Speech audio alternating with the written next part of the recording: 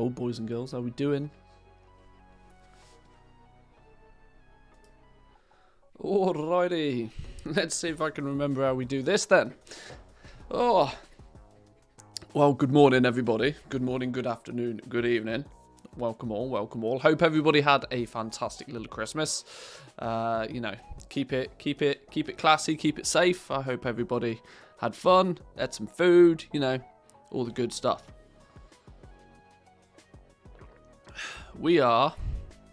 It's time to play a bit of catch up. It's time to play catch up. I'm feeling as if I have absolutely no idea what the hell's going on in World of Warcraft at the moment. It's time to play catch up a little bit. Nearly, I want to say the best part of almost a week away from WoW. Feels really weird. It definitely feels like we need to do more than play WoW. That's the conclusion that I have come to from not playing WoW for almost a week, is that we need to diversify so that I don't go absolute World of Warcraft stir crazy. We're gonna need to do some other things, or at least tone it down a bit, because I think we're going a bit too hard, a bit too heavy. So 2022, there's going to be a few. Some of you guys that watch the stream on a regular basis will have heard me sort of touch on this a little bit previously. But 2022, we're going to a Factorio binge again. Well, we are going to switch things up a little bit. The YouTube content primarily will continue to be World of Warcraft content, but I do not want my entire content creation, can we call it a career yet? I don't think we can call it a career yet, but you know what I mean. If I want to continue to progress with content creation on a full-time basis, I'm going to need to do more than WoW. I'm going to need to diversify a little bit to give myself a bit of a security blanket. Now, that means that World of Warcraft will still be the primary, the number one, the main focus. But we will probably pick a day and then in turn at least a video a week where we look at something else. Whether it be a completely different game completely. A bit of a Factorio binge is... I am itching to play Factorio so badly it's not even funny. There's also now... I have a list so long of games that I want to, A, just play, but B, bring some content to you guys around. One that's been on my list for a long time is Hades, especially considering we now have Torghast, which is Blizzard's attempt at a roguelite. It feels roguelite-ish. Hades is considered to be one of the best roguelites out there, so it would be really fun to showcase just what a proper game developer can do with a roguelike game, and just to maybe compare and contrast between what Torghast has to offer. Some IRL at the local knocking houses, well, that's probably not going to happen. One thing I do try to do is keep IRL and in-game to there's a barrier between the two. But it's time to get back into WoW today. If nothing else, it's time to have a little hunt around, see where we're at, play catch up a little bit.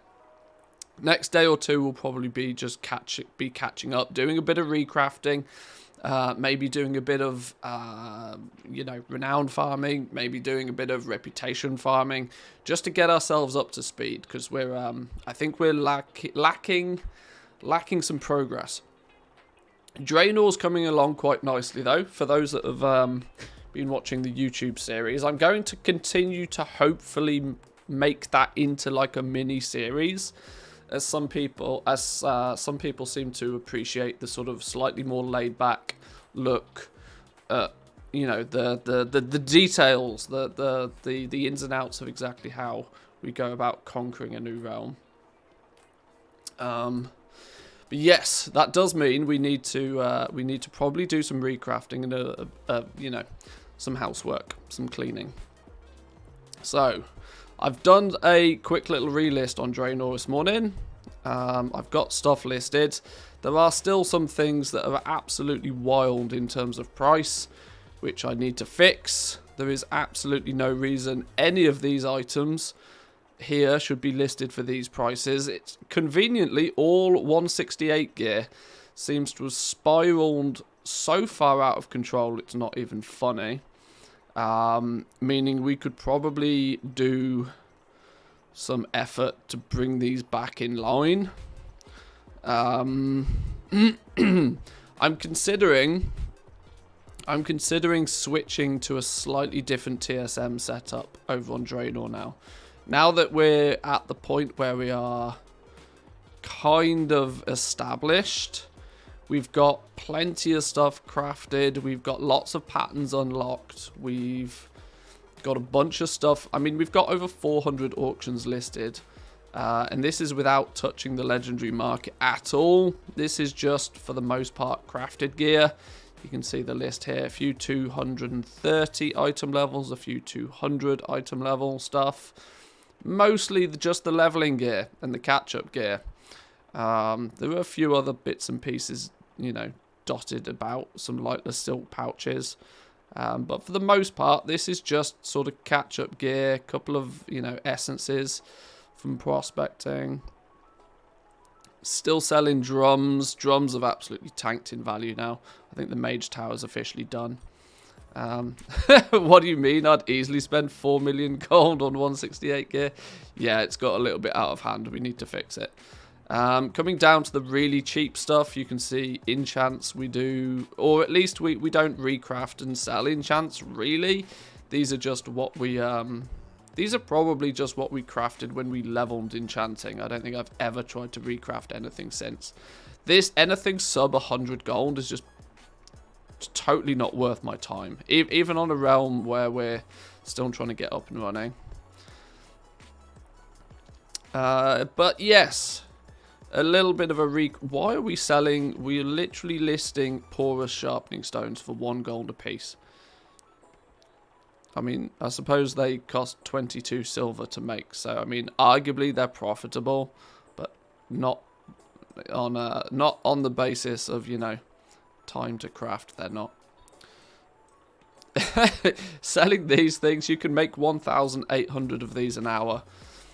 At 1 gold a piece, we could definitely be using our time more efficiently than crafting those. But eventually all of this stuff will get filtered out, in terms of the fact that it won't get recrafted because it'll just be too cheap and it won't be profitable enough.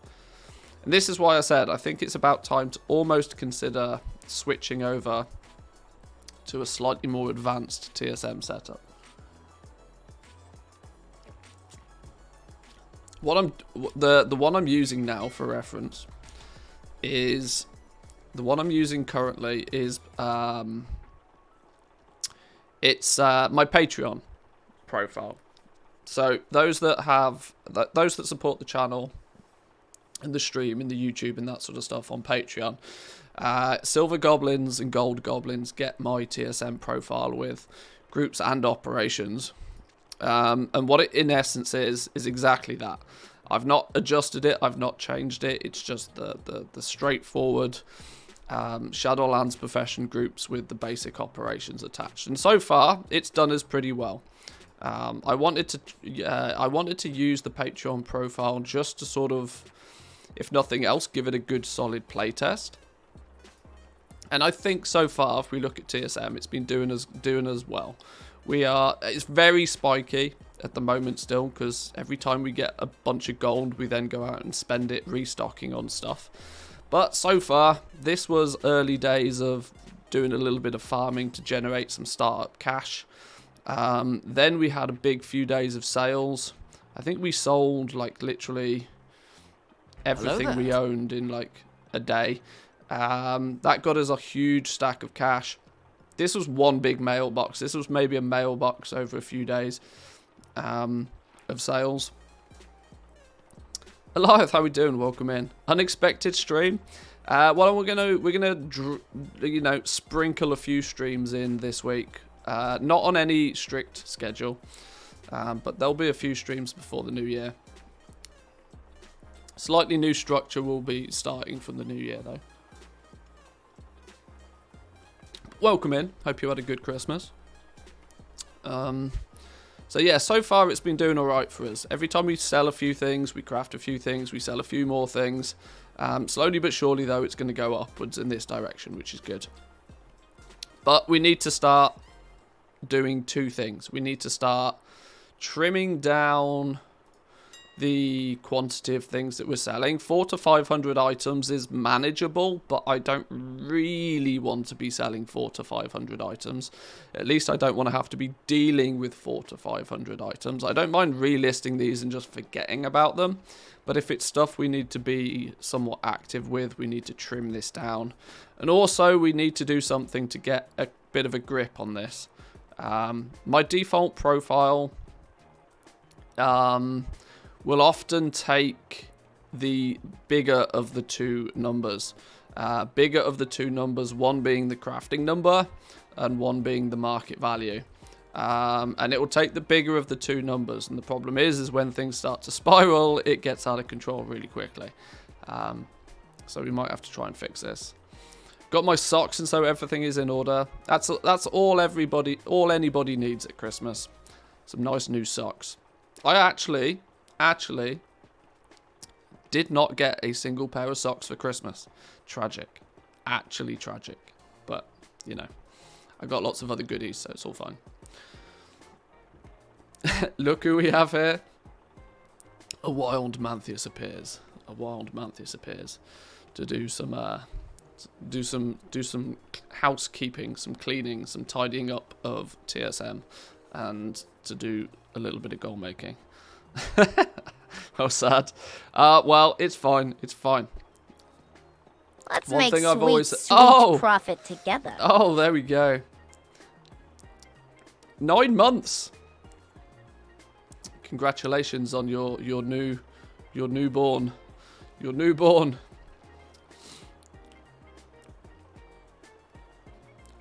After doing the stolen presents since day 1 on 7 Toons, I finally got the flyer controller and could finally finish the last Winter Veil.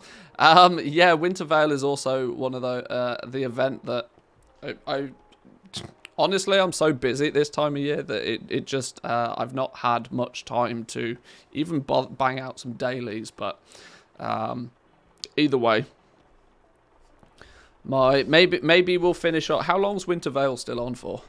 It's still on for a little while, isn't it? I can't remember. Where's the calendar going on? Where's the calendar? Feast of Winter Veil. Oh my god, it goes on till the 6th. No, starts on the 16th and finishes on the 2nd. We've still got ages. We can bang out the rest of the Winter Veil stuff, surely. Surely. Easy stuff. So, we got to the end. Yeah, no problem. No problem whatsoever. We can get that done. But first thing I want to do is a little bit of a restock on Draenor, just because I feel there's probably a few bits and pieces we might need to craft. Secondly, we're then going to look at getting our Draenor crafting dudes up to speed. There's a couple of things we're going to need to do. We're going to need to just bang out a few renowns, few easy renowns. Try and push this towards 80. I'm not going to, devote too much time to pushing renown, because between now and patch 9.2 it'll just naturally happen anyway. The one thing I do need to get my ass into gear though on Draenor is the campaign. Looking at the campaign, we've not.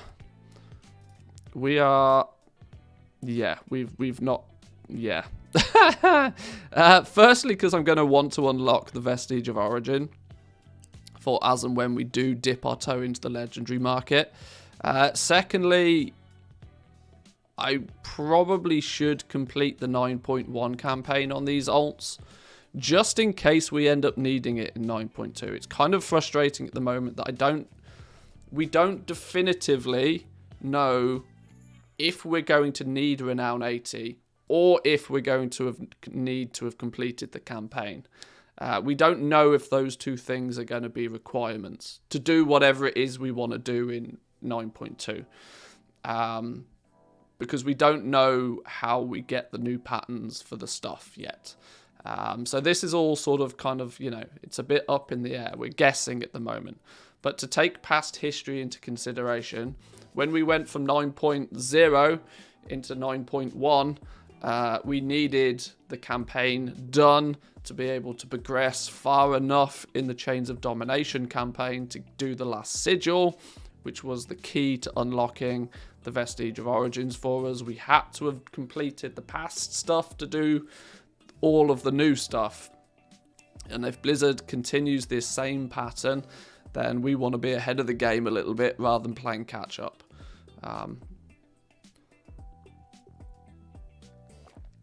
I would expect not this week, but next week to get a new PTR update. And I would also suspect it to be quite a juicy one, simply because I know Blizzard, they're taking time off and it's festive season and all that sort of shenanigans, but they're still going to have been working on it, and the likelihood is they had it already ages ago anyway. Their internal build of the PTR is like 4 or 5 weeks ahead of what we see.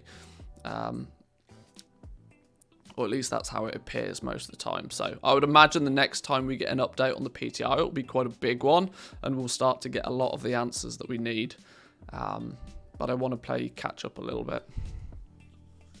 So what I might do is a quick little restock on these fellas. Not of legendaries, unfortunately, because we're not quite there yet. We're not ready for legendaries just yet. We need ourselves a little bit more gold before we can dive into that. I'm aware that we could probably chip away at a few rank 1s here and there, but it's I know rank 1 is rank 1 hell. So what do we need to recraft then in total? 60k worth of stuff for only 23,000 gold profit. That's not incredible, but it's it could be worse. There's actually not a lot here, so thinking about it. There's not a lot here. That's not too bad. The majority of this value is actually going to be in these stupid clusters, which we don't really care if we make them or not. These are just to use the gems rather than to just vendor them. Putting them to some use. If we then end up crafting with these to make rings and necks, or ultimately just sell a few of them, then, it's a win. How's the markets right now? Not entirely sure. A little bit all over the place. One thing that's really interesting to see, though, is I was scouting the WoW Economy Reddit the subreddit, and there seems to be a lot more activity in it at the moment, and I can't quite work out why. I think the Mage Tower has brought back the gold making bug to a few people, but generally speaking, it's all a little bit weird at the moment. Combination of things, right? It's a combination of the fact that, well, it's festive season, and so there are some people that are playing because they've got time off, but there's equally just as many people that are not playing the game because it's the festive season and they're doing something else. So it's kind of a bit weird. I've noticed, like, I did a restock on legendaries on one of my other realms, and I very much noticed a completely different set of names to what I usually expect to see. So yeah, we'll see. Belts sold greatly. Seems that everybody ate too much. Yeah. Belts are an interesting one, especially considering we already know that in patch 9.2 we're going to at some point get a legendary belt for free.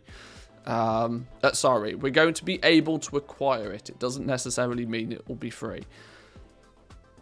But due to the fact that we're going to be able to use 2 legendaries in 9.2, Blizzard are trying to make the process a bit easier by just saying, here, have a belt, put your legendary on the belt, and then do whatever the hell you need to do with the rest of it.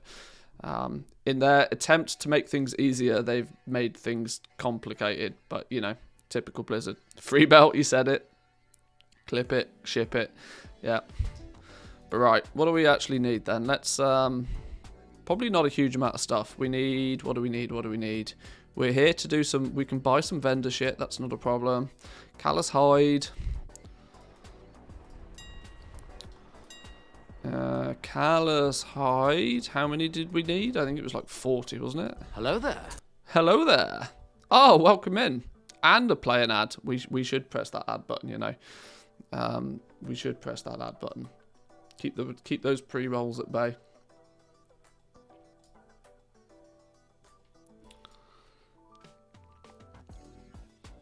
Let's we needed 33 callous hide. So let's just buy 40. We got some spares. Whoa, where'd it all go? Oh, hot damn. So somebody bought it all and reset the market on callous hide, it appears. We need desolate leather. This is also expensive, it feels. We need heavy desolate leather. 32 of them. Whoops.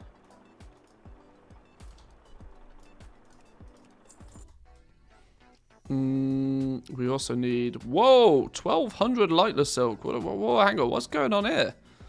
What's going on here with 1,200 lightless silk? Oh, it appears that we're making some tailoring stuff. Okay. 230 tailoring stuff apparently is on our list. That's probably why. That seems... Is it choosing to make it with... Whatever. I'm sure TSM knows what it's doing. Lightless silk. 1,200. Whoa, not 12,000. We're not that rich. And then 7,000 shrouded cloth. Holy Jesus. Alright, fine. That then should complete our buy list. We're going to craft up a few things, buy a few vendor mats, and we should be off to the races.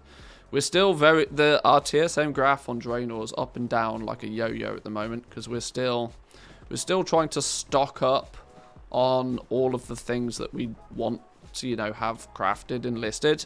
There's still a bunch of 200 and 230 gear that we've never crafted because it's just not been profitable. But the second it becomes profitable, TSM will tell us to like craft 3 or maybe 5 of each, which is to craft 5 230 item level bits of gear could easily cost us like 25,000-30,000 gold. Which is why our gold is going up and down like a yo-yo. But eventually it'll level out because we'll have everything crafted and listed. And then it'll just be a case of selling it all. So building up our inventory is why it's so bouncy at the moment. But let's send all of this stuff over. Some Doritos. Go have all of the shrouded cloth.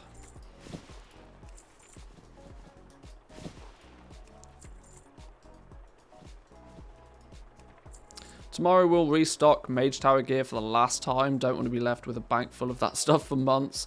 Yeah, the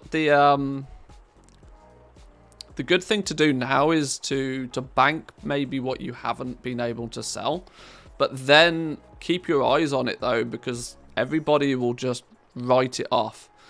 Like people will just tank the price into the ground because they'll be just desperately trying to sell off the rest of their stock. But don't forget, the Mage Tower comes round again. The Mage Tower will turn up and we'll just, you know, it won't be quite as crazy because people will be prepared for it. But you'll still see an uptick in the demand for the items once the Mage Tower comes round again, however long it takes to do so.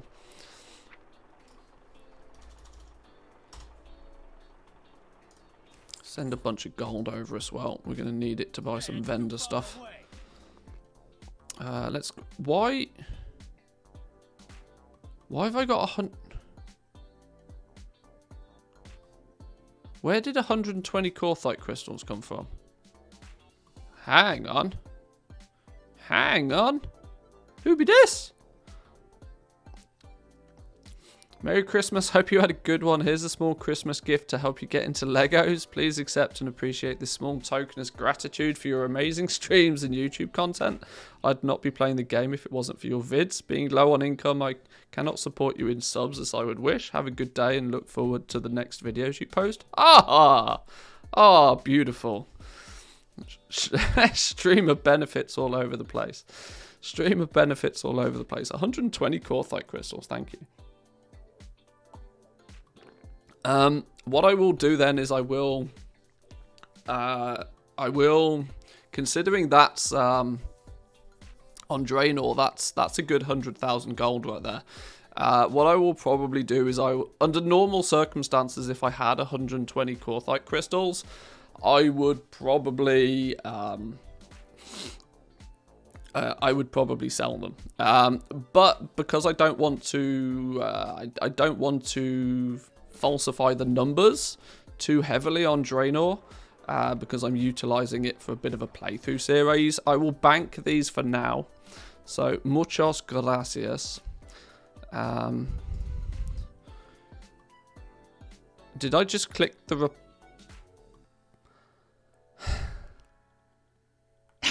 That wasn't what I meant to do. I meant to click reply, not return. Oh, that makes me feel really ungrateful now, doesn't it? Oh, God. Oh, God. My brain instantly went to, like, return, you know, as to be reply. Oh, God. Now, here's to hoping I can remember... I can't remember exactly what their name was. It was Fleamont. Oh God. I need to reply back. somebody to the VOD. To the VOD. I think it was Fleamont. Hang on. Oh no! Oh no, there's nobody online by that name. Oh dear God.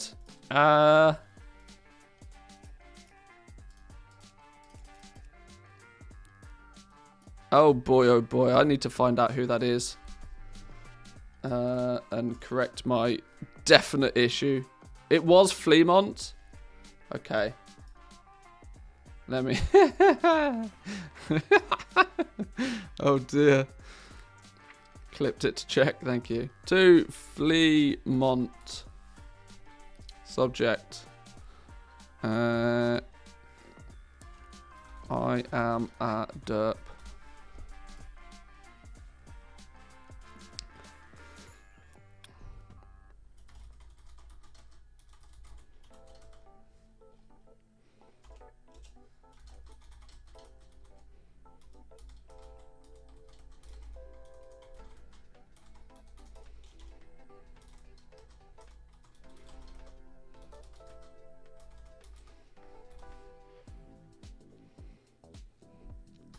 I did a derp and pressed return rather than reply.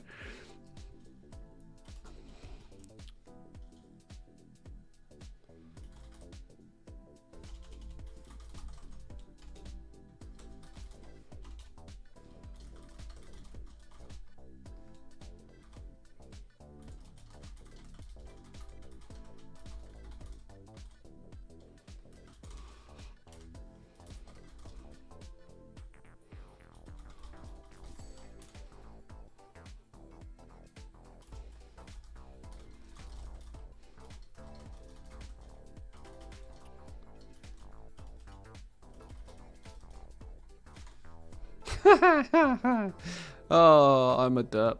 Alright, cool. Right, there we go. Well, what I was going to say anyway was that I would have put the Corthite crystals in the bank and utilized them when we eventually get into legendaries.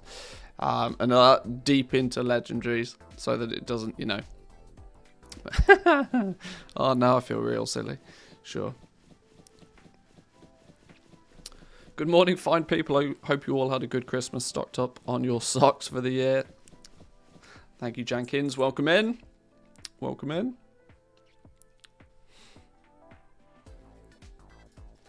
Right, let's see what we need to do. We need 210 arboreal shards out of nowhere. That worries me.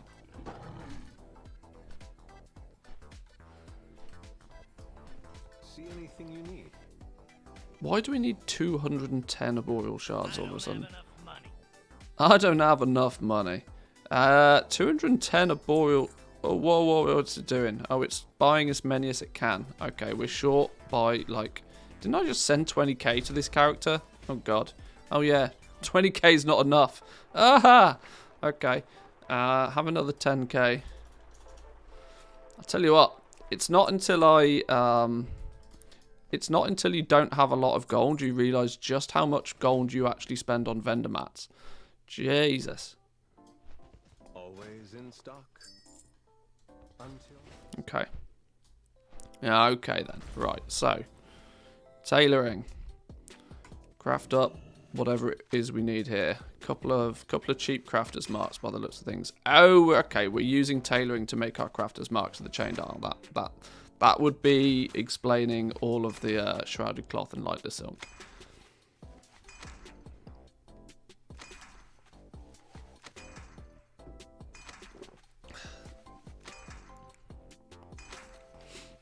Whoa, why is Streamlabs spamming again? And why is it Streamlabs? Why?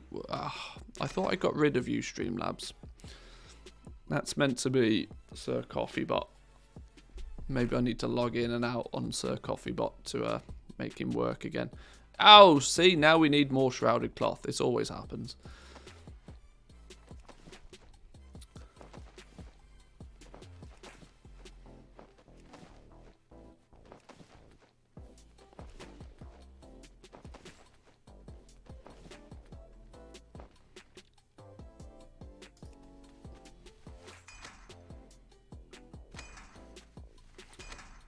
Now, luckily, in the new version of Trade School Master, or sorry, not new version, but, well, technically it is a new version, but in 4.12, we're in 4.11 for TSM right now. In 4.12, they're redoing this gathering thing. They've been redoing it for a little while, so I'm hoping that, you know, development of it is coming along nicely. But this is all going to get changed. So some of the annoyances that we see right now, things like this happening, where you craft a bunch of intermediate stuff, or maybe you craft all your crafters marks, and then it all of a sudden tells you, oh, by the way, now you need a whole more materials, whole bunch more. Hopefully all of that sort of stuff will be smoothed out in the new version. I don't know if they're completely redoing it, you know, from the ground up. Or whether they're going to continue to utilize a similar system and just, you know, make this list more interactive or something. I'm not entirely sure. Hopefully I'll get a heads up of once they've got a test version of it and I can have a look, but we'll have to see. But there are definitely some improvements that can be made to this gathering, although it's still considerably better than anything else we have, outside of legendaries at least. It's not perfect, but it's still pretty good, so we can't complain too heavily. Let's grab some more callous hide, though. Callous hide. How many do we need? 37. Shrouded cloth, 45. Seems pointless to buy 45. Any less than a stack is a bit silly on that sort of stuff. And then we're going to be crafting up some heavy callous hides. Why do I sense that might still break?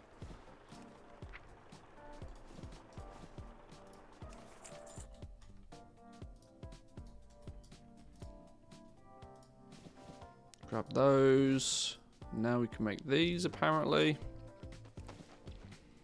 And that should... Boom! Now we should be able to craft everything on the list on this character. 230 chest. Now, is it crafting these because we've recently sold one? Or is it crafting these for the first time? It's difficult to tell at the moment.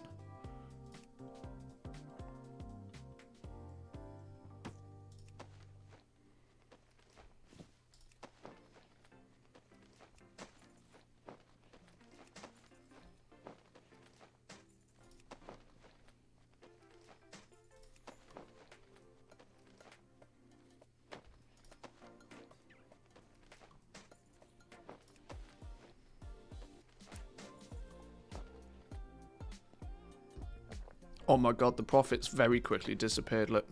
I suppose that's still 20% profit. I guess you can't complain too much. I'm just so used to seeing just outrageous numbers because of legendaries. That's fine. Tailoring then.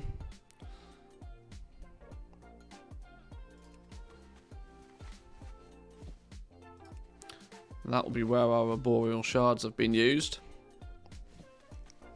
It's going to be interesting in 9.2, the fact that the new crafter's mark of the Eternal is going to be using Pog essences. So, you know, our equivalent of Corthite crystals in the crafting of not just legendaries, but also catch-up gear, which is going to have a massive effect on the market value of it. It could be a very interesting time, because right now people tend to look at them as two very different markets. Even though you're still crafting gear, that people consider the legendaries and the 200 and 230 gear as two completely separate markets. Sure, they share some base materials, but they then kind of act almost independently. If they both end up using these progenitor essentia or Pog essences, the new Corthite crystal, if they both use that as a core material, they're going to be very heavily linked. And the problem is going to be is that people are going to absolutely hoover them up for the legendaries.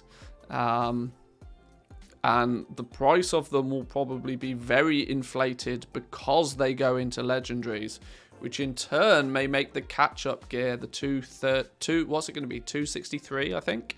263 catch-up gear is going to be astronomically expensive. It could be very interesting to see just how they try and balance that, because if patch 9.1 has anything, you know, if we take what they did in patch 9.1 regarding balance, they fucked it up. There's no other way to argue. Requiring 40 Corthite crystals to make a legendary is bonkers. Actually bonkers. And they realised it was bonkers because they had to then hotfix the drop rate of them only a few weeks later, when they were consistently being held at like 2,000-3,000 gold apiece.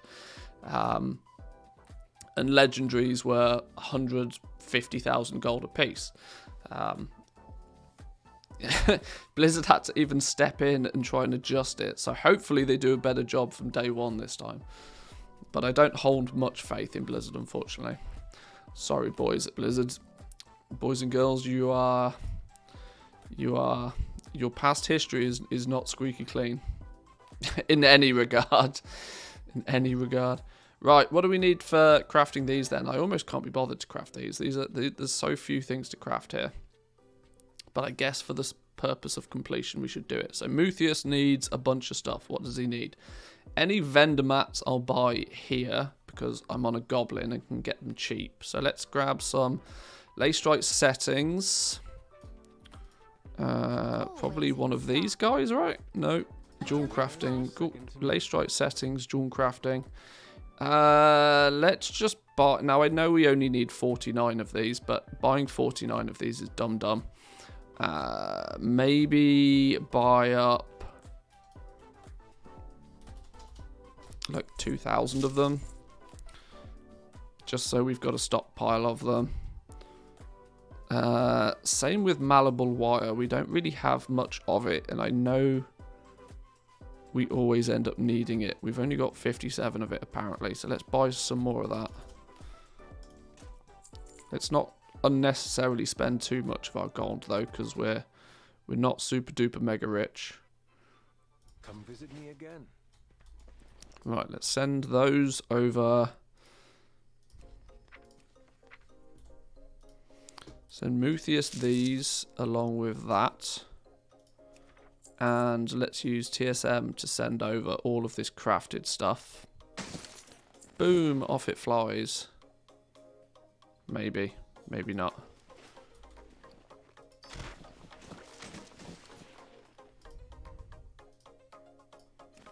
Boom, off it goes. Lovely stuff. Right, so let's switch over. While we're doing that, we can craft up some of this stuff. Craft up list. Words. Not good with words.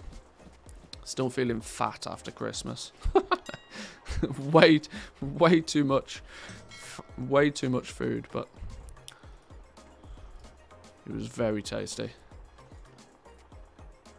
Posting at normal? What are we posting at normal? 168s. Okay.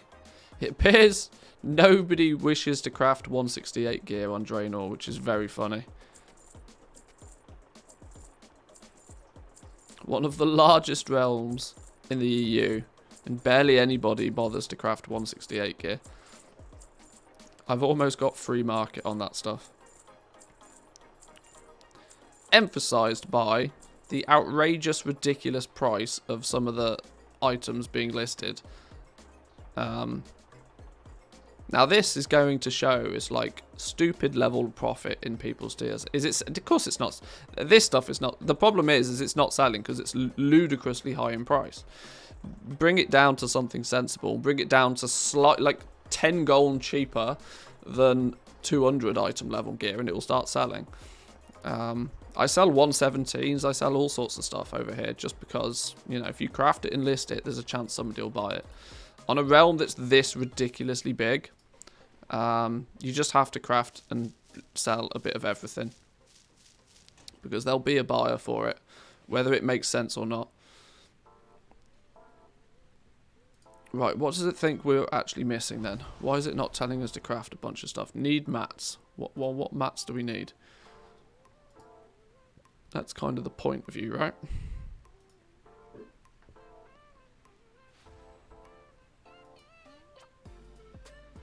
Oh, we probably straight up need gems. Maybe we do some prospecting then. Surprise, surprise, we're left with a whole bunch of Anger's Eyes and not any of the other gems we actually need. Right, have we got some quick and easy lace strike? 6 gold 50. That's not quick and easy. That's expensive. That's expensive. Do you think we're going to be able to buy products from the Blizzard gear store? Student was talking about it in one of his videos. There's well, it appears to be that Blizzard are probably bringing their physical product store in-house as well, so that they can integrate it through the Battle.net launcher. We get this suspicion because there's basically a flash sell everything on the old store, almost in the appearance of a like closing down store. I think it's been confirmed to us that they're at least closing down. There was a blue post about this, that they're at least closing down their own physical product store. Now, what they plan to do with it after that, we don't know. But the likelihood is that they're bringing it in-house so that they can promote through the Battle.net launcher. Now, the question becomes is, will we be able to buy stuff with Blizzard balance? There are some legal implications to this. Because you can actively buy and sell and trade digital goods with digital currency, but when you start converting from real currency into digital currency, and then digital currency back into real product, physical product. There's rules and regulations around that. Legal stuff, money laundering level legal stuff. Now, there's the argument that you can still buy and sell game codes, which is basically the same thing. But with physical product, it's considerably more difficult to track, which is why there's legislation around it. Some companies have been able to do it. It would not surprise me. It would not surprise me if it becomes a thing. But I equally wouldn't be surprised if, it stays the same. That you can only buy, the payment method for physical product will continue to be, credit card. If you're buying digital products, sure, you can use Battle.net balance. But I don't think Battle.net balance will probably be able to be used against physical products, is my guess. Just because of the legal mumbo jumbo that they probably don't want to have dealings with. If, I'm going to throw this out there as a big if they do allow you to use Battle.net balance to buy physical products, the token price will spike very dramatically, because all of a sudden people will cash out all of their gold to Blizzard balance to buy some plushie off the store or something. Yeah, it will do a bit of a madness on the token if they make that a thing. I worry though that they I mean, it's actually in Blizzard's, in a way, it's kind of in Blizzard's interest to keep the token price, under control, because the more it skyrockets, the more it well, for starters, the more it incentivizes people to buy. It's a tough one. Honestly, I haven't thought about it, so I don't really know. But it very much comes across to me is that Blizzard don't want the token price to literally skyrocket. Hicons will just buy all the stuff. Yeah. Yeah, the difficulty with physical product is the fact that it's almost impossible to track. So I'm going to explain a scenario that doesn't apply to most people, but when you look at it from this perspective, you'll understand why Blizzard might not do it. So somebody steals a credit card, right? They use that credit card to buy huge amounts of tokens to generate huge amounts of, to generate huge amounts of Blizzard balance. They then buy physical products because they're buying a digital currency, right? They then they're laundering that money through Blizzard because they're buying gold in game and then they're turning that gold back into balance again. And then they're buying physical products. Those physical products, there's no way to get them back. But for example, if a huge amount of game codes, for example, hello wives. If a huge amount of game codes are bought and then resold on the black market, you can they can just cancel those specific codes, and there's some sort of safety net there. Physical products, it's a bit different though. I don't know. It'd be interesting though. I mean, if anybody's going to do it, Blizzard probably would though, because they're a big enough company and they love them some money. So if there's an opportunity for them to make money, they probably will do it. But there's a lot of legal implications, I think.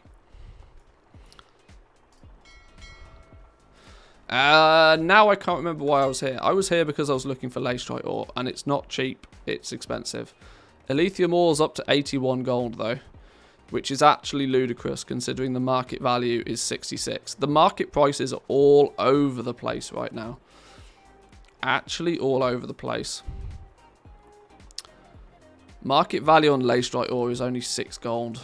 Now, we don't need to buy huge amounts. We just need, I don't know, like 2,000-3,000 of it. Just buy a bag load of it. Just to prospect it to get some gems.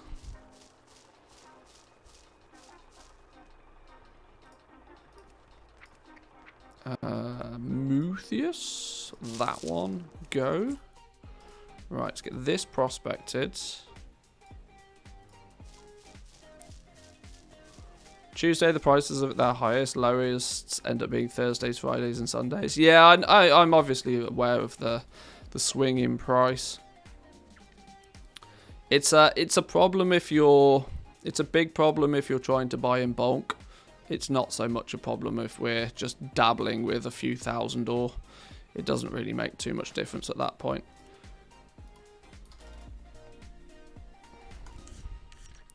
So let's prospect some of this up. Hope you survived the holidays. I did. It's all good. I did the opposite of survive the holidays. I was very indulgent over the holidays. Both eating and drinking. It's time to go on a diet.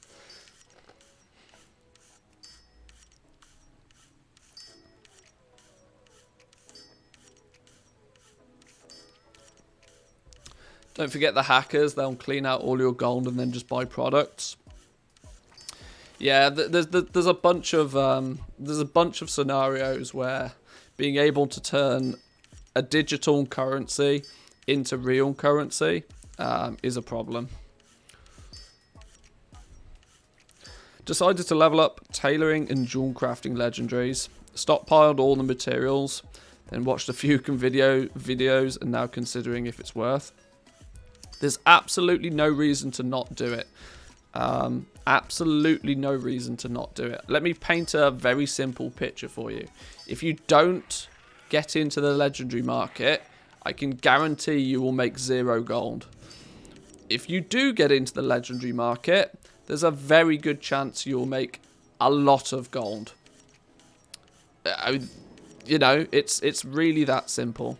If you don't do it, you won't make anything. If you do it, there's a chance of making a lot of gold. Don't invest any more than you're willing to lose, and you can only win.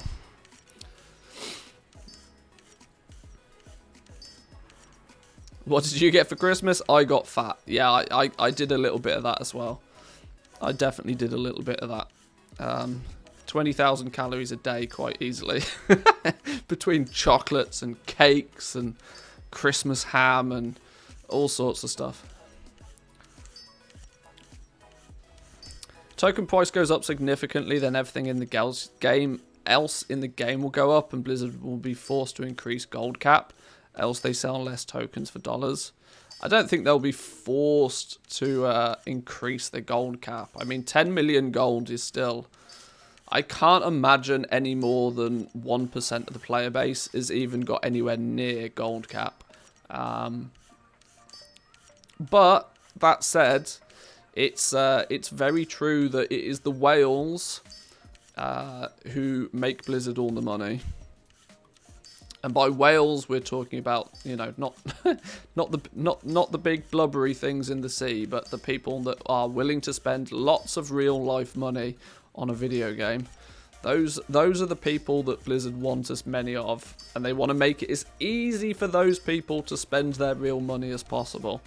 If that means increasing the gold cap, then they'll do it. But I don't. If you work out the actual value of gold cap in like US dollars, it's quite a lot. So you've got, what is it, like 10 million gold? 10 million gold is the gold cap. If you divide that by 300,000 gold, that's the... So it's 33.3 tokens worth of gold. If it costs you $20 to buy a token, if it costs $20 to buy a token, that's 666 euros, I should say. 666 euros to buy gold cap nowadays. That's actually not a lot. In whale terms, that's really not a lot. Yeah, that's really not a lot. Less than 700 euros can buy you gold cap from Blizzard. And as it stands in the EU right now. You look at that from a US perspective as well, where the tokens, like what's the US token nowadays? Like 200k? Where's my handy dandy wowhead? 200k. So you take your 10 million, you divide that by 200,000. It's 50 tokens. Is it $20 for a token? I'm assuming it's $20 for a token, right? It's $1,000 for gold cap. $1,000 or 600 to 700 euros for gold cap. So if you see something on the black market auction house, or if you want gold cap to be able to buy that thing for gold cap on the black market auction house, you need to cap a character. You need to spend $1,000. That's actually trust me. I know it sounds bonkers, right? But in gaming terms, for a quote unquote whale, that's not a lot. There are people that spend that a week in mobile games. There are quite genuinely people out there that will spend $1,000 a week on a crappy little mobile game that means absolutely nothing. Consider how much somebody would then, this is a very well-established game with an economy, and that there's easily people out there that would drop $1,000 on this game, easily. I know many people who buy 3 to 5 tokens a month. Yeah.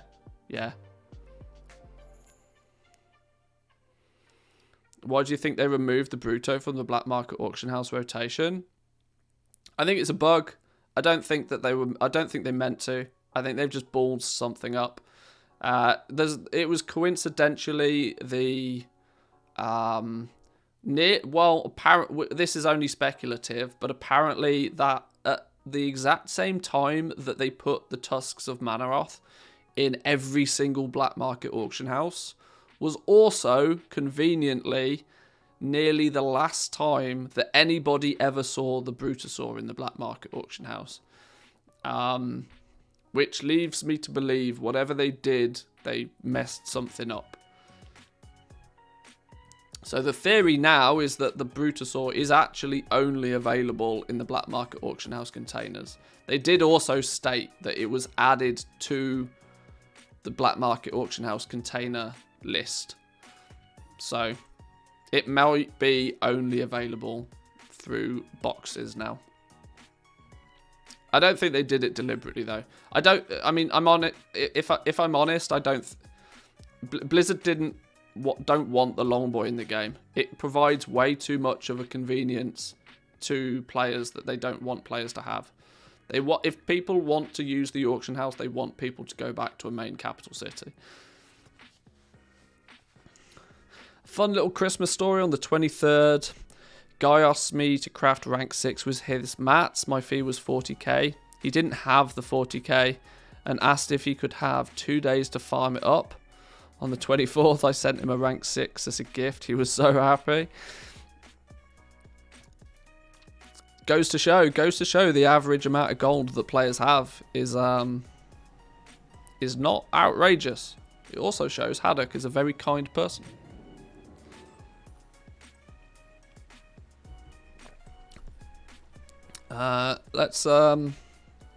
Blizzard is notorious for fixing bugs years after they're reported.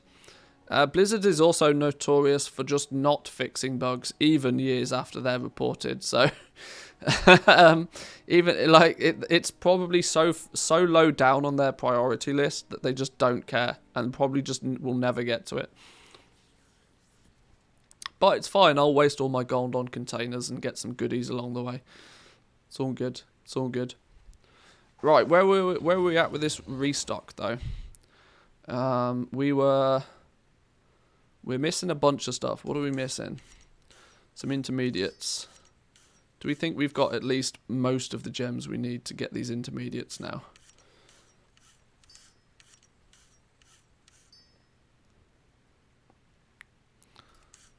FOMO for missing out on the Bruto.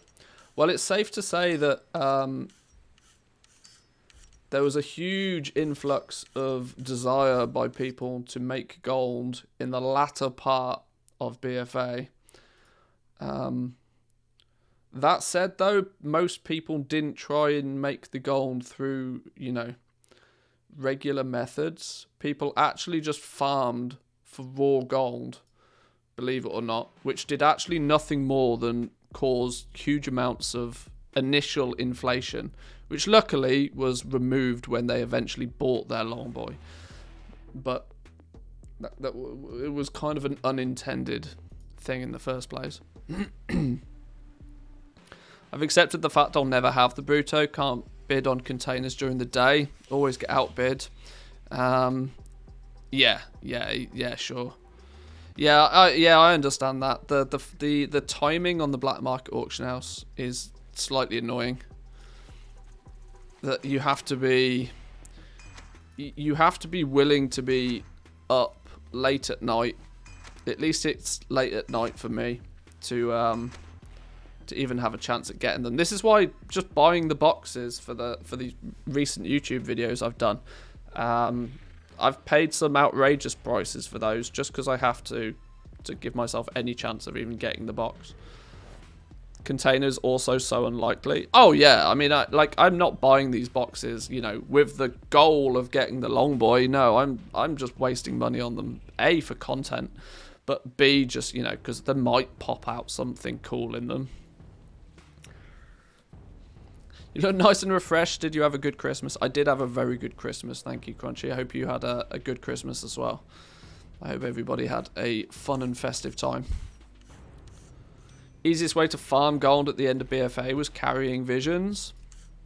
There was many different ways. I can tell you the fact that the easiest way to make just dirty amounts of gold at the end of BFA was corrupted BOE gear.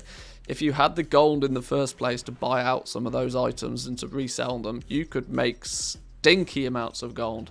Because a well-rolled corruption piece was worth literally millions. Literally millions to the right person. Disgusting. Why not have a few more containers up in the black market auction house? Only one seems so restricting. But there's basically one every day.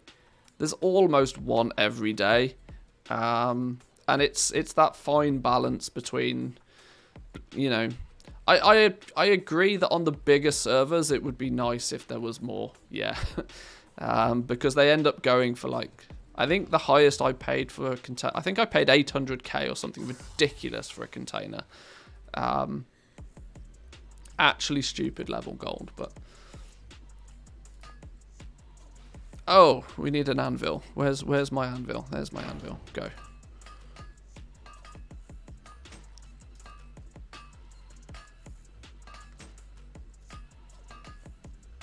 Porous sharpening stones. Oh dear. Okay, sure. Well, we'll make them. Many people couldn't stand the auction house and crafting, and so raw gold is really good for them. Yeah, it's a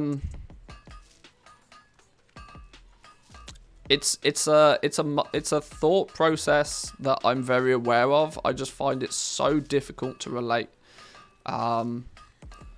because there is absolutely no way I would spend an hour of my time doing anything in this game for less than like 100k. It's like to go out and just grind. And the thing is, it's not like you were doing multiple different things. The meta became a Tol Dezar. You would just run that place as many times as you physically could. You would get it down to sub 6 minutes a run, and you would just farm that place for hours and hours and hours and hours every single day. Crafting, I can't even remember what it was now, some leatherworking pattern that you would then vendor it, and you would make like 4,000 to 6,000 gold an hour doing it. And people did that for days. And that just blows my mind. Like, it's madness. It's actually madness. But sure, I suppose if you want the goodies, then it's what you need to do. But it's actually madness.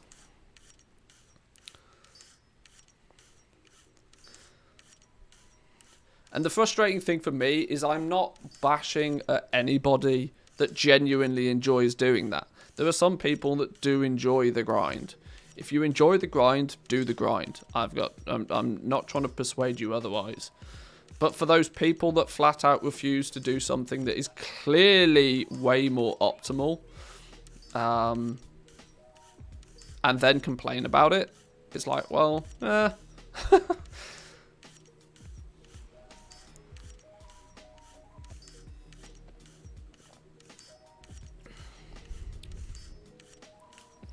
People are put off the auction house and crafting though, and I think it's because of TSM. It's a weird situation because people look at the competitive nature of the auction house and don't want anything to do with it, and they equally have the opinion that if they're not cancel scanning 8 hours a day, they don't sell anything, and it's just not true. It just means that you're not playing the game right. If you price things accordingly, things will still sell, and you won't have to do cancel scanning. But the emphasis on that is the part of the sentence where I said list things correctly. This is where it gets a little bit contentious, because most people in the gold making community, at least, have the opinion of that you should never need to undercut. And it's a bit of a touchy subject that I've kind of touched on a little bit. But there is actually a very good reason in many cases to undercut. And alleviating the need for you to cancel scan is the biggest reason to why you in some cases should undercut. And even deep undercut.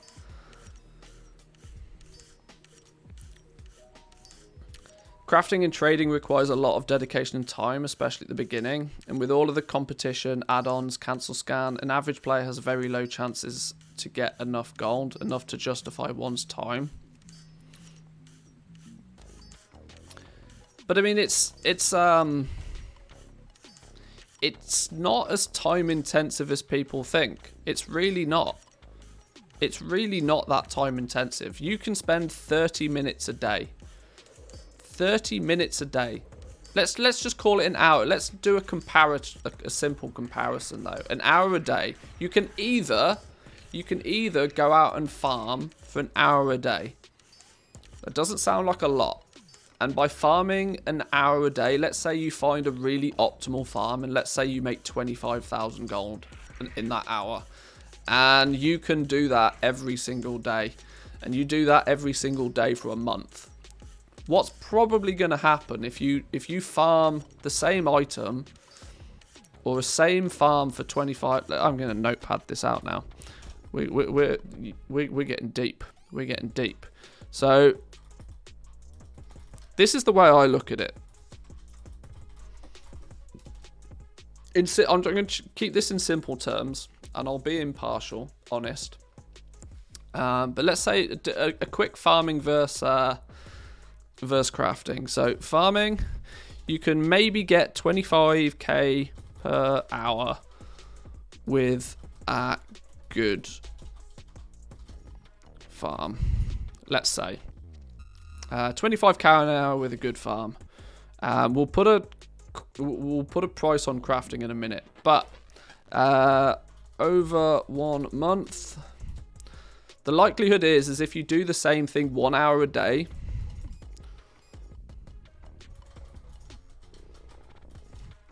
if you spend 1 hour a day over the period of a month, what is probably going to happen is that 25,000 gold an hour farm will very quickly end up being a 15,000 gold an hour farm.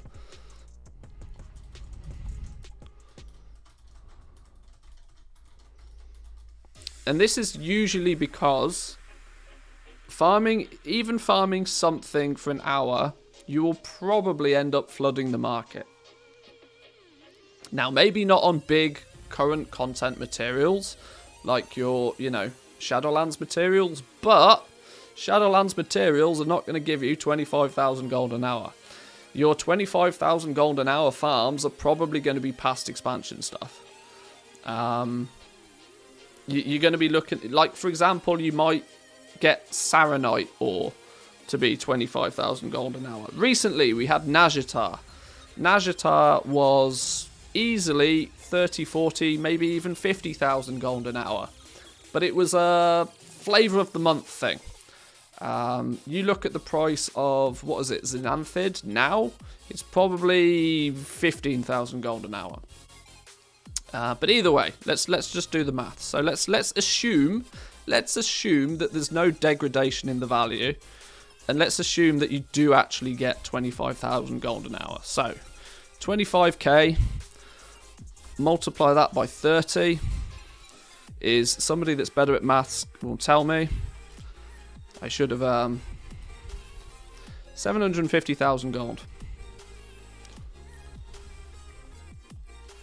So you're potentially making 750k a month with a 25k an hour farm doing nothing more than 1 hour a day's worth of farming. Simple stuff, right?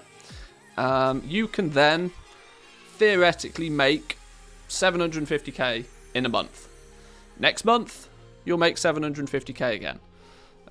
So month 1, 750k. Month 2, you'll still only be able to make 750k. Month 3, you'll still only be able to make 750k. Your opportunity to make gold doesn't ever go up as time goes on.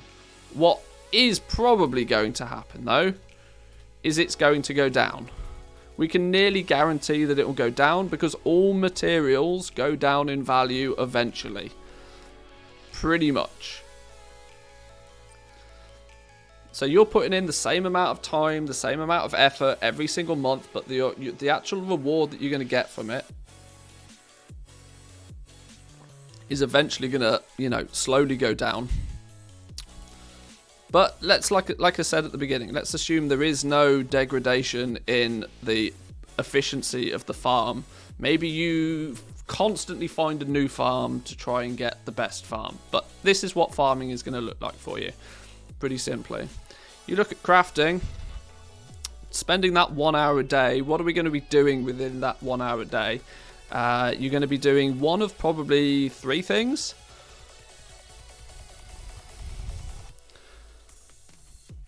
You're going to be gathering patterns and leveling alts, profs. You're going to be gathering patterns and you're going to be leveling alts and professions. That's what you're going to be doing, and you're going to be spending an hour a day. And within that, you may spend, the actual crafting of the stuff is like maybe 20 minutes or whatever. But you're dedicating an hour a day, the same as you would do for farming. So this is the constant variable. You've got 1 hour here, 1 hour here. You're not doing any more or any less than what you would. So we got a time input is the same. What's probably going to result in here is it's much more difficult to have how much gold you are going to make per hour. But what will probably happen is in month 1, you'll probably, by doing some simple crafting, you'll start off with potions and flasks and this sort of stuff. You might make yourself 150k in that first month, which compared to the 750 is dog doo-doo. Actually dog doo-doo, right? This just says that, oh, well, farming is so much better. So much better. But what happens is it compounds on top of each other. So month 2, you're not only going to make the same 150k that you did in the first month, because you've still got the crafted items. When they sell, you recraft them and you sell them again. But you're also going to have done another hour's worth of these things, meaning you're adding more things to your pile. So in that second month, you might add another 150k worth of stuff to your pile, meaning you actually do 300k. Hey, cool. Now that's not quite as bad, but it's still not as good as farming, right? You'd still be better off farming. But look what happens eventually. You get a month 3. You have your 300k. Let's just say you increase your stockpiling of things by 150k a month. How long does it take before you are at a point where it's, you know, skyrocketing? If you were to continue doing this same process month on month on month, you're never going backwards. So after 3 months, you are guaranteed to make, okay, not guaranteed, but doing nothing more than recrafting what you already know how to craft, you can make 450k in a month. I should have probably done this in a spreadsheet, because we could have done the maths very easily in a spreadsheet. 450k plus another 150. 600k. Now, like I said, these are all rough numbers, but 600k plus another 150k. No, that's 750. So what it now means is that you can go out and do some farming, and you can get a very steady amount of gold each and every month, putting in an hour a day. But if you slowly but surely over time, if over time you build up the ability, after only 5 months you can make the same amount of gold as you can do farming by default. You can then, if you wish to, what you could then do is no longer do these things, but only focus on recrafting. Yet so you can probably cut that hour a day.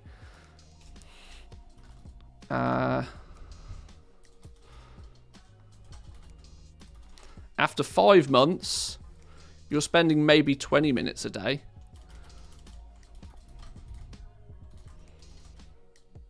Which is just simply recrafting what's sold and relisting it on the auction house. Yet you're still going to come out with 750k. This becomes your base salary. Consider it your base salary is now 750k for virtually no effort at all every single month. And when you then look at players like myself that have been doing this for years, if I really wanted to, if you add this, if you do this for a year, let's just say what would it be at a year? Let's do some maths.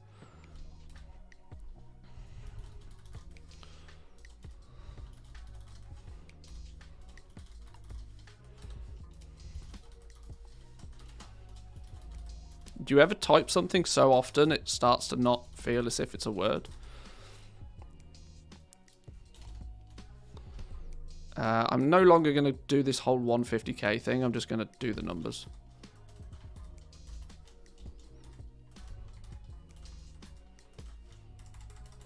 So 750 then goes to 900. 900 goes to 1,050.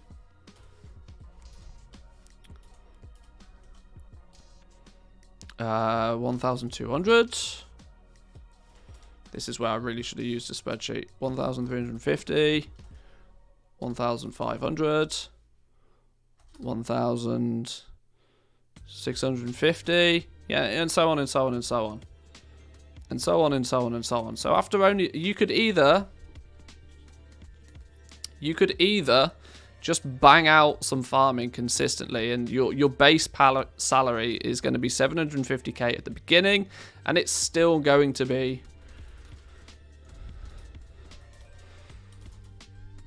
let's just ignoring, you know, fluctuations in markets, but it's still, your base salary is still going to be 750k after a year. But by the time you've done crafting, for the same amount of time, you're looking at making 1.6 mil after a year. And then, like I said, this becomes your base salary, right?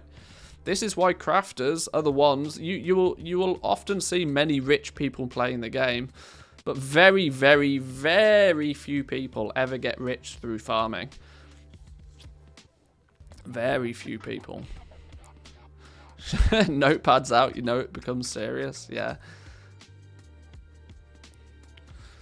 And this is through, you know, gathering patterns, leveling alts and professions, so that you can craft more stuff and unlock more things that is of greater value to you. This flat rate base salary that you get through farming is lucrative at the beginning, but it very quickly gets completely overtaken by those that dedicate the same amount of time to crafting and getting their professions in place. Almost certainly.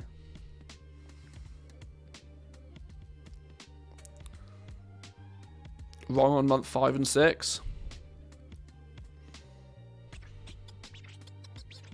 Oh, yeah, you're right. It should actually be 1.8 mil. Yeah, you're right. I had the same twice. Yeah, so it's even more than this. It's even more than this.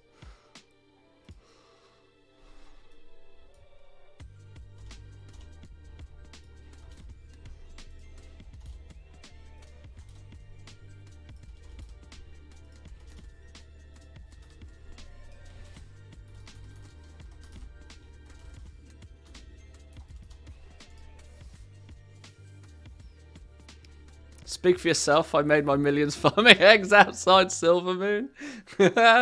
Well, yeah, true. That also works. At the right time of the year, that definitely works. How are we doing, Gumdrops? Welcome in. But yeah, this is kind of why there's always that, you know, push and pull argument between farming and crafting and doing other stuff. Now this could also be flipping as well, like just general auction house play. You can categorize them all, you know, you can cluster them all together. So yeah, you'll often find that, you know, farming can be lucrative for a month or two for a quick burst of cash, but it doesn't take all that long before crafting, flipping and auction house play just far surpasses it. But yeah, I look at the spectral squirrel we chased that time. I do this all the time.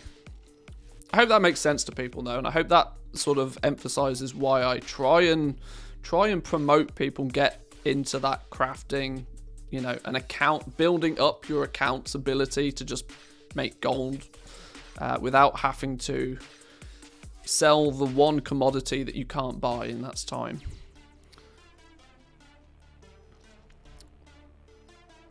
Hopefully, in the time it took me to randomly go through a quick farming versus crafting, we should have finished making a bunch of these things. Is that your wallet? Or are you just glad to see me? Boom! Both, I hope. 5 months sub, 5 month streak. Thank you, appreciate it. Welcome in. Good to see you, good to see you. Right, let's get this stuff sent over. Let's get this stuff listed.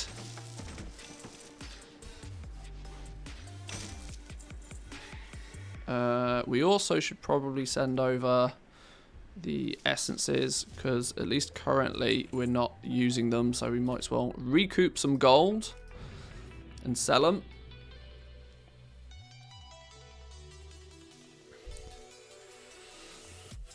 Farming can be a byproduct if you want to go watch a movie and farm at the same time. I mean, it can,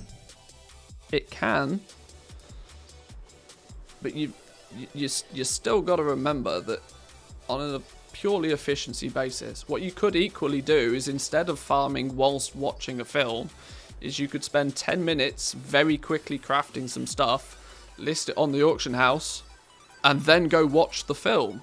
You know, it's you could either do two things at 50% efficiency, or you could do two things at 95% efficiency. That's at least the way I like to look at it. I'd like to, you know, focus an hour, 2 hours, 20 minutes on doing something, but do it properly. And this is the way I suggest people do cancel scanning as well. The cancel scanning is not something that you should do 8 hours a day. If you try cancel scanning for 8 hours a day, you will hate yourself very quickly. There's no other way to describe it, but you'll just hate yourself very quickly.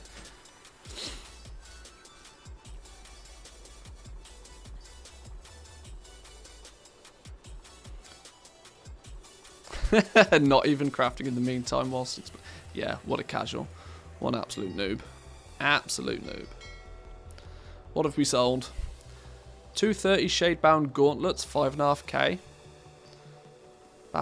Roughly 800-900 gold profit on those.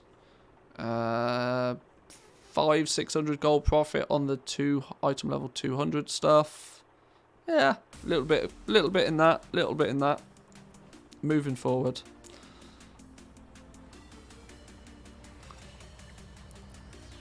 Farming is actually to help me focus on the movie. Okay. maybe you're better at multitasking than I am. Cancel scan all day, only at the start of expansion.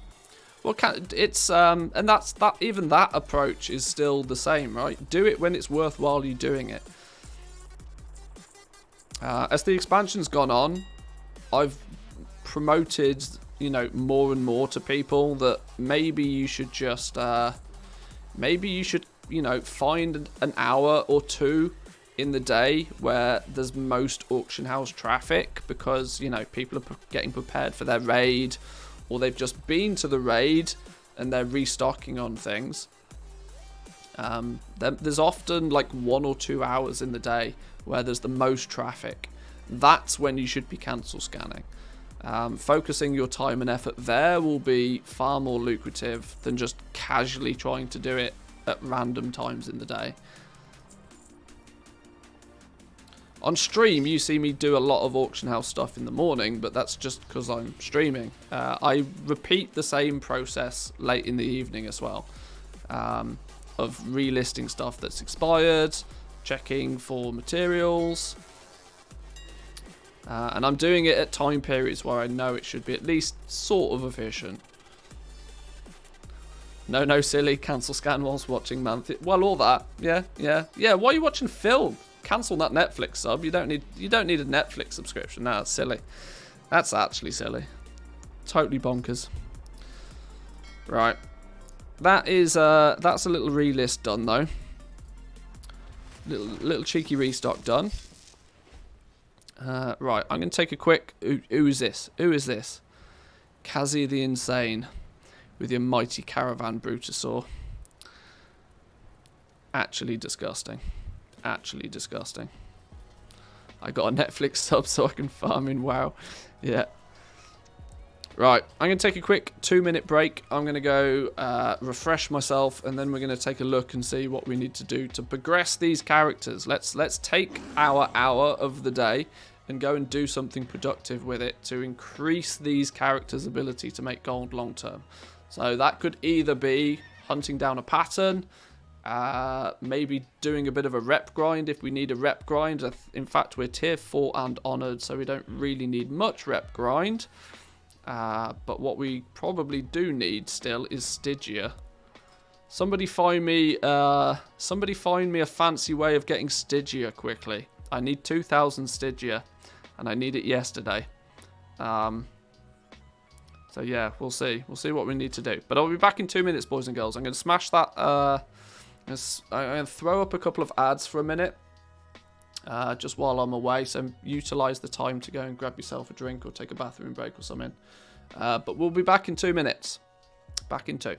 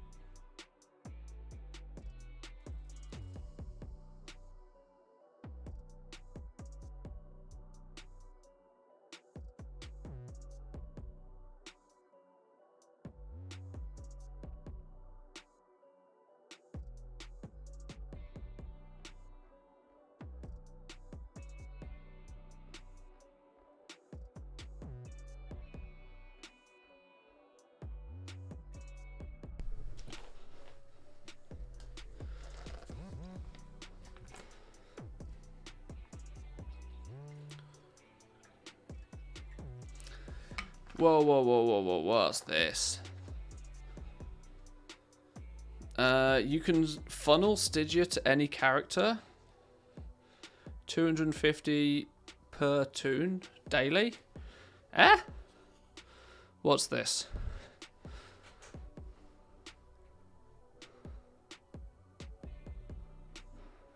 What's this magic that we're talking of? How do we do this? Somebody explain more.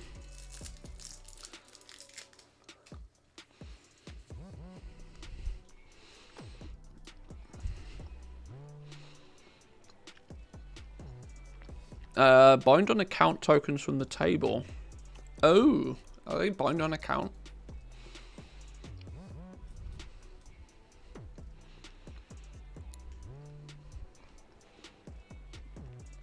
I thought they were soulbound. Yeah.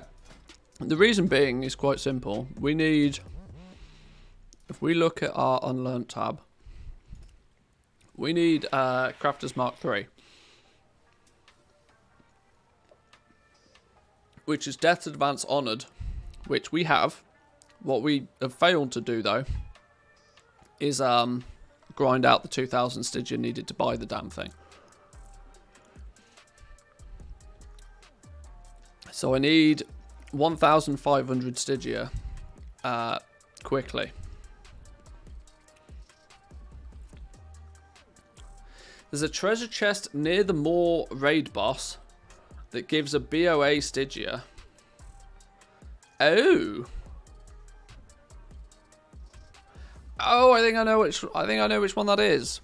I think I know which one that is. It's this one, right? No. Hang on, this thing. Hellsworn Chest. Is it this thing? Hellsworn Chest.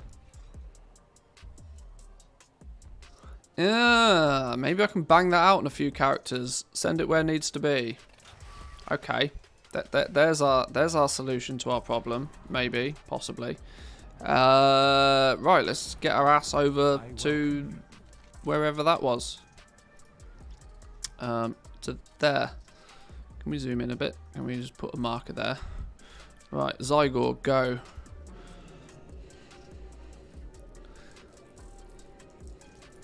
The hunt definitely does. Do the more quests. A few hundred each as far as I know. Okay. Alrighty.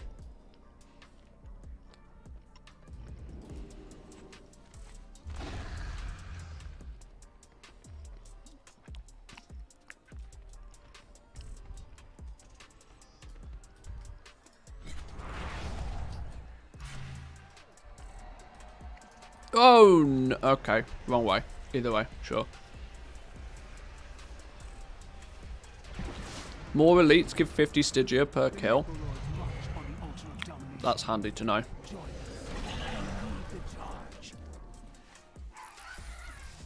Well, let's just take a run up there then. Let's go get that chest.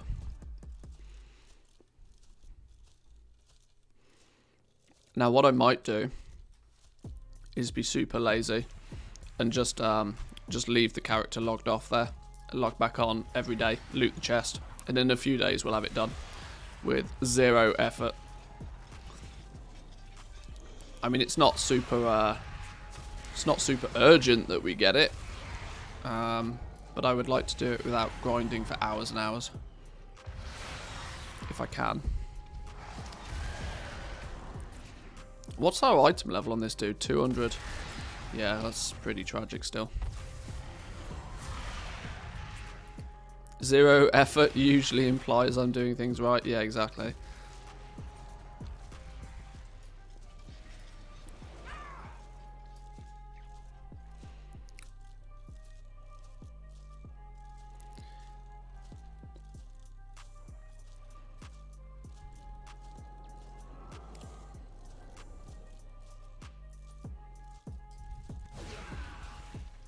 How do we get to this dude? I can't remember. He's down here, I think. Can we get to him in this way?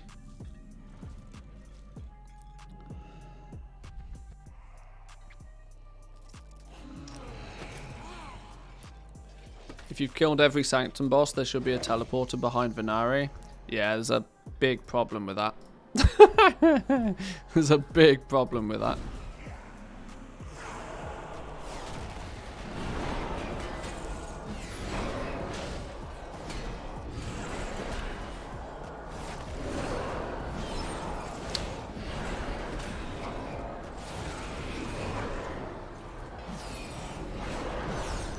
Yeah, I'm very much aware of that teleporter. I just I don't have it.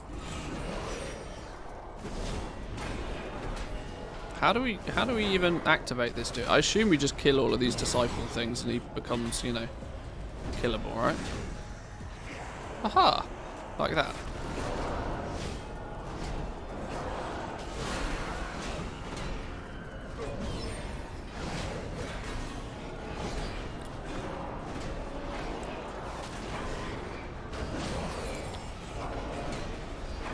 This week seems to be in a good week for stocking up, as prices have been dropping a lot on mats. From what I've seen, at least, it's yeah, not the worst time. I think there are equally people out there claiming that materials are at floor prices again, and there are some servers out there that seem to be already thinking about vendor shuffles again.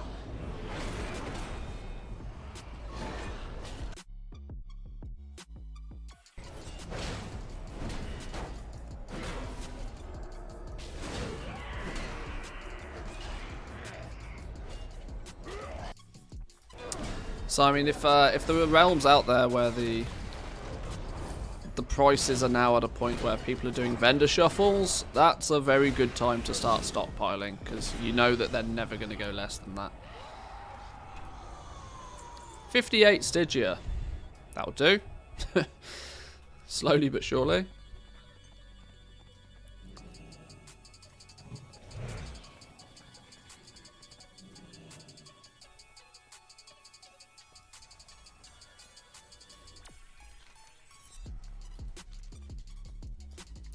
It was this chest, right? The one under the world boss. Ooh, I've just realised what I should probably how did I get feared? I've just realised what I should probably also be doing, considering it would be worthwhile at least to start chipping away at this renown void, is actually to run over to Corthia, pick up Shaping Fate, and work that as well. Kill 2 birds with 1 stone. Because we haven't killed the world boss, apparently.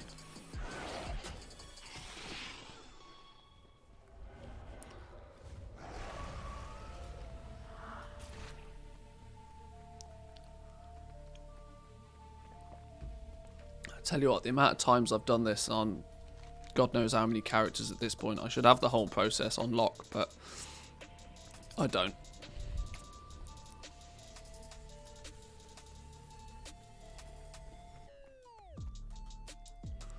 There's a couple of I want to try and hopefully in the next week or so get my characters in a position where I consider them ready for patch 9.2. Mainly so that then I can switch my focus more so to actually to focus on the PTR, because it's the last couple of weeks of the PTR where, you know, everybody wants to know everything about it. So what I want to try and do is get my characters, you know, in position so that 2 Corthite crystals, so that I can actually focus on the stuff I need to focus on. Secondly, on top of all of that, there's a couple of little mini series that I want to do. I'm focusing a lot more of my time and efforts on YouTube currently. You don't see the payoff of it just quite yet, but I muttered recently that I'm going down to 3 days a week for streaming rather than 5 days, because I just don't feel I'm productive enough on days where I'm also streaming.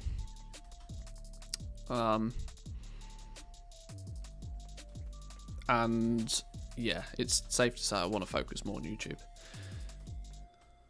Love you guys, love streaming, but streaming is like a very casual thing. It's more of a hobby, and there's only so many hours in the day.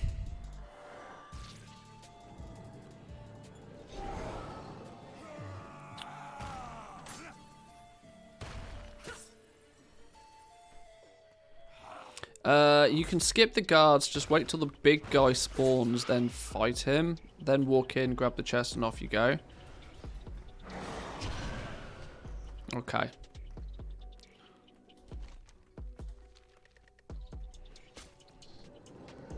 Don't forget, I am, at least on this character, I'm prop paladin, so, I mean, I basically don't die.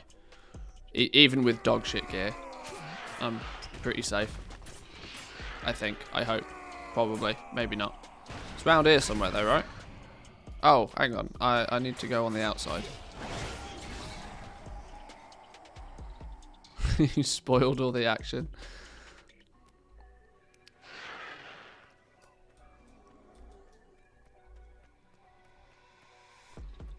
Right, where's this chest then? Oh, this dude. Okay. Just thinking about it. Maybe I should have prepared a little bit better. Alright, sure, whatever.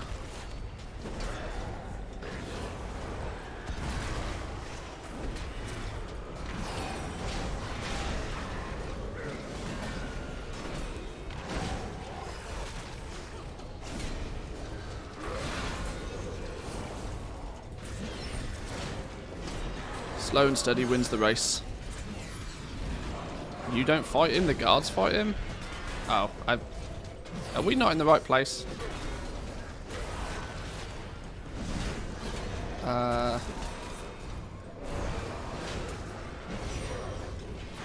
Is this the right spot? Am I in the right place? It looks like I'm in the right place.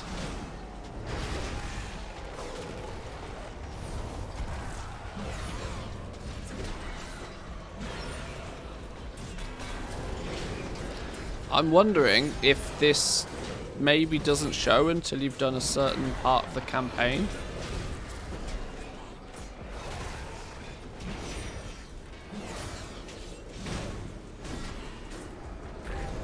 You have to do... Yeah, see, this is what I thought. I thought maybe this requires the campaign for it to be a thing.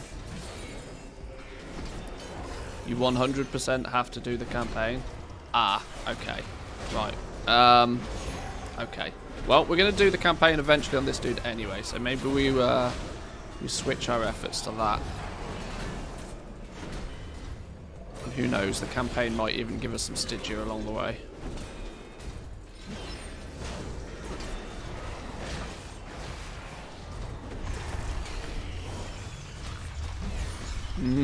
Coffee. Oh, we got some Stygia from that. Oh, 7. Okay. Not really the performance we were looking for.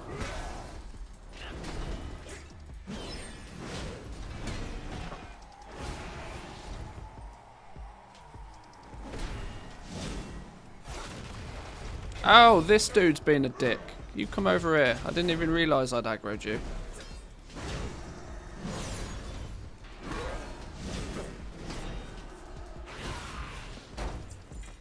Hellsworn battle plans. I don't think that gives us any Stygia, but I think that's... Is that the one you hand back into Venari? Ah, it's just Anima. Boo.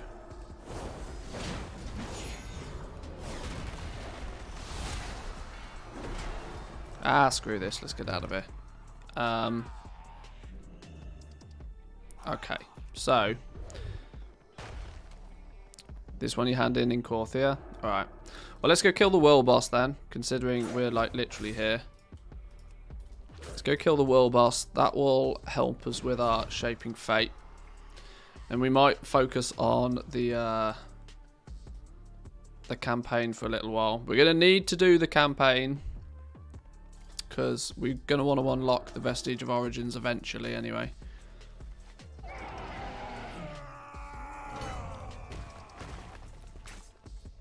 Do the hunt will give you 250. Shade Hounds is up this time tomorrow, which is quicker than the one that's up at the moment. Okay, that sounds like a plan. Baby steps forward. Let's get a group together for this dude. Oh, I've aggroed this fella.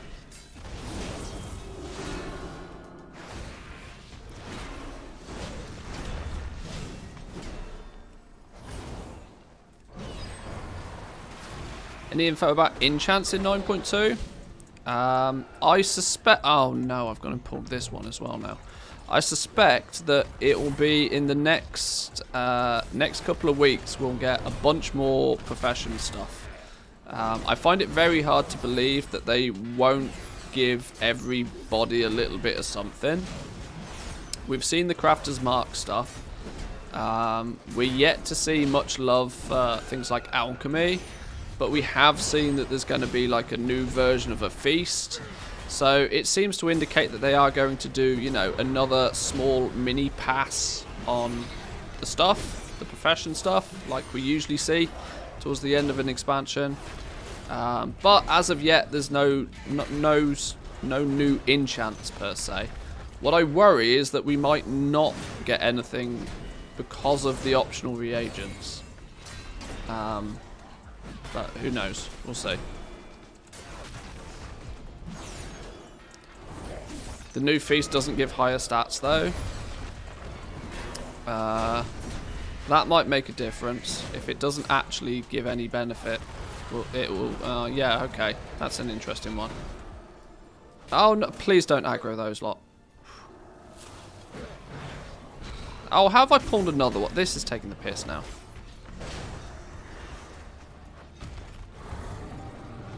Right, screw you guys. I'm going home.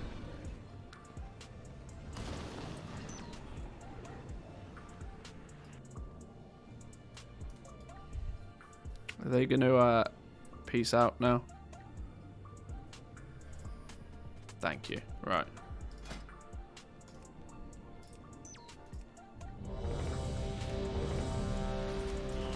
Oh, snap. Halfway through. That's what we like to see.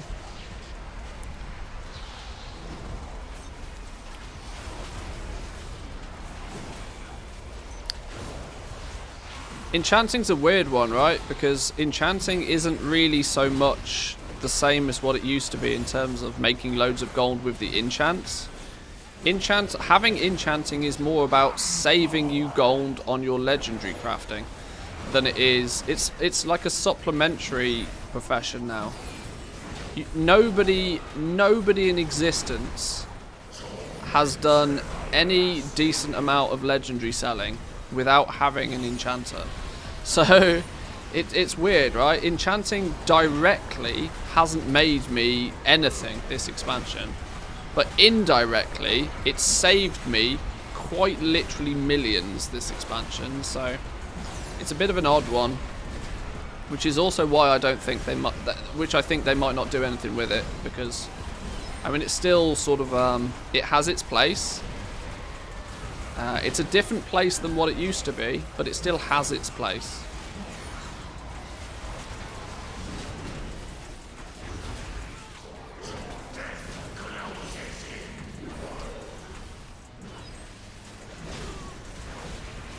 Die already. Loot, what we saying? Loot? No, 73 gold, of course not. Of course not. Right. Oh, renowned for it still, though. Yoink. Do we now have one of those send me back to Venari things? We do. Go. A profession about selling material. Yeah, I know. It's odd. A crafting profession about selling materials, yes. All mysteries will be revealed. 200 gold would be nice, but I don't want gold. I want Stygia. What's the cost of death? Requires 800 Stygia. See, this is what I think I've done. I think I've accidentally turned in all of my Stygia, thinking that this quest was going to give me 800 Stygia at some point, which is why I've now got none of it. Do not draw the jailer's eye.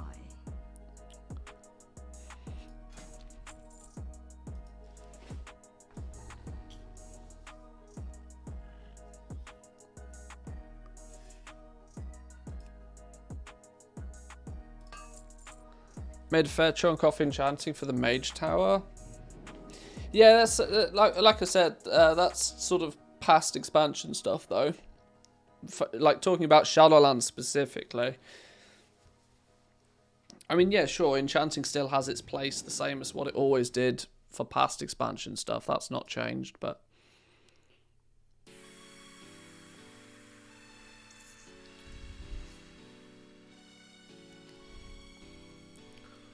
Discover more secrets. Then we can talk. maybe we should... Is there any necessity for me to actually bang out this Shaping Fate? Not particularly. Does this give Stygia? No, it gives Stygian Embers, Anima, and a chest. And a Renown. Maybe we just chunk away... Oh my god, I'm only chapter 2 of 9 in the Kyrian campaign even. Oh dear. Oh dear.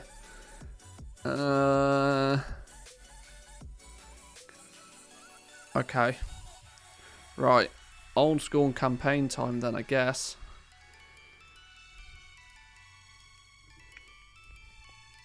Shadowlands.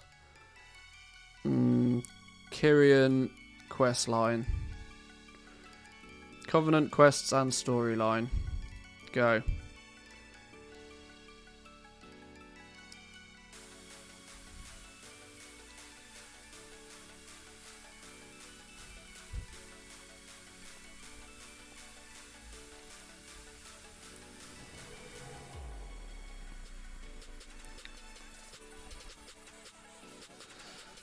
I want 2 crafting professions, but I can't let go of the engineering portal toy. Saves me so much time. Yeah, the wormhole generator is pretty powerful.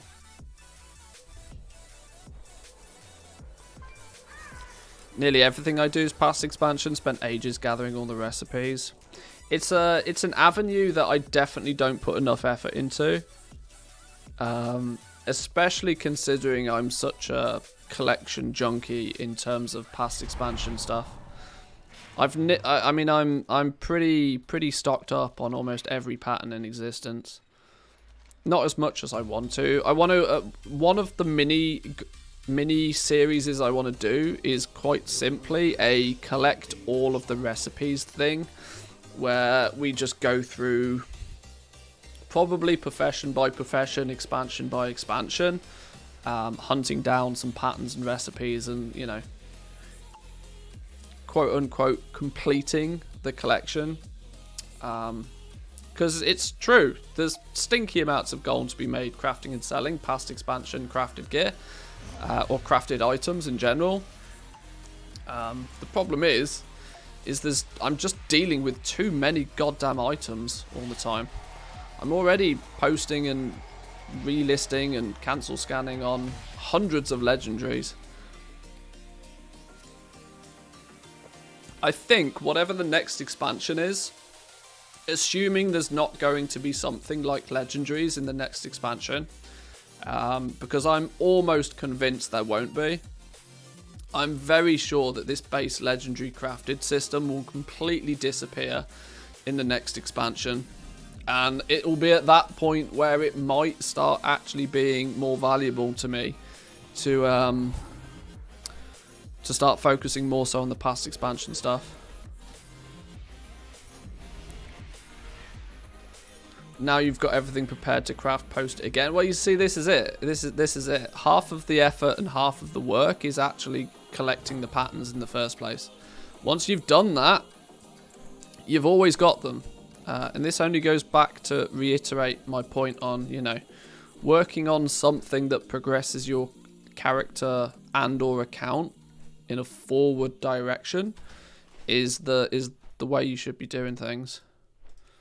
Even if it doesn't instantly pay off, I can, at a moment's notice, do a restock of past expansion stuff and create quite literally millions of gold worth of items, which if you hadn't farmed for the recipes, you wouldn't be able to do.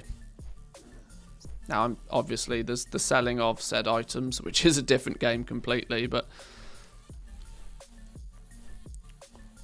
gone all the way from Squires and Aldor to get all the recipes on 3 characters. Maxed Molten Front on 3 just to get the recipes. Still got 1 more to go, but yeah. The Molten Front was, it was during that same time. When was that? Cataclysm? I want to say it was Cataclysm, where I started making YouTube videos. One of my very first YouTube videos was a Molten Front daily quest video or something.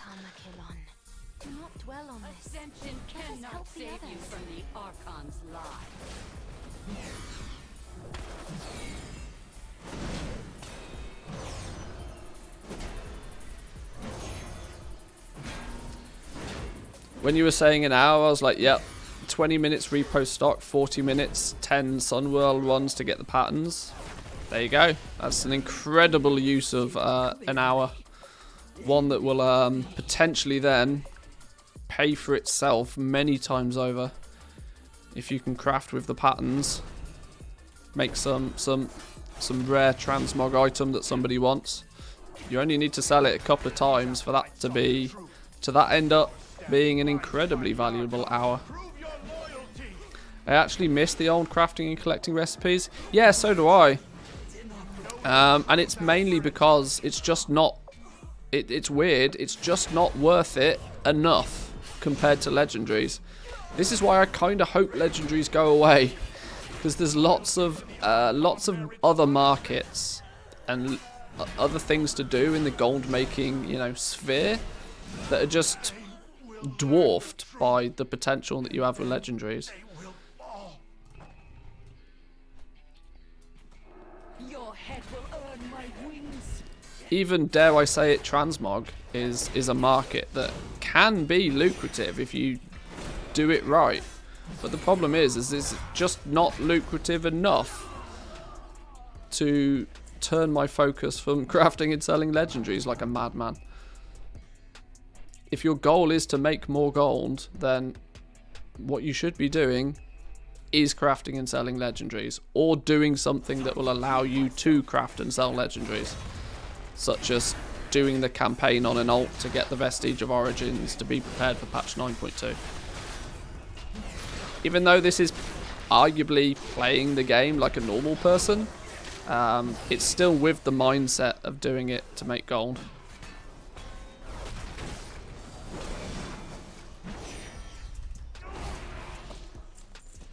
What do we actually need here? Incense of Guidance. We just need loads of them. Okay.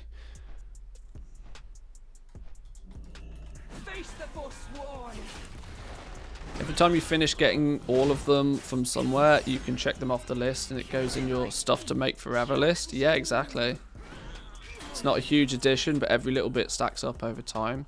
Yeah, I mean, you see people out there that have spent quite literally 5,000 hours farming for stuff. Studen's the prime example of this. Studen has, over the years, put in just disgusting amounts of time just farming for stuff. Which there's nothing wrong with doing that. But it means the very second he stops doing it, he doesn't have any backup. Now, I'm sure he's played the game enough to probably also have lots of crafting patterns and professions and all sorts of stuff. I mean, arguably, when you have played the game for that long, you have all of this anyway, but it's similar to, you know, working for an hourly wage. And it's the way I approach this works in real life as well. The way I approach YouTube and streaming and content creation is on the mindset of the... I mean, I'm quite happy to be transparent about this. I've spent basically a year now trying to do this full time. Now, if I was to look at the amount of money that I've made in the last year, I probably get, I don't know, financially, I'm able to make what I do into about a minimum wage part-time job. It is the reality of it. But I equally know that it can snowball to be very valuable. Without any more effort, without any more time investment, you just got to get that leg up first.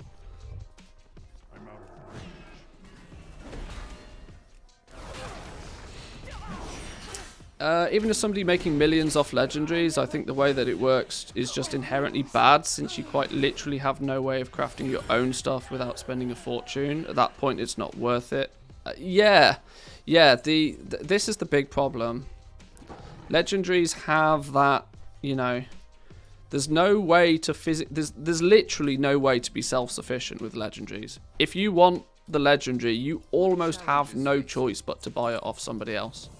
Like, honestly, almost no choice but to buy it off somebody else. If you do the maths, if you run the numbers on how much it would cost you to, craft up all of the legendaries that you need to be quote-unquote self-sufficient, it's ridiculous. Now, obviously, you're going to sell off the spares, but that in turn then means you are technically in the legendary market, whether you like it or not. And people don't want to be selling off hundreds of thousands of gold worth of spares. This is not 1990s football sticker collection. We're not going to swap shops. You're literally just, people see those 14 rank 1s to be just a waste. And then when they craft their rank 2, they then have to craft 14 more rank 2s before they can craft their own rank 3. It just doesn't work. No obstacle or tragedy may sway our fortitude. It's it just doesn't work. which is why I think we won't see anything like legendaries again. What is on your mind? I kind of know what Blizzard was going for with legendaries. That sort of like an artisan style system where you have like specialists in certain areas, and you know, somebody that's able to, you know, it was never, I don't think they really expected anybody, or at least many people, to ever level up everything. They expected people to, you know, level up one thing, be a specialist in one thing. But what they failed to do was make it difficult to level them up. If you had enough gold, you could just zerg the fuck out of it. Which was the problem, right? If it genuinely took you 40 hours of gathering, dare I say it, bind on pickup materials, there would be considerably less people able to craft every single legendary and to dominate the markets. And at that point, the whole artisan system would be more effective. But as it stands now, the legendary system is a rich get richer scheme. Like, truly a rich get richer scheme. Actually bonkers. Anybody know any real use in gold making for Marks of Honor? Have about 500. Not really, other than collecting all of the past expansion ranks for crafted gear. If you're a completionist, you'll value them. Which in turn, in theory, makes those crafted items cheaper to craft. Gives you a leg up on price, but obviously they're probably not competitive markets anymore anyway. So arguably no, not really. I drank some of the lemonade. There's only a little left. Only drink it if you're really thirsty, okay? I'll save it for when I most need it. I love you, Daddy. I love you too. Repost legendaries only a few times in the evening. Don't earn as much people who cancel scan all day, but I've still got enough to not care about buying full mage tower sets for my characters. Yeah, see, this is it. Like, with very little effort over a long duration of time, legendaries has made millionaires out of people that would never, ever, ever even consider themselves gold makers or goblins, or, you know, would have never have expected to have made that much gold. Because you can quite literally do that. If you make 20,000 gold profit selling a legendary, and you do that once a day, you're still making far more gold than anybody else could possibly make by doing, you know, just callings, for example, or playing the mission table. And that's one legendary a day with 20k profit. Like, you do that every single day. Like, you don't need... It's only stupid people like me that feel the need to, you know, go hardcore in it and unlock every single rank, every single pattern, every single rank. You don't need to do that to get stinky rich. The expansion's going to be out for like another year, roughly, at this point. Within 365 days, you can make a lot of gold off legendaries. Might take you a little while to get there, but I shit you not, you will you'll make a lot.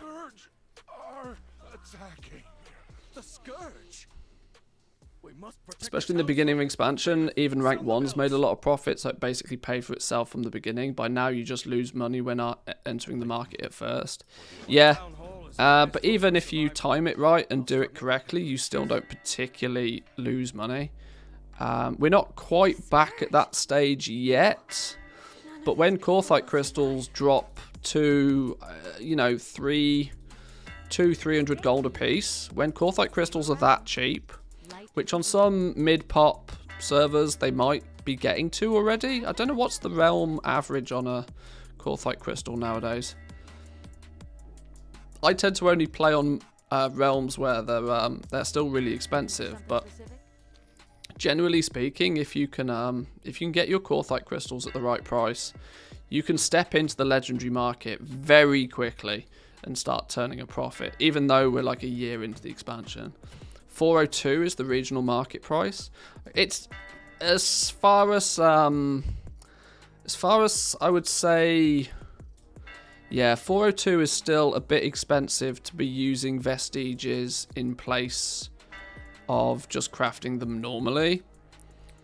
But it's close. It's close. There are definitely some crafts there where you can start using Vestige of Origins to turn a rank 2 into a rank 4, and you'll still be competitive enough on price to be able to make it profitably.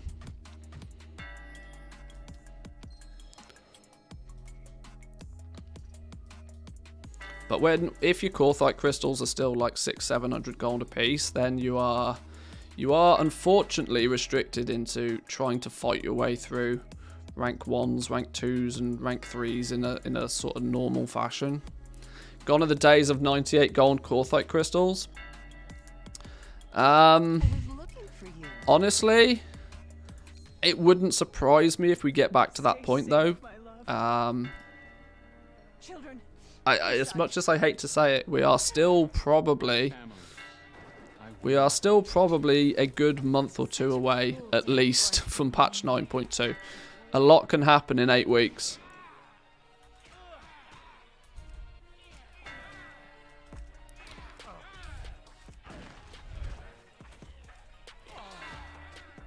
Don't think many people buy the low-level Legos at the moment, though. I don't have much experience, but that's because I don't even craft ranks 1s, 2s, and 3s.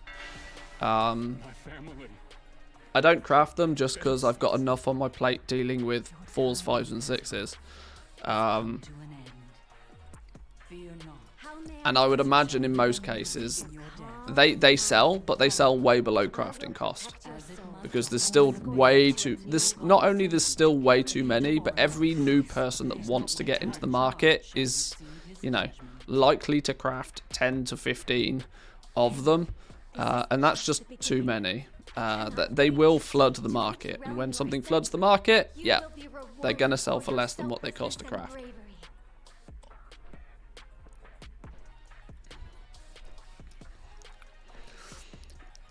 Spent 2 mil to push capes, mittens, and rings to rank 6. Already got 600k back in 2 weeks. See, that's not too bad. That's not too bad. Give it a couple more weeks, and you'll be in the green again.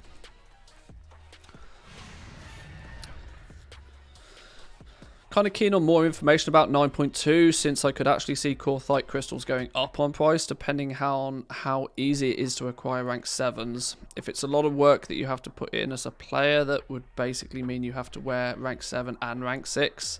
One is kind of min-maxing. Crystals will be rarer since there'll be less people in Corthia. It's I've thought about this a little bit, and it's as far as I see it, it depends entirely on how quickly we can get access to rank 7s. If there's only going to be rank 7, and let's say for example it takes us 3 weeks to be able to get a rank 7, rank 6s will still sell incredibly well at the beginning of patch 9.2. And you are right. Because there will be basically nobody in Corthia, the Corthite crystal price is likely to be ridiculously high. But if, say for example, you are able to get your rank 7 legendary in the first week or two, everybody will likely upgrade to rank 7 very, very quickly. It could go one of either ways, and this is why we just don't know yet. Made $1 million gold by flipping rank 1s in 9.0 when everybody was dumping them. Yeah, there was rank 1 tailoring legendaries for like 50 gold on most realms. It was ridiculous. Don't forget about mats not found in the new zone. Well, that doesn't really... That's not too different to Corthia.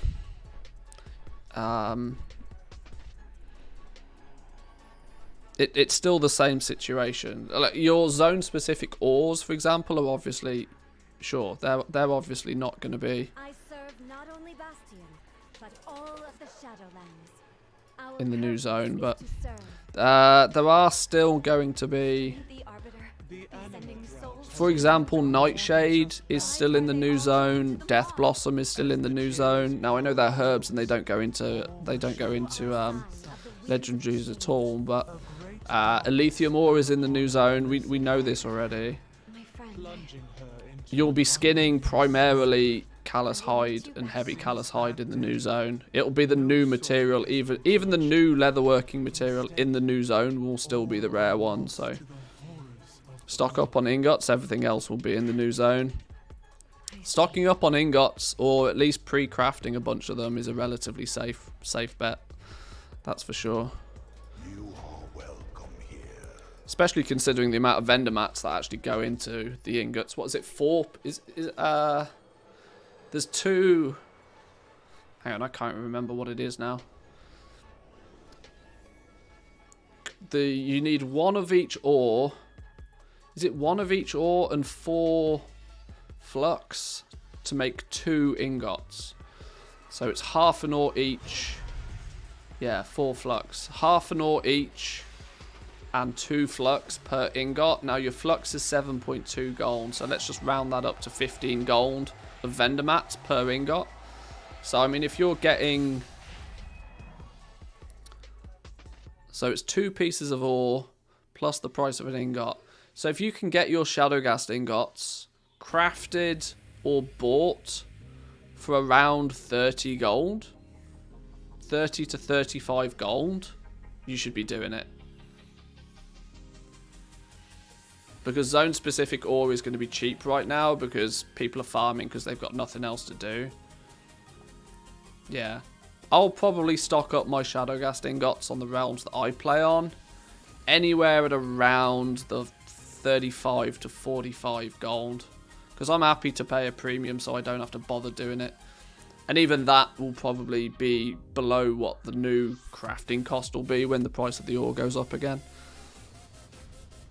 Yeah, Shadowghast ingots is a good bet. Where are we going? Elysian Hold, okay.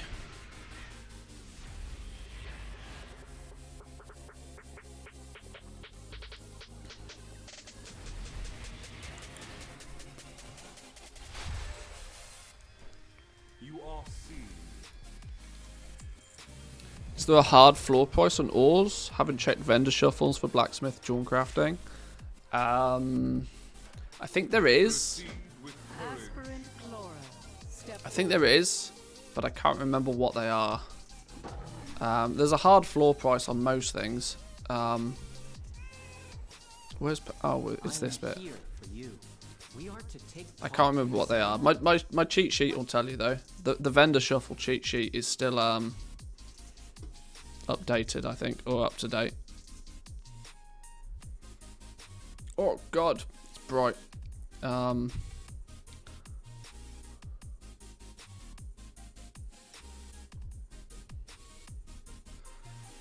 Although blacksmithing, it was more about lay strike, not necessarily the zone specific stuff. Yeah, I don't think the zone specific stuff makes too much of a difference. I mean, it goes into jewel crafting bits and pieces a little bit.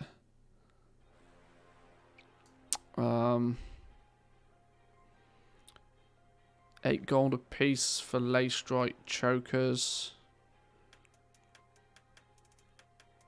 Yeah, this is all the lay strike stuff. You're rarely going to be able to be crafting Is and that your selling wallet? Or are you just glad to see me? any of Both, I hope. the zone specific stuff. 2 ore, because it just, yeah, two ores. Yeah, they just don't vendor for enough. You might be able to make some disenchant them, sure, but don't know.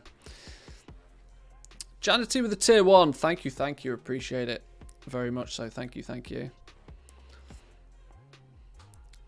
Home office for the win, just doing it for hours, yeah.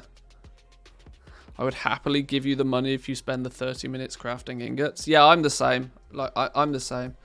My blacksmiths are on the account to where I actually play the game. So So I'm reluctant to have them just standing around doing nothing.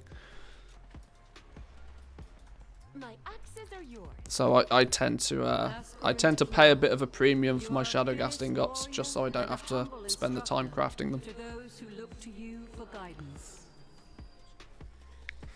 I think the legendary market's too lucrative for ores to be at a vendor shuffle price. Yeah, people's desire to prospect them will keep their value reasonably good. Because if they drop too far, then yes, people are going to start just buying them on master prospect for the essences. Because, you know, because every man and their dog wants a Shadowghast ring, apparently. May your forge burn bright. Aspirant softening. You are a smith. The only thing you should be doing in the shower is cleaning You have yourself. proven your dedication to our ways by stepping up to serve those around you. Filthy habits. Now you join the ranks of the Ascended as a collector.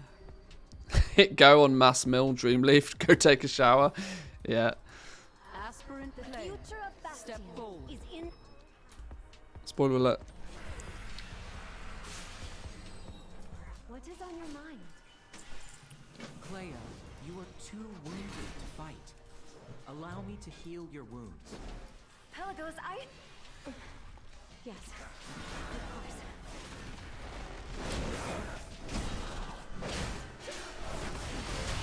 Kill all the things, kill all the things.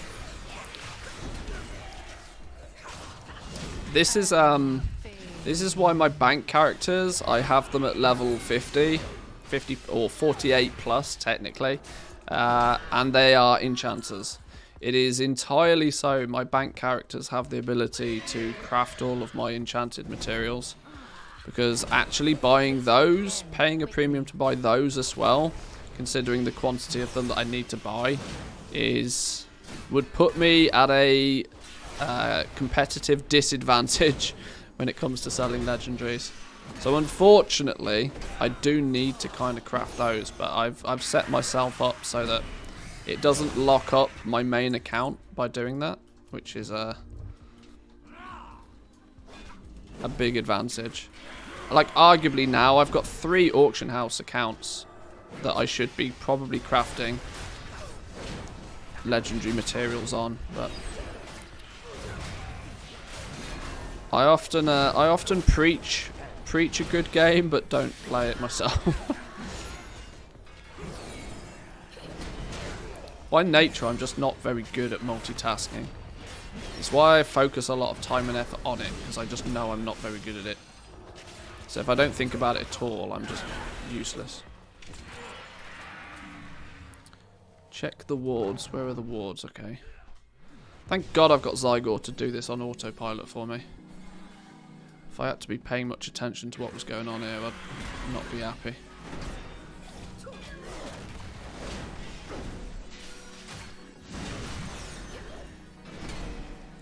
All the huge piles of crafts, I just set them up on a character to do it and then just run it every morning. Doesn't get through all of it, but, well, yeah. Get it done.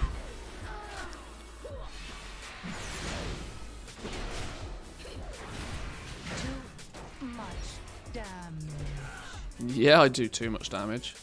I'm meant to be doing something here. Oh, apparently I've done it. Okay. Summon the Ascended. Click the bell. Are we, wow, we're still literally on chapter 2. Feels like we've been doing this for days.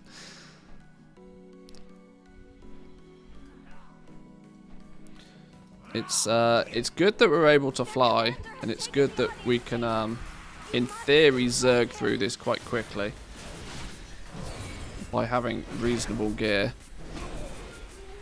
Or should I say gear that is, I'm over-geared for the content, I should say. I'm definitely not over-geared.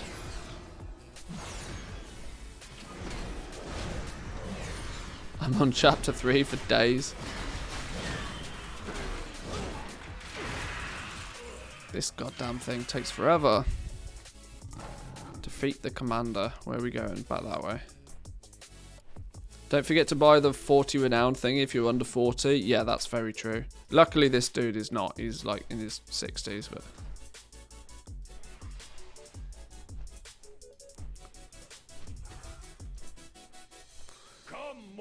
This whole crafting thing is the #1 reason to why I don't bother with it, with alchemy.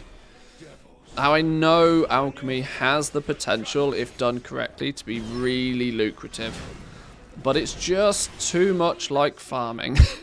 To do it at the scale that I would want to do it at, it's just too much like farming. I have to, you know, it ties up an account for hours and hours at a time, crafting potions and flasks.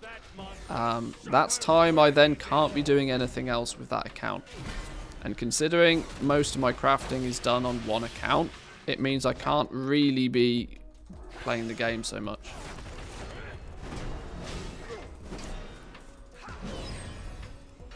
How are you 57 renown and so behind in the campaign? For one simple reason, this character was I believe this character was a boost to begin with, but it was a boost to 50, not a boost to 60. He got to level 60 by... How did I get to level 60? Oh, I got to level 60 on this dude because there was the time walking. The Burning Crusade time walking, you know. Are we going to call it we're not going to call it an exploit because it wasn't, but it was a you know, a creative use of game mechanics. Since we've been level 60 though, we were able to... How did we get the first 40 renown? Maybe I did buy the first 40 renown. And then I've just been chipping away at Corthia for a few weeks. I'm not even sure. When you returned to Bastion, we were elated by the news. You have come to be a friend we both rely on.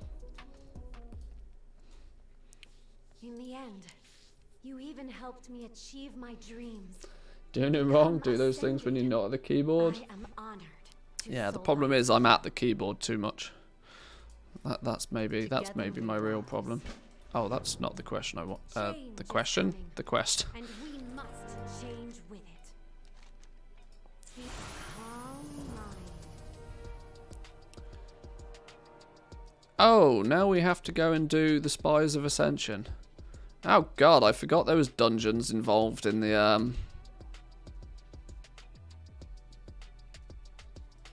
must stay and heal my wounds. You must help protect the spires in my place. I forgot that was a thing. Dungeon Finder, specific dungeon, Spies of Ascension, find group, go. Go on, I'm tank, insta-Q.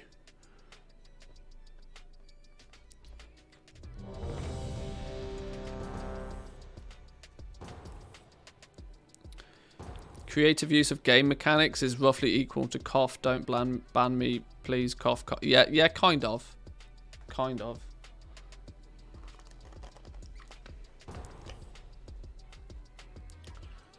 The fact that we were able to go from you were able to go from 50 to 60 in about 3 hours, which at the time was broken. Now you can do it that way anyway, but. My point still stands. At the time, it was quick. We are vastly outnumbered mortals. The Forsworn have cut a swath through most of our forces. Oh, this is a heroic, okay. Vanquish I, for reference, have flipping no idea what I'm doing in here, so... We're going to go slow and steady. Things are going to die. People are going to love it. It was Blizzard's mistake, not an exploit. Yeah, I mean, it wasn't technically an exploit. It was quite simply, I did a dungeon and got lots of experience for it.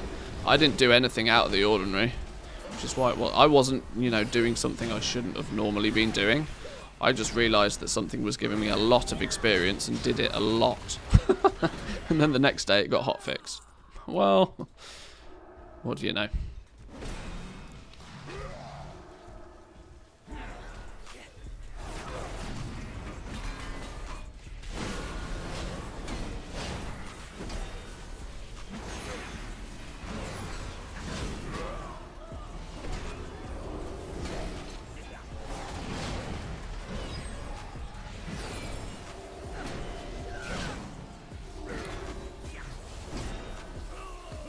Who do we need to kill in here? Devos. Oh, of course he's the last boss.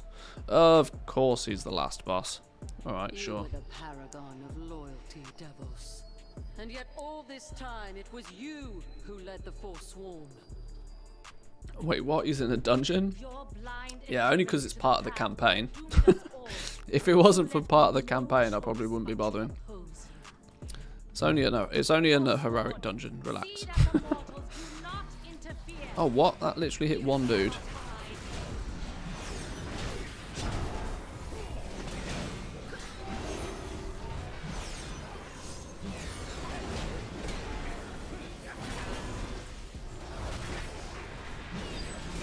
If leveling was more fun, people wouldn't be in a hurry to do it. Yeah, this is true. This is true. And on the premise that leveling is not fun and has not been fun for the longest of times, I'm see I've talked about this a little bit for a while, that genuinely I just think they should take leveling out of the game. By this point it's just useless. It doesn't serve a purpose. It doesn't teach you how to play the class, because by the time you get to end game and you start doing, you know, dungeons with actual mechanics in them,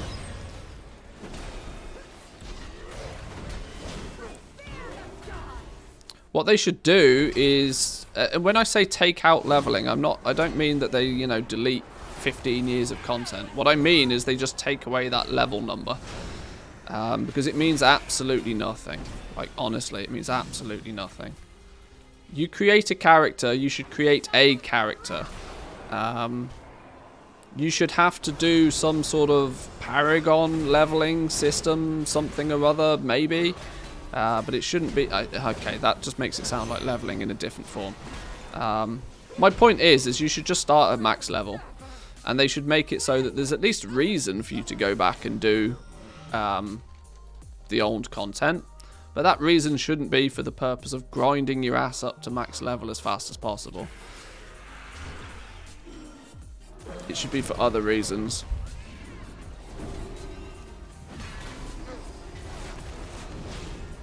Because people don't care about leveling. They just want to get to 60. Look how popular leveling guides are on YouTube. Look how popular the kind of the WoW speedrunning community is. There's not a person on this planet that hasn't got Azeroth Autopilot installed. Why? Because they absolutely want to do nothing more than just get to level 60 as fast as possible. Listen to reason, Devos. Can't sell boosts if they remove leveling. Not so long as you command. Yeah, that's true. Forsworn Now, I don't think they sell that many boosts anyway. If I'm honest. I don't think they really sell that many boosts. Can you come back over here, please? And there's also the argument that, you know, if people were able to just freely make max level characters, they might play the game more. You know? It doesn't take long to level a character, but I equally imagine that the reason people don't play more classes and don't play the game more is because they're, oh, I have to... I want to play a warlock, but oh, fuck, I need to level a warlock. You know? It's a huge hurdle to climb.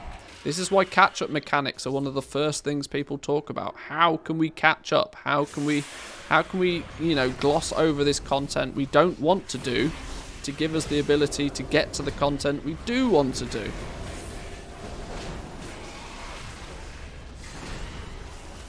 And considering Blizzard only focus on the big three, their only focus is on PvP, Mythic Plus, and raiding, then until they they give a meaningful, enjoyable leveling experience, there's no point for it. Just get rid of it. To let go of our memories, our identities, our loved ones, all in the name of service. Not to mention, I mean, look at your talent tree, for Christ's sake. You get your last talent at level 50. Like, you go from 50 to 60, not gaining any real more skills or abilities. It's all borrowed power from there on. And before we had the level squish, that was even worse.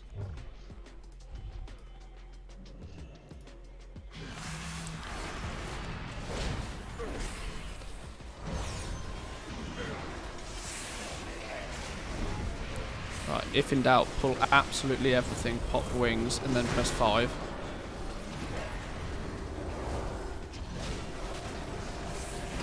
Healy's gonna hate me.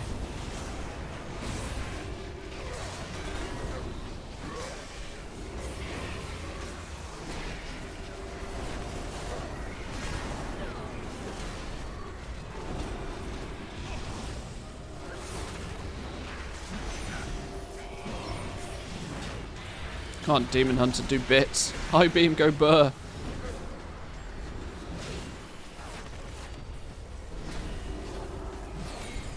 Which key? This ain't keys. Don't be silly. I ain't doing keys. It's just heroic. This is why we pull everything.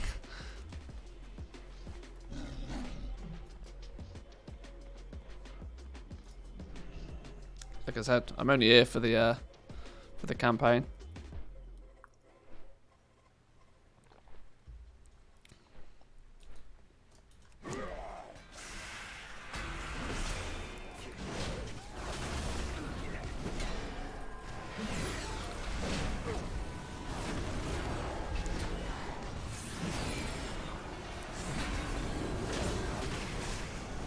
Rushing to max levels not the purpose for everyone, and it's not in every game, but I do agree WoW's community worship such an approach in general. But like I said, the initial comment was that, you know, just you can level so quickly nowadays. And the reason why the Blizzard have sort of they've battled with this for a while, right? Because every expansion for the last 10 expansions has sped up the speed of leveling. Literally every time. Like, quite literally every time. Who remembers the days where, you know, leveling a character was not just, you know, a time commitment. It was an actual commitment, like straight up.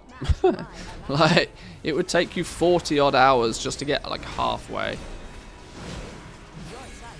And that's why people had a main and they had one ult.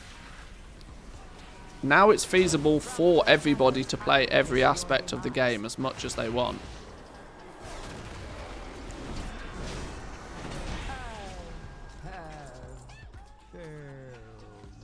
And it's kind of at the point now where it's just like, just give us the ability to create max level characters.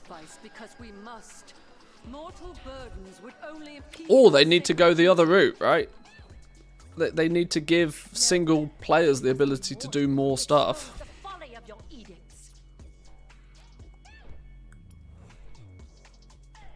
People will still want to, you know, play the different classes, but give people the ability to, like, level up all of the professions. I mean, that's really that's one area of the game where people actually tend to look to create alts to have other professions. I know very much a thing in the goal making community as such, but for the most part, the reason people level alts is because they want to raid with a different character, or they want to do Mythic Plus on a different class. It's not because they thoroughly enjoy the leveling experience, which is a shame, because there's a lot of good leveling experience to be had out there. Don't stand in swirlies, I think, is probably the key here.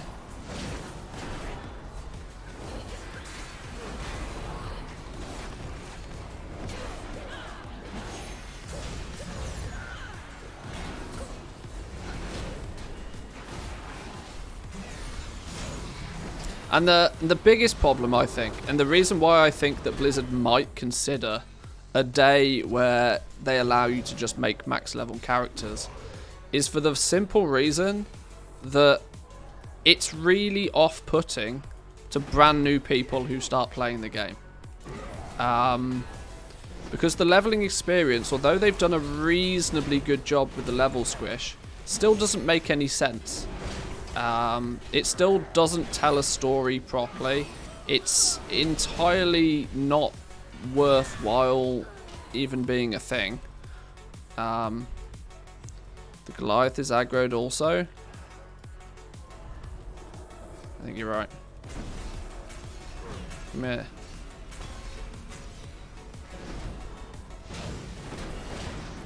And if you're a brand new and if you're a brand new player to the game, the leveling experience just doesn't make much sense. You still just, because you're pigeonholed into only doing BFA in the first place, which is just weird.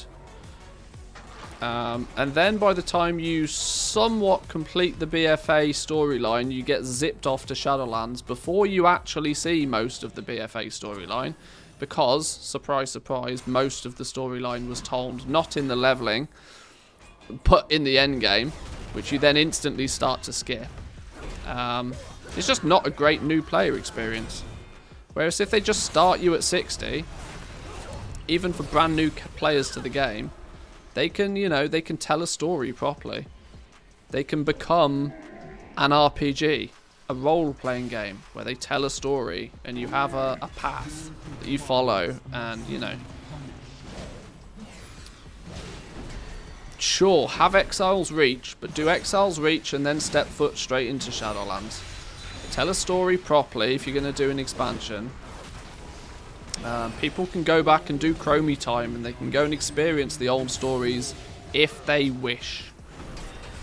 Maybe even give them an incentive to do it. You could, and what I want to clarify with this is that you still have some of the mechanics of leveling. In terms of, you could have, I'll use the phrase Paragon system for ease of explanation. But you could start at max level. You could start, you know, at 60. You could do dungeons. You could go do the raid. You could do X, Y, and Z. But you could have like a Paragon system to where you know, gain more stuff. You could gain more of your abilities. You could add talent trees into the situation. You could have all of the RPG elements of leveling, just without an actual level. Because at the moment, all leveling really is a content lock. It's a time gate for you to be able to do what is actually the content of the game. You can't do M+ until you're 60. You can't raid until you're 60. It's oh, a legendary. It's just a content lock. If you say get rid of leveling completely, you can still have item level be a thing. You can maybe, you know, gatekeep some things by item level. I mean, they already do, right? You can't join LFR until you're a certain item level. You could have that a thing. But they could just Chromie time the entire world. Doesn't matter what zone you do, how you do it, where you go. You can gain item level increments. But you can still go in Mythic Plus with your mates if you want. You just won't perform as efficiently. Until you have, I don't know. I know it makes it sound like it's just leveling with a different name. But this number, the fact that you have to get this number to 60 first, and people's desire is just to grind the living Christ out of whatever you need to do to get it to 60 first, is where I think the problem is.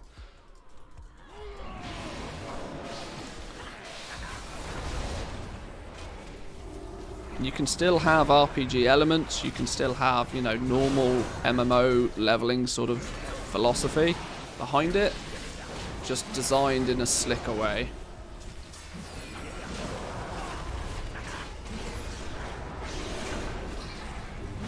That's my my 2 cents on it, at least.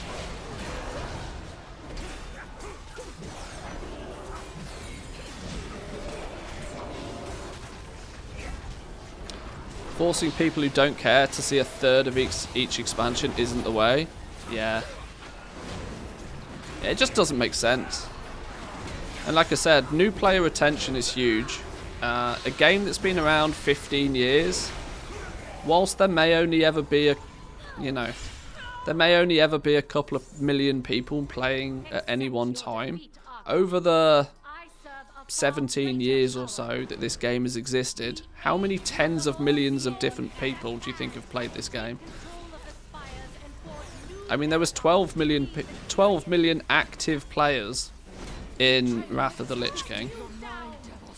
So there's got to be, it's in the hundreds of millions of people that have actually played this game over time. And for whatever reason, they're now not playing it. And we're down to, maybe only 1 or 2% of the total ever player base is still playing the game. If they get that new player experience, and this is why they did Exile's Reach, because they kind of understand it, right? They understand that that new player experience is key.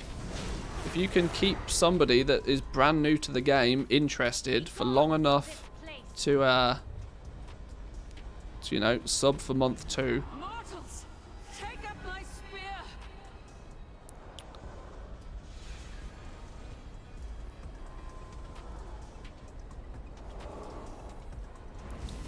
Is nobody doing the speary thing?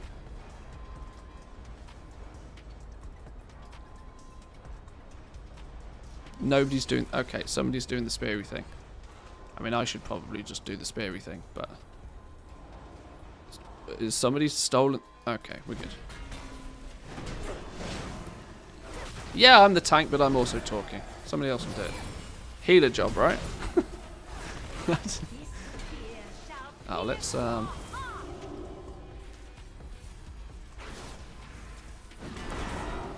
Yeah, he's gone mad. Sure. What the hell's lost confidence? I don't know.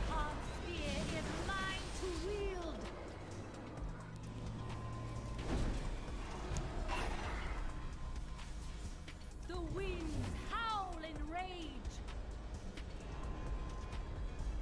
Mortals, take up my spear.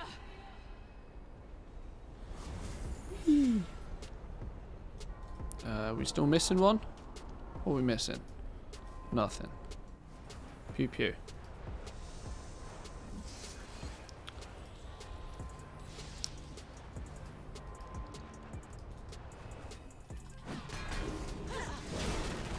Right, is this all I need? Do I just need to kill this for the campaign and then we're done, right? I think we're done. I will track you down.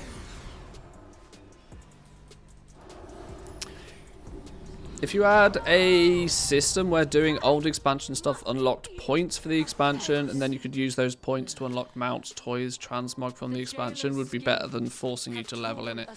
Yeah, fuck, as much as I hate to say it, have the missions reward anima. Sure, would some people feel obliged to go and do old content they don't want to grind out anima? Sure, but that's their prerogative. Generally speaking, though, you could definitely make the old expansion stuff better. Time walking, but permanent, pretty much. Pretty much. Once the jailer lies defeated, there may be much for the curious. Are we donezo in here? Have I got turn in Spires of Ascension? We have, right. Peace out.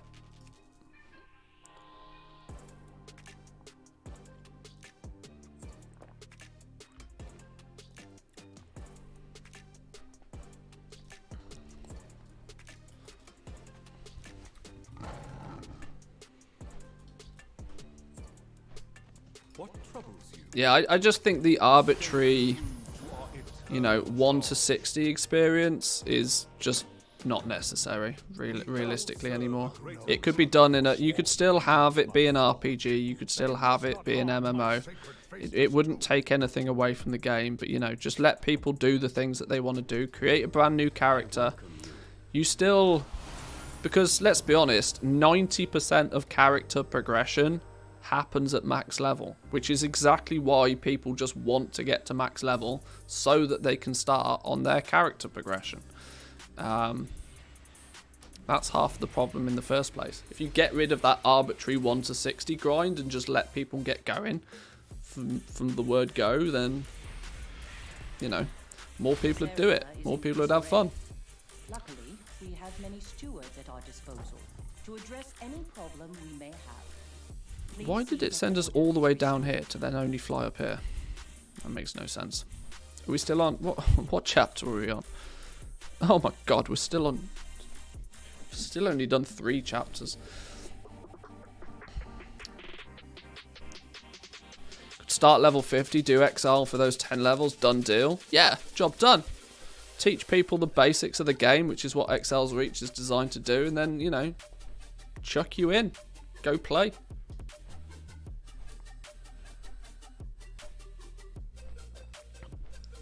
It just doesn't make logical sense for me to have 95% of the content locked behind an arbitrary leveling progression in the first place. When an MMO is brand new, leveling is the content, right? Look at New World, for example. New World is brand new. A lot of New World is the leveling process. Sure, there's stuff to do when you hit level 60 in New World, but there's still easily 100 hours worth of gameplay to be had leveling. And that is content, right?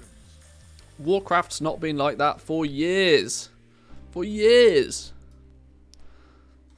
Hence why every single expansion, they make the time it takes to get to max level shorter and shorter. I mean, it can't get much shorter before they just decide to get rid of it completely. It just makes sense to me.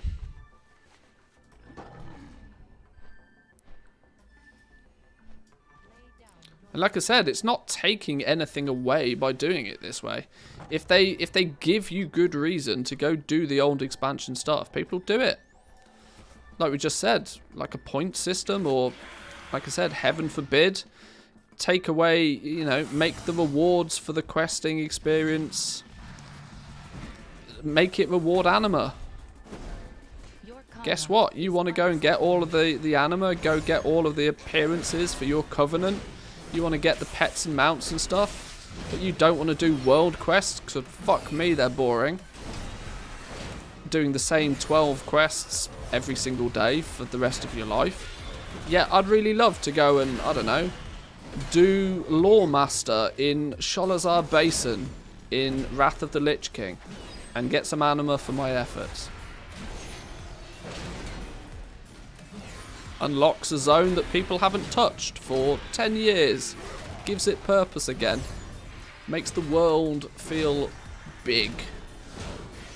But this is also the problem. Blizzard kind of want to pigeonhole people into one small little zone, because the more people they can pack into one small little zone, the less people realize that there's not that many people playing. Honestly, it's sad, but it's true.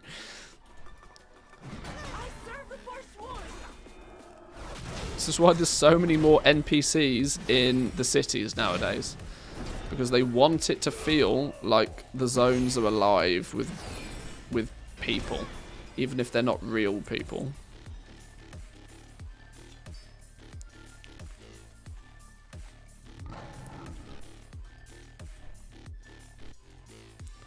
What are we doing? Killing these things.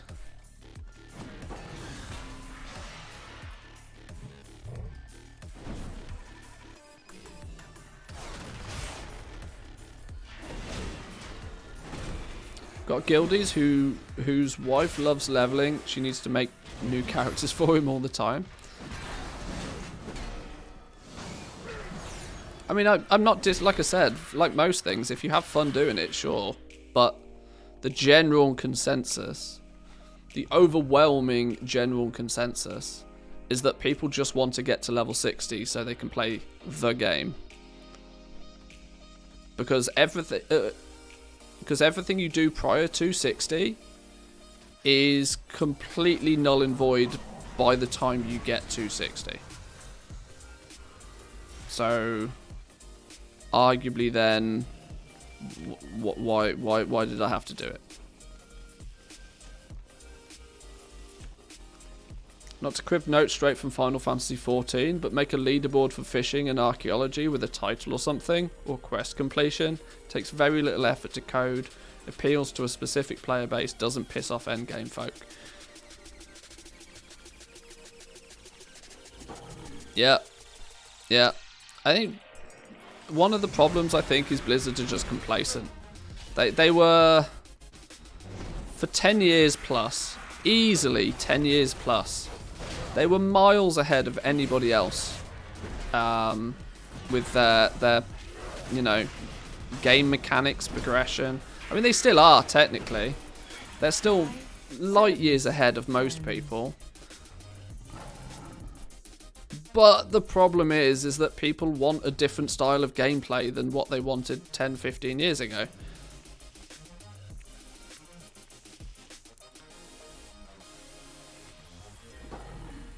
Why is this not... How do we rescue these 4chans? What are we doing? They look like white owl creatures on the ground in this area. Oh, you need to be able to kill enemies near them to be able to click the chains. Oh, I see. So you, and you then, right?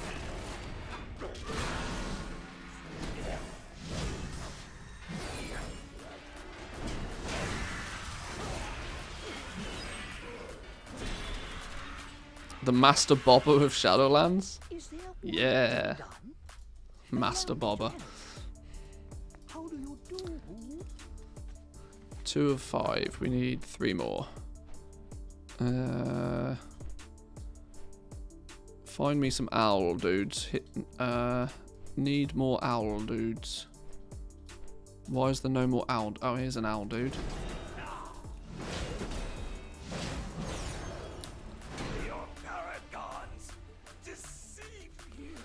Had an argument about this last night. I was saying Riot is doing what Blizzard used to be good at. Steal a thing, polish a thing, iterate one level on the thing, done and done.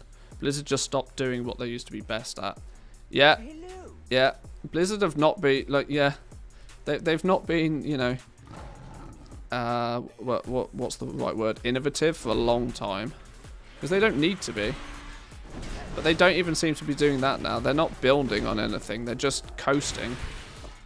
I mean, fuck me. Look at the professions in look at the professions in Shadowlands. There is no iteration on that at all. I had this conversation on stream a while ago where I said, look at the state of professions in vanilla and compare them to the state of professions we have now.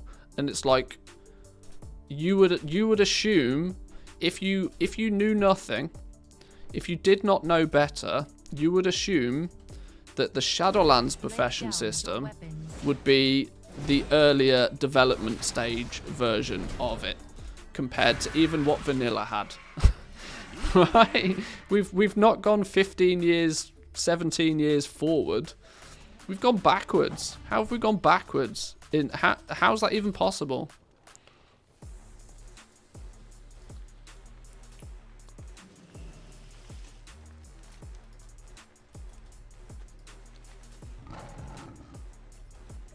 Oh, I still need 7 more of these things.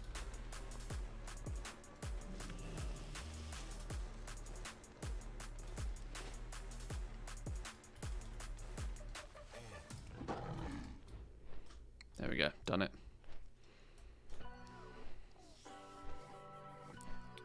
Blizzard does not exist, it's Activision. There's an element of that. Blizzard assumes people don't want complexity in crafting. Well, this is it. That assumption is wrong. Like, don't assume things.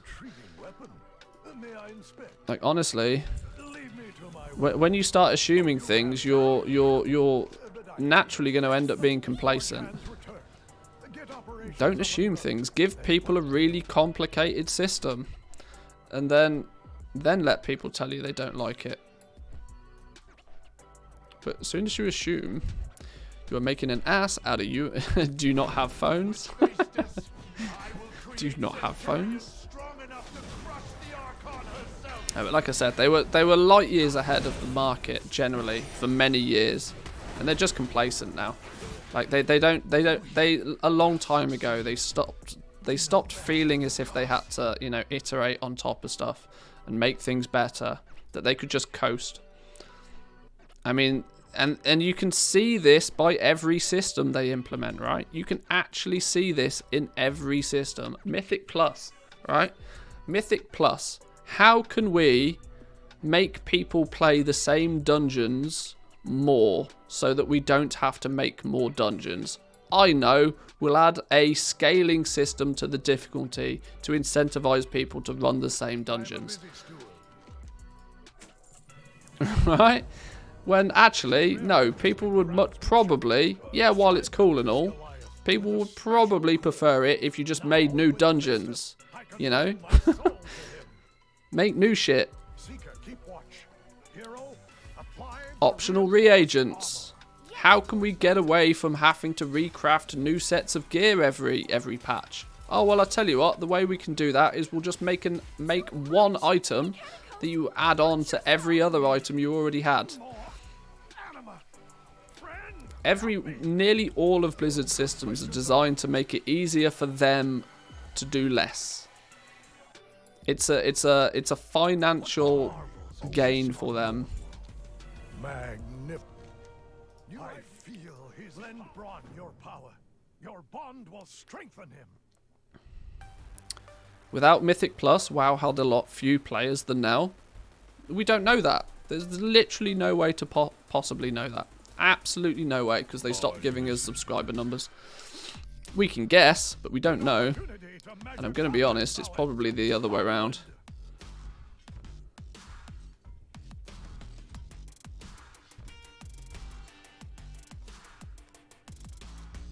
What are we doing with this then? Use the toss steward ability to do things. Things go boom, right? Crack down. Boom. Everything dies. Okay.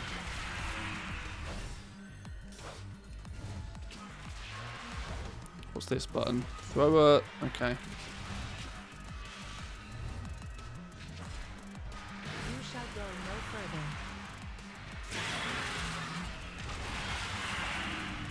Just gather things up.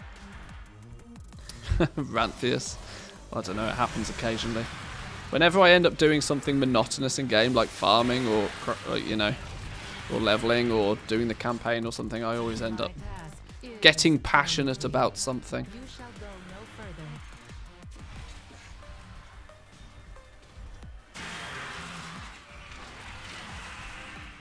What's number 3 do? Okay. Stand down.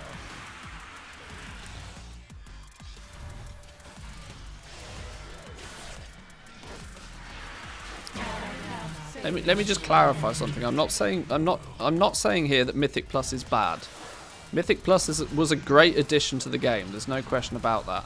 What I am saying though is that at the core of it, it was done so that they wouldn't have to continuously make new dungeons to keep people interested in the game. One of the key reasons was to increase engagement without them having to do anything. That's why it was such a wonderfully designed system. That it had no requirement. You know, they scale it so that they, you know, it just ramps up and up and up and up, and they ship it. It's done. There's no longer the need for them to iterate upon it, like there would be for just, you know, creating something new.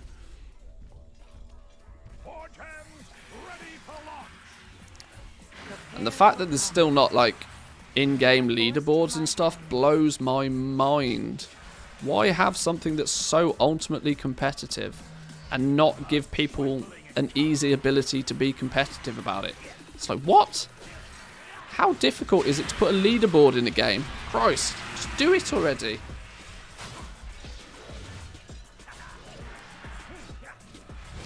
And it took Raider.io years of development to you know, come up with a system so that Blizzard could steal that one.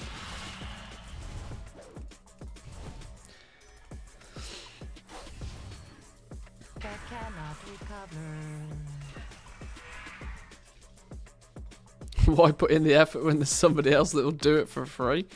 Hey, amen to that. Mythic Plus pugs are bad though. It's interesting craftsmanship. Bron and I mean, it's not will teach you perfect, ancient but hold, friend. Seeker, you are in charge. No I would much rather see, you know, more new stuff like that.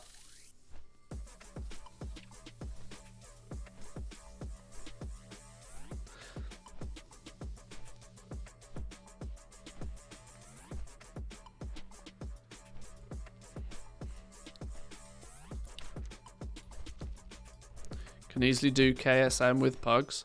I'm not even going to throw humour on that cesspool of a discussion that is pugging Mythic Plus. Either you can pug Mythic Plus or you can't. Like, sure. This area is in disarray. Luckily, we have many stewards at our disposal. 1,400 mails to sort through. Yeah, I'm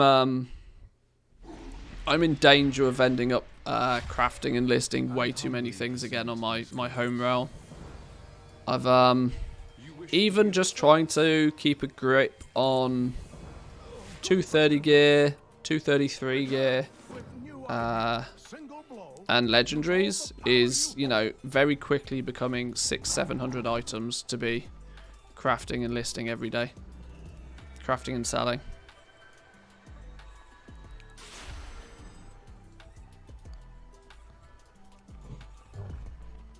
I am ready to aid you. You are ready to aid me. You're not ready to take my quest, though. What do you mean need to be closer to interact? I'm literally standing on top of you. How Hello? can I guide you? Hello? I am ready to aid you. What's going on here? I'll fly up to you then. Wisdom in walking away. Far away. Farther. Stupid ass game. Boom! Renown 61. Oh, I forgot. At least doing all of this campaign is going to be really easy renown points, right? Surely. 1, 2, 3, 4, 5, 6, 7, 8, 9. Well, there's 10 renown. Easy source. By the Archon's grace. We may need them. My watchers Find tell me your Thenios' purity. suspicions of Lasonia leading the Forsworn have come to pass. And Uther as well, I am afraid. I will honor our accord. I shall inform Gormor the will Archon. fall by our We shall command. see who decide our next steps.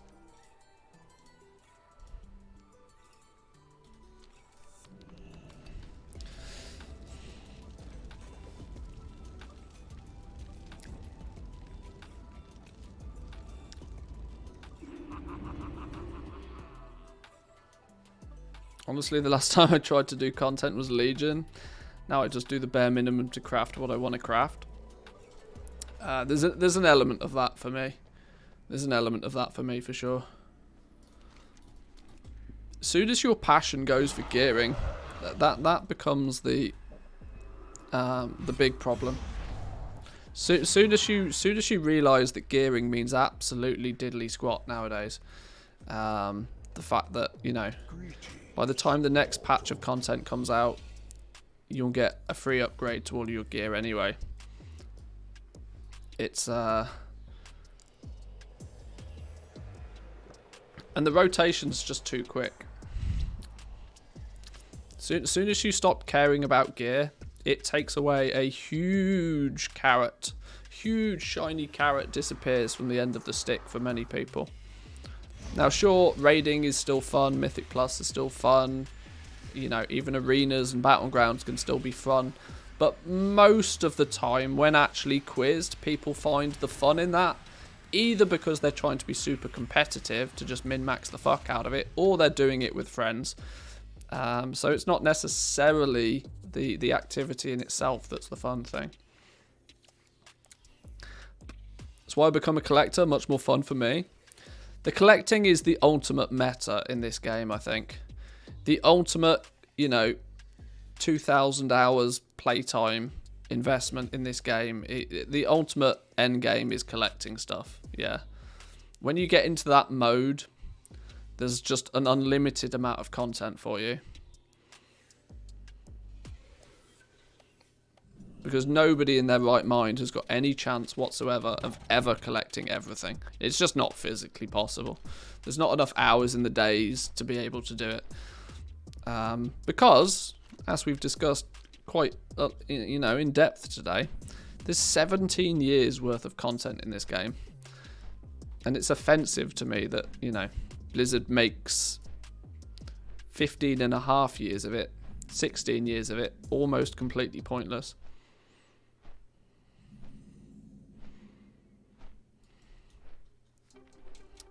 $2,000 hours looking at his 491 days playtime, not even across four expansions. Yeah, I know, 2,000 hours is rookie numbers. It scares me to think just how much playtime I have on this game. Welcome, brave soul. For the Archon and Bastion. Mograin's kin have proved Fun raiding with my guild, usually just getting curved, then it starves after 3 or 4 mythic bosses until the next patch. Yeah, this is the thing, and this is why it's so easy nowadays for guilds to collapse. Because actually people very quickly realise that the content that they're doing, the game that they're playing, is not where their fun is derived from. Their fun is through playing whatever it is they're playing with, friends. If half of those friends then go off to play another game, then you very quickly realise that, well, I'm not having the same experience doing the same thing in a different guild or by pugging it. And,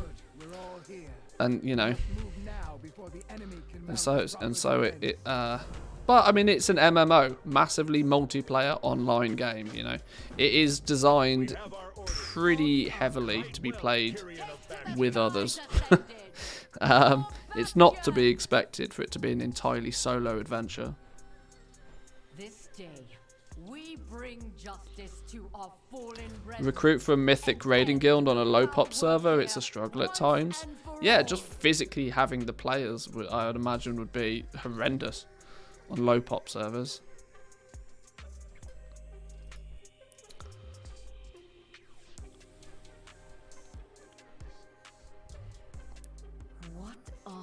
Monstrosities. Right, we're just flying for a minute. I'm going to take a break for 2 minutes quickly, boys and girls. Back in a minute. You have my attention.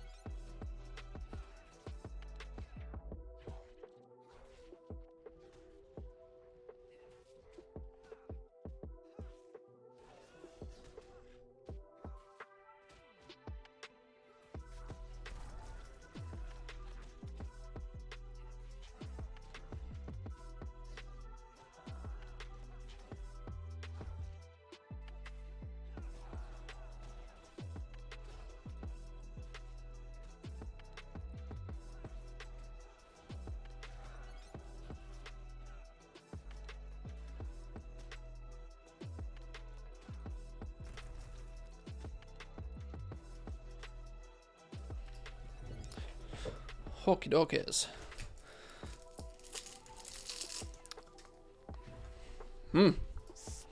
Candy time. We must join the fight above.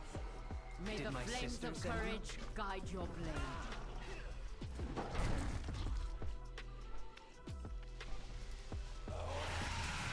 I will break all of you.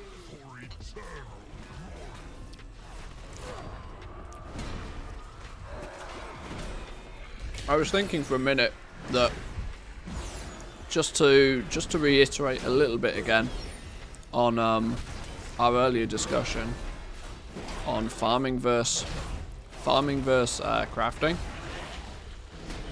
And I thought very quickly, well, why am I doing the campaign? What's the ultimate reason why I'm doing the campaign? Because at the moment, I mean, from a goal-making perspective, this is totally useless, right? This time, you could very easily argue that the time that I'm spending doing this low-level campaign is just time wasted. But in reality, it's not. Because the reason I'm doing this is very simple. The reason I'm doing this is so that I will unlock the ability to get the Vestige of Origins pattern.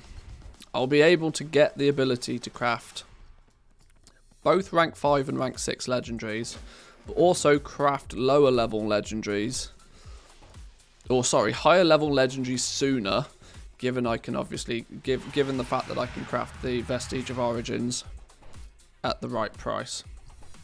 So let's say how many chapters is there in this? There's like what, 9 chapters in both.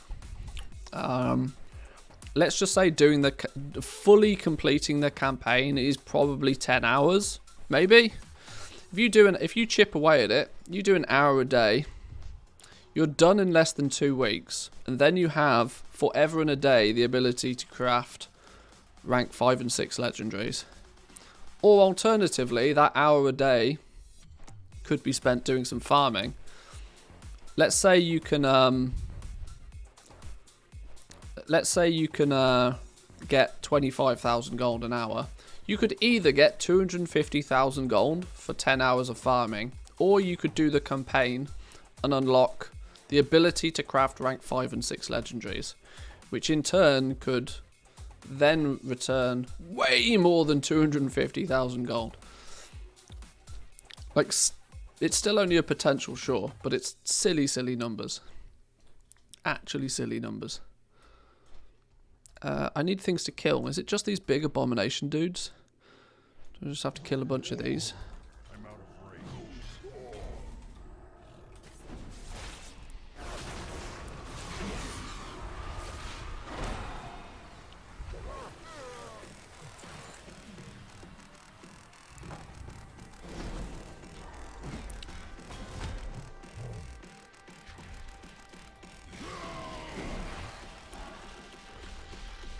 This feral dude's just cleaning house for me.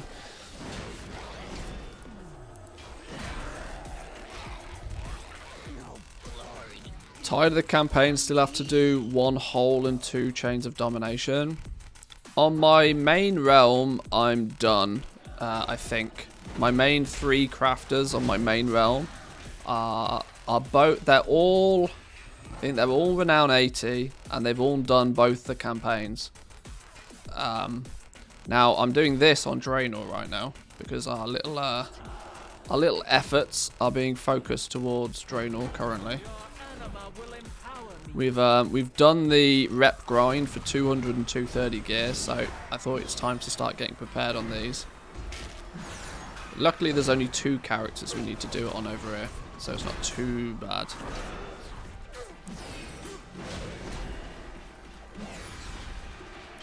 How much gold roughly to get Dawn crafting to the level for legendary sales in 9.2?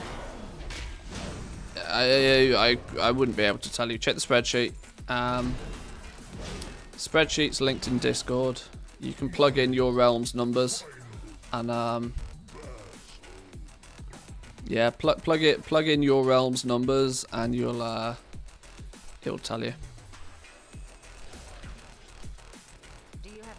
I would guess it's somewhere in the region of about 1 to 2 million gold, but I don't know. Dawn crafting is certainly one of the cheaper ones, but you're gambling on 2 slots. But luckily, Shadowgast rings are not just part of the meta; they almost feel like they are the meta. Every man and their dog wants a Shadowgast ring, it feels. But there's also a lot of Dawn crafters out there, so. But like I said, if you don't craft things, you'll never sell them. And especially where legendaries are concerned, if you don't craft things, you'll never ever sell them. especially considering you need to craft like 15 of everything. We'll my goal for legendaries on Draenor is I hope to be in a position where we can really start, you know, chipping away at legendaries before patch 9.2. I'm hoping, although it doesn't look too probable at this point, I'm hoping that some Vestige of Origin prices will help with the leveling. But I worry there's just not enough people doing Korthia right now to make that ever possible. So we might have to level the expensive way. If we have to level the expensive way and the hard way, then we'll do it. But I would quite like, if possible, to get to at least some key slots to rank 6 before 9.2 on Draenor. It might not be feasible because I just don't have the gold over here, but we'll see.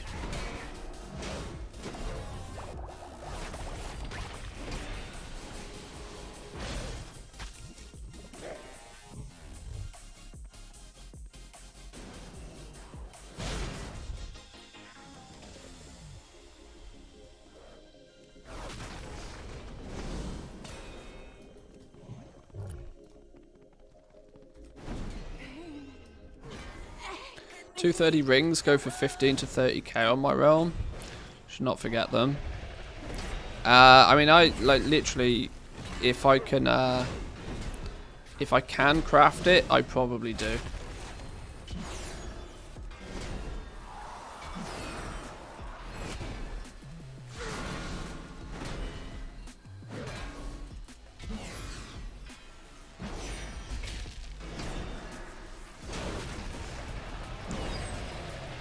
We're at the point where I have the reputation to get everything. Another reason why I'm doing this is so that I can then farm up some easy Stygia.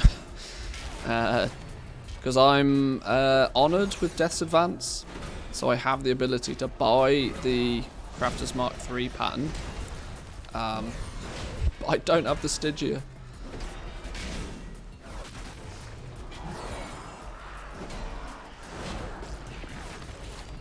Still doing the Venari grind. It's slow these days, and unless I'm missing something. Why would you be doing the Venari grind? Aren't most of the things that you need bind on account?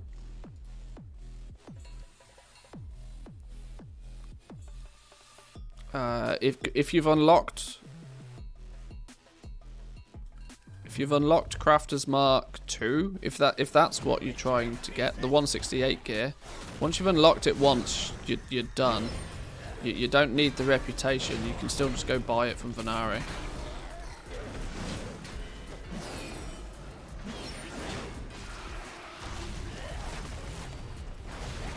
It's like 300 Stygia or something.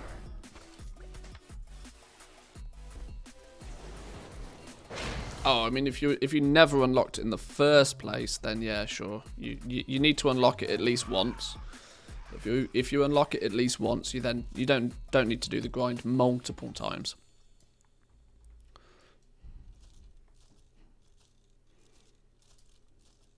Did my brother send you? The western flank is pinned down. Mograine needs reinforcements. My blade is always ready. What do you need of me? Bring justice to our enemies. Fly me. Are we going? Fight well, We're off. brothers and sisters. The Margrave will pay. Oh, I tell you what, taking a break for some lunch sounds like a very good idea. How long have we... Oh, my word. I've been live almost 4 hours again. That might be why I'm hungry. Soon the flesh of those chosen exiles and the Kyrian pets will be ours. Oh, I've just noticed Valdis has followed. The Margrave's juggernauts assault Mograine's How are we doing, position good below. sir? They are unable to Fight advance. until our last. We will not go gently into the night. Not quite sure why, but Waste Legos seem to be selling well today. The Shadowgast Waste Guard, I think, is actually the meta for a lot of players right now. It's probably not going to stay that way come 9.2, but at least currently it is, so. Your envy is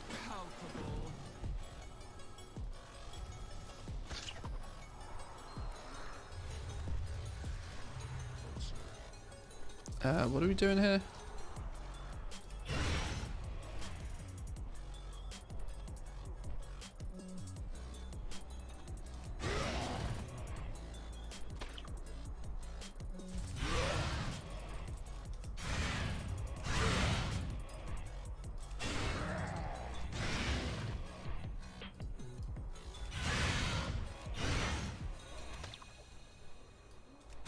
I guess that's what we're doing. Press all the buttons.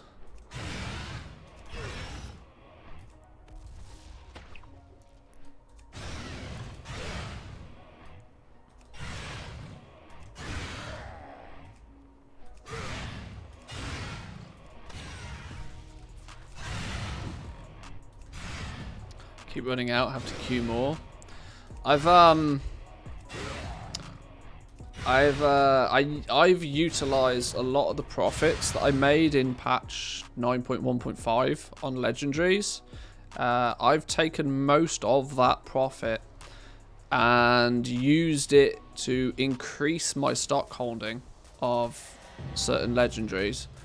Now I know that sounds like a little bit of a bonkers crazy thing to do, considering legendary sales are more difficult to come by right now, but I still see it as an investment. There's no way, there's absolutely no way. Hang on, give me a birdie to fly on.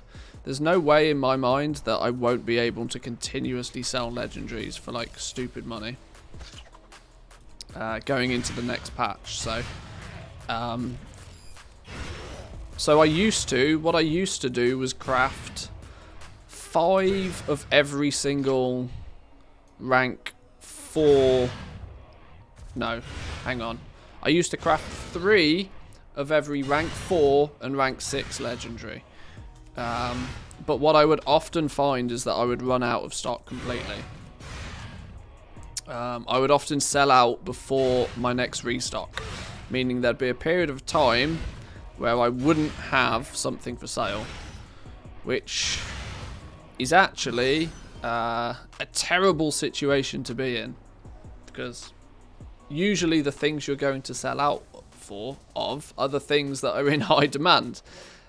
So what I've actually done is I've bumped up my stock holding across the board on everything, but I now stock 5 of every single rank 4 and 5 of every single rank 6 on my main realm. And what this is now doing is meaning that I never run out of something. Even the meta slots, I'm still always, like, I will usually catch it before it gets to 0 before I do my next restock. Which is actually resulting in some very profitable sales and some very profitable days. Much I would like to add to the annoyance of some other players on my realms, because they were probably capitalizing on the times to where I was out of stock of something, and are now finding it more difficult to compete with sales. But, you know, we're all goal makers, we all have the same opportunities.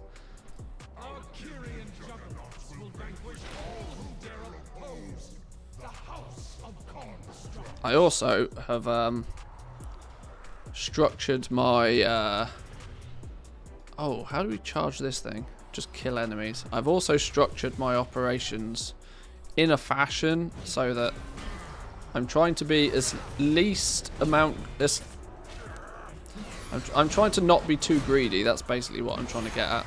I'm finding that I can get away without having to cancel scan a lot more by just dramatically reducing the minimum and maximum prices of my, or squeezing the range of prices which I'm willing to post things at,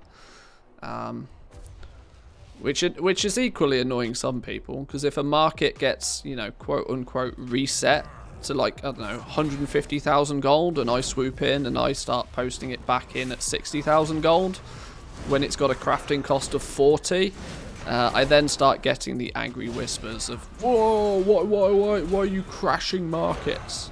It's like, trust me, if I wanted to crash markets, I'd post it for less than crafting cost. What my goal is to not have to spend all day cancel scanning and still make sales.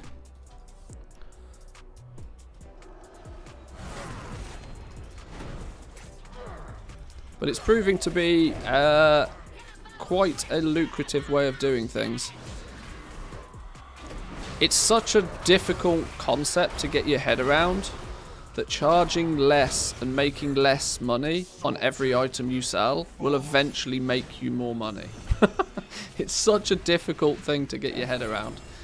But then when you realise that actually the people who... Because it's so easy to forget that it's actually other players that are buying your shit. It's not like a computer, it's not an NPC that's buying your stuff. And they just, you know, they're actually other people, right? And so if you can keep the prices competitively low, you're actually more likely to sell things. And at the same time, it has the knock-on effect that it's also going to put things in a position where other players are not willing to craft and sell them anymore.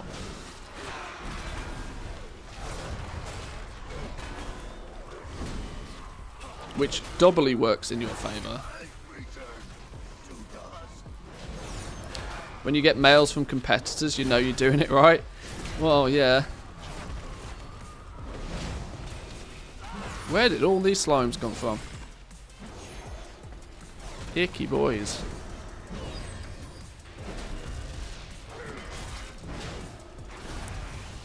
I was recently informed by somebody on my main realm, who they, for all I know, they could be watching right now, because they definitely do watch my stream and YouTube videos because they told me. But I was informed that they were not having too much fun making less than 5% margin on a rank 6 legendary. And I agreed with them that making less than 5% margin on a rank 5 or 6 legendary is not fun. But I would also point out the fact that I'm making 20 to 30% margin on those legendaries, so it's my suggestion would be to, you know, craft things cheaper.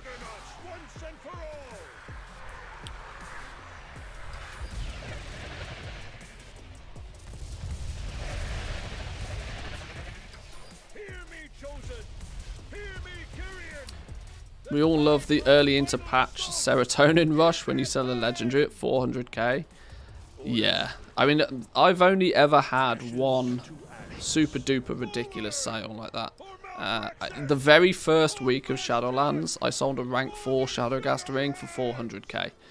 I even felt so bad because the guy then put it back on the auction house, like literally minutes later, after he obviously went to the rune carve and realised he couldn't use it. But you know.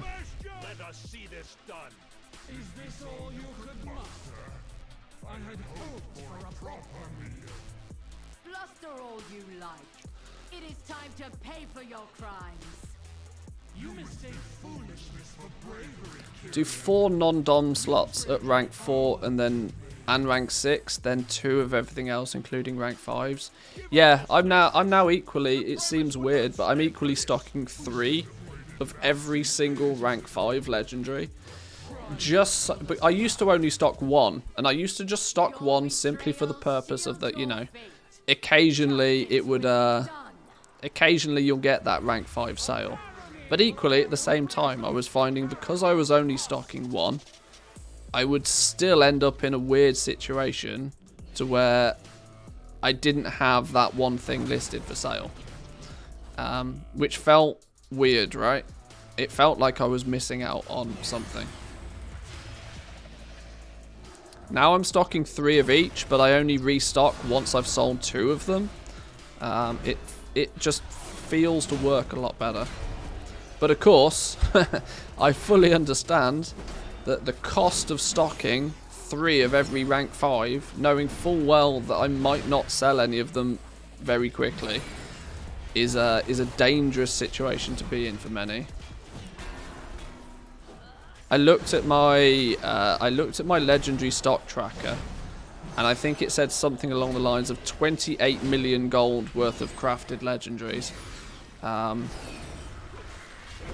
So I kind of understand why it's not possible for most people to stock at those sorts of levels. You had your chance to surrender. Now we will avenge Crexus with your blood. Crexus was a fool. He paid the price for defying us. And so will you. Somebody ate all the Corthite crystals on Draenor, 981 on the auction house for 1200 each. That happens on a Tuesday. People are restocking for tomorrow. That happens on a Tuesday. I looked first thing this morning, and they were still at 700 gold apiece. So yeah, somebody's just hoovered them all up.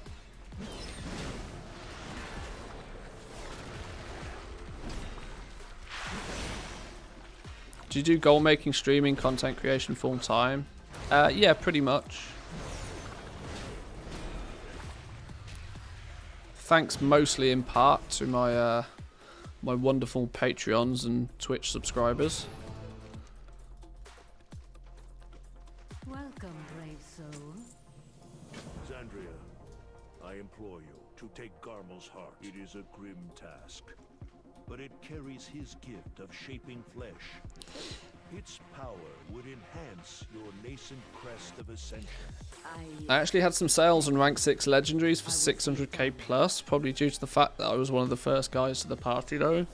Yeah, I mean that first mover's advantage is key. Definitely. And this is why I'm putting in a lot of time and effort right now to make sure that I am ready for 9.2. Simply the fact that people will be able to equip 2 legendaries in patch 9.2 means that without question 9.2 for legendaries is going to be bananas. Absolutely batshit level crazy bananas in terms of its potential. Because let's look at it from a patch 9.0 to patch 9.1. Sure, most people wanted to upgrade their legendary. We get that. But the fact that we're going into patch 9.2, people are going to not only want to upgrade their legendary, they're also going to want to probably buy a second legendary. Guess what that means? 2 thumbs up. I want to be fully prepared and fully ready for that. Without question. Restocking those juicy callus hides. I see those skyrocketing to the moon. Well, sorry, not Korthia. You can skin and farm callus hide and equally heavy callus hide over in Zereth Mortis. Which will obviously be where most people are.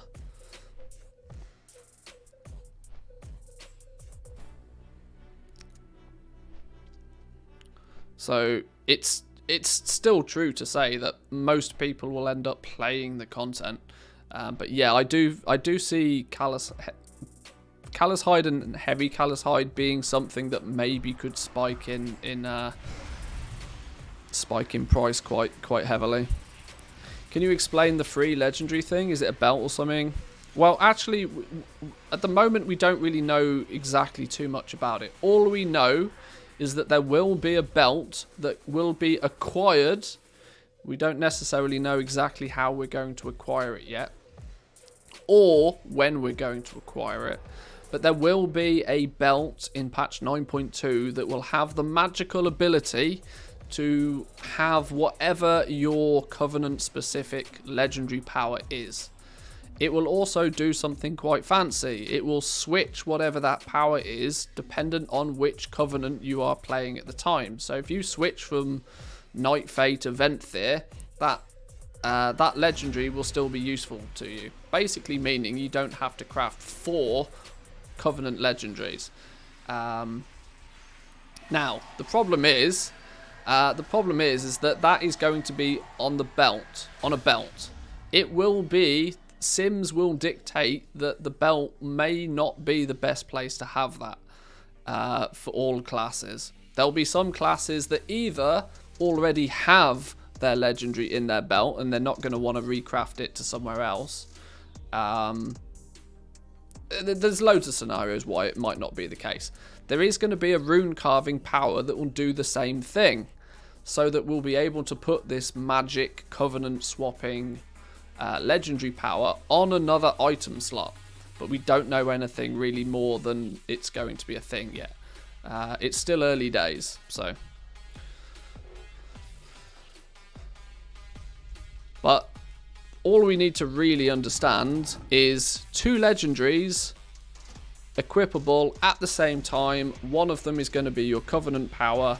Regardless of that, it means it is going to be a very good time for legendary sales. Boom.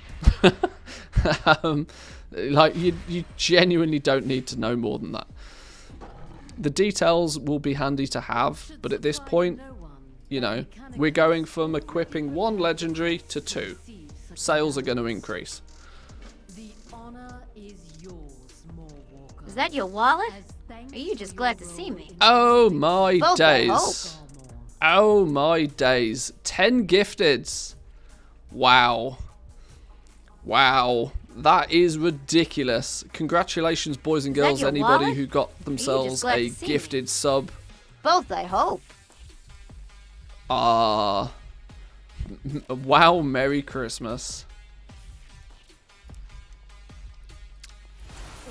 Massive Let's make appreciations. sweet, Thank you, sweet thank profit you. together. The sub noise is going to go off a few times now. But congratulations all who got their gifted sub. From the other Covenant's realms. I will discuss Well, well, well. Merry Christmas your to wallet? Mantis. Are you just glad to see me? Warwalker. Both, I hope. Clea, Pelagos, accompany the So who got themselves a gifted sub? iPuffin, Lithiana, Relin94, Espar 89, Super Slothy Let's Sloth, make sweet, Slooper- sweet profit together. Super Sloppy Sloth, Doppelbock, But I can take care of Kalu 1. Consider it a learning I opportunity. Is that your Yeah. wallet? Curator, Are you just glad to see me? sent word for her aid. Both, I hope. For some reason, I don't know why, I always want to pronounce your username as Brazzers. Now, it probably shouldn't be, but it Let's should make be. sweet, sweet profit together. Gobbling her and Hussom 182. Make sure you go give Patrick some love. Say thank you. Brazzers there. See, I don't know why I want to think that. I have no Is idea that your why. wallet? Are you just glad to see me? Both, I hope.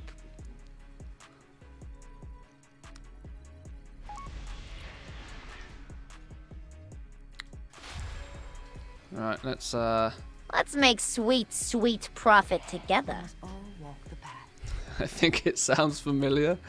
as it must be. Who knows? Who knows? You should be able to buy subs with WoW Gold. Hey, I'd be a... Let's make be sweet, rich. sweet profit together. I'd be rich. What's this Brazzers thing you're talking about? Don't Google it. Don't Google it.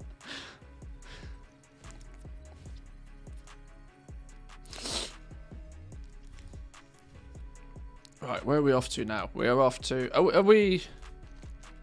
5 of 9. We're on chapter 6. My days, this is taking longer than I thought. This might be something that we chip away at. Because I've got to do this on a couple of characters still. I'm really hoping that we don't have to have the 9.1 campaign complete to progress in 9.2. I'm hoping the PTR will give us the answer to that sooner rather than later.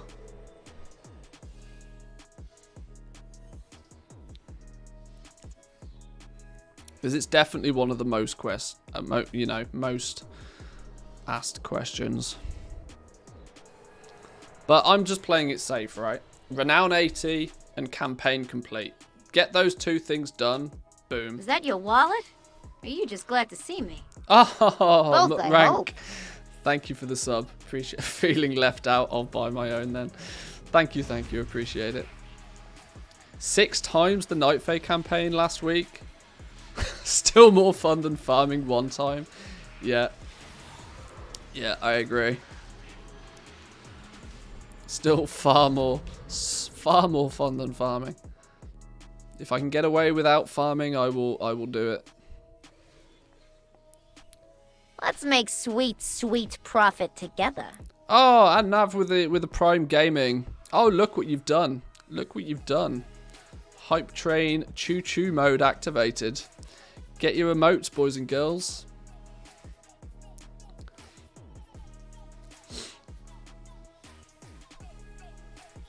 I don't know what the emotes are for this one. Does it even tell you?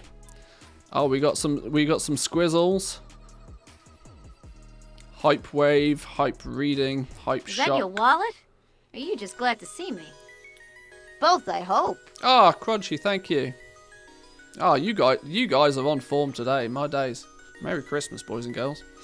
Nice to meet you. Thank the Archon. Or did we already do that? The Seal of Contrition. Created by a noble by the name of Alwyn, I believe. A brilliant artifact in the art of repentance. I'm afraid it's Leveled up my druid to 60, but still cannot access table. I think I need to do the campaign or something. Is that your wallet? Or are you just glad to see me? Oh my god. Both, I hope. Oh, boys, oh boys. Haddock with 5 gifteds. Haddock, my man. Your support is outrageous. Let's Actually make outrageous. sweet, sweet profit together. Right, get your thank yous out to Haddock, boys and girls. Satsumo, Gertie, 6ix9ine, Lizzlewen. Let's make sweet, sweet profit together.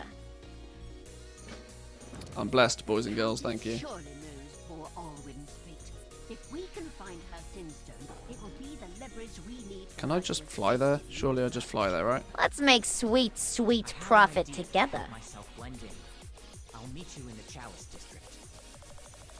I need to maybe put some more sub sounds so it's not the same one every time. Let's make sweet, sweet profit together. Many within the Chalice district are still loyal. Could use some aid. Now I'm imagining fish and chips with curry sauce from the chip. You cannot Let's say make things like that. sweet, sweet profit You together. cannot say things like that because I've not had fish and chips with curry sauce from the chippy for years. One of the downsides of living in Finland, chip shops don't exist. They actually don't exist. Oh, Jenkins with a gifted. Thank you. Thank you. Thank you.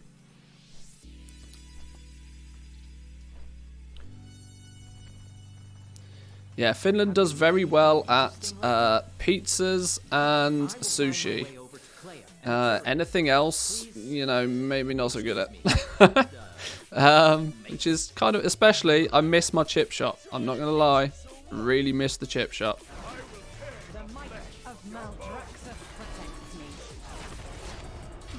Level 5 hype train, boys and girls. My days. You guys are outrageous. Thank you.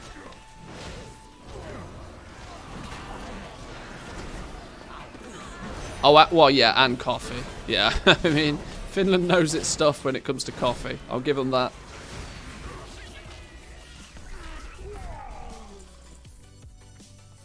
Yeah, I'm never short of a good cup of coffee, I can tell you that much. Now my pot noodles feel shit. Hey, pot noodle is also something I've not had for a long time, although I did find chicken and mushroom pot noodles in the store the other day, so I bought 2 of them.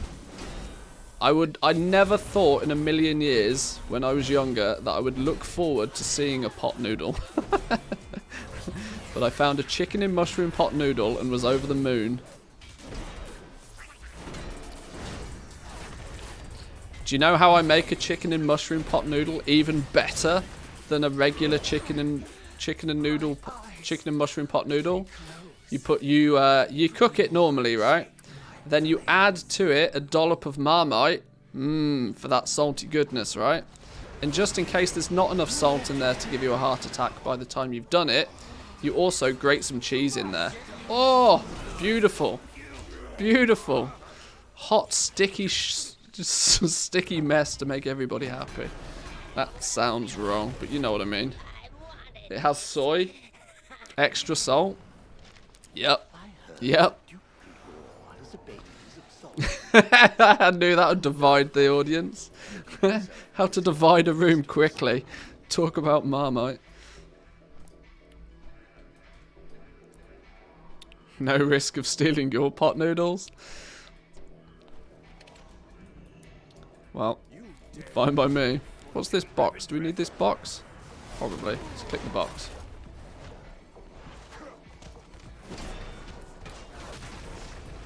Marmite is best and I'll fight anybody who says otherwise. Yeah. I got a big jar of Marmite for Christmas this year. I was also a happy man. Because fuck you, Brexit. Can't order my Marmite through Amazon anymore. Sons of bitches.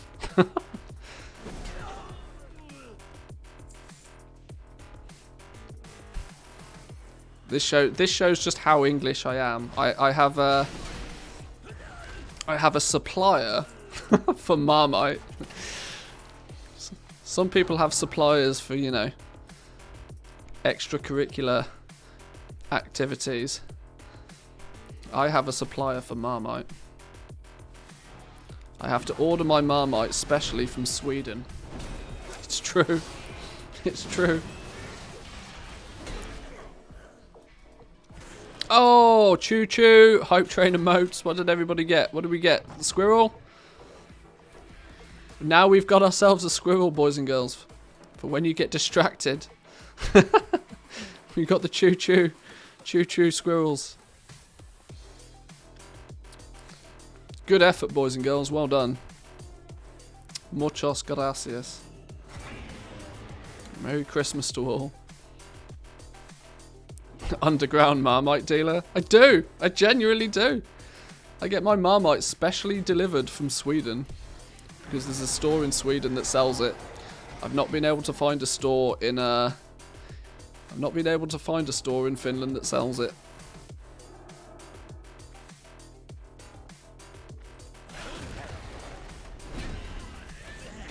I mean, technically it's my brother-in-law, but either way, I still have a Swedish dealer that supplies me Marmite.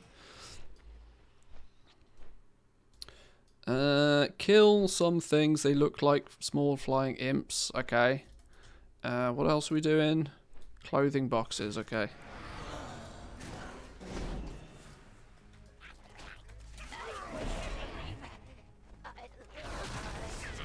Gotta go see my Marmite guy. Yeah.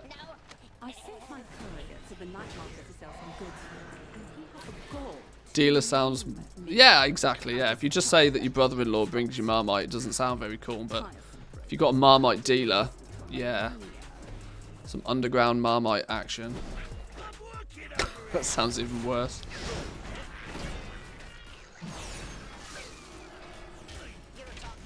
I'm sure there's some people out there that have no idea what I'm talking about when I talk about Marmite anyway. I also require a bouquet of 23 hand-picked midnight roses. A stoneborn guard that reports solely Thank to you, me. Archon. And I could use some aid. From the Ember Wall. Then I Underground Marmite action, you do you. Yeah.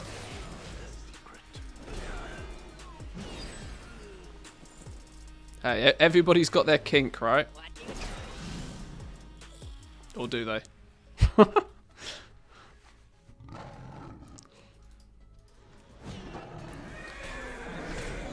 Oh, hang on.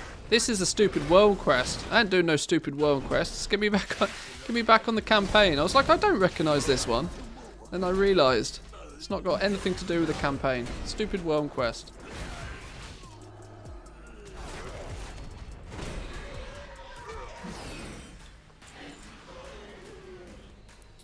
What do we actually need? The Chalice Couriers.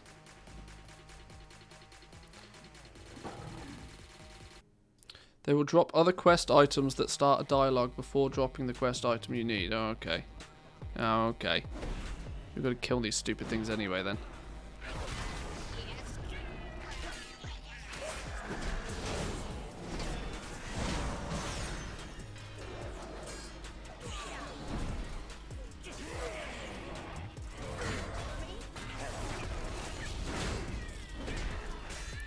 Sounds like you're a bit of a shill for Marmite. Oh, I am. I am. House Primrose cordially invites Houses Darkbane and Collect Syntax Venthyr to discuss clothing. arrangements Alright, in the fine. contest. Fight talk. Yeah. Let us strengthen Yeah. the new bonds between Step our away families. from the Marmite. Put the Marmite down. Hey up. Do you have clothing? I can't work out what are the right quest items because this is pissing world quest that I need to do.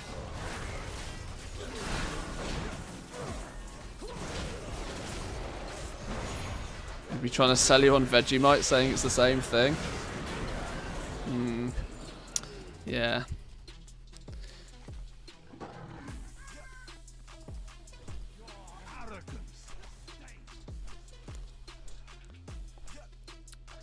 What's the other one? Not Vegemite. Bovril. That's the other one.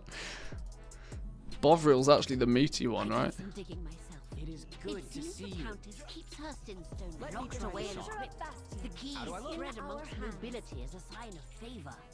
I do not believe that. Hopefully, our friend has found a clue. Come with me. I will place a bell. I apologise anybody that's, you know, not a Brit that's entirely confused right now to what's going on. Please find a better Ring the transport bell, shards of the countless. Okay. Are we still meant to be up here? I can't tell. Ring this if you need help getting to the ground. Oh. Provide aerial support. Good luck.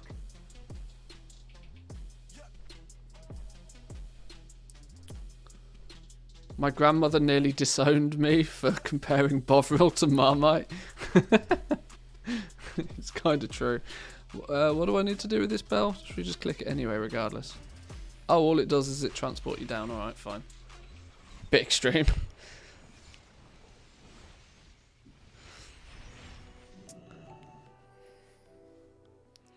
Bovril's epic. Football staple.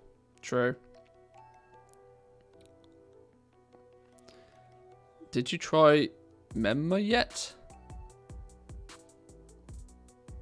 I don't know what that is. Oh, Mammy. Oh, yes. Yes. Unfortunately, yes. The Finnish food that even the Finns have to coat it in sugar and cream before it's manageable to eat. Yeah, that stuff is absolutely crazy. There's a really funny video of Gordon Ramsay eating Finnish food, and they feed Gordon Ramsay some Mammy, and it's yeah, outrageous.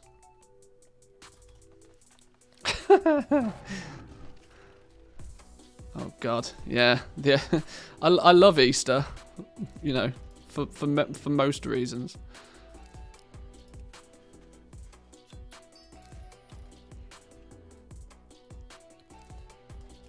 I tolerate most Finnish delicacies, but that is one that I draw the line at. I'm sorry, I can't help it. I mean, it's literally eating mud. See, Mammy's just beer that didn't make it. It's a waste of good beer.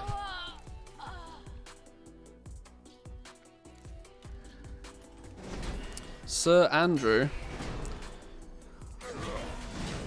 Bet he's got a sweat on. Death lotus petals. Straggly plants around the area. Find me a straggly plants. First Google image of that looks like somebody defecated on a plate. Yeah, probably. Probably.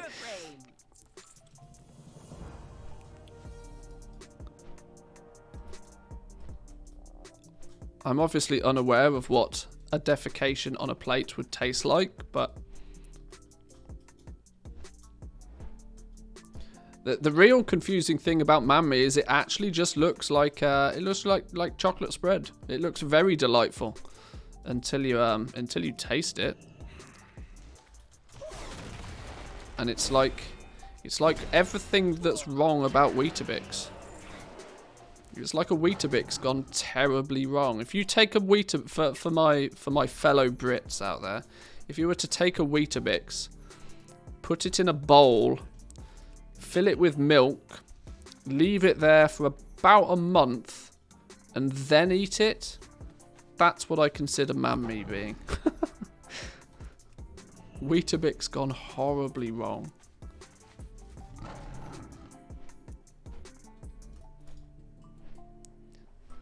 Sounds like you're saying man meat.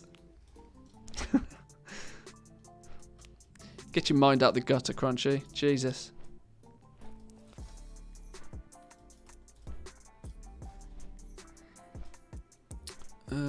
Where's me flowers gone? Nope. Why can I not click half of these flowers? I think I'm doing this wrong. Yep, that's because I'm clicking the wrong flower. That would be why. 21.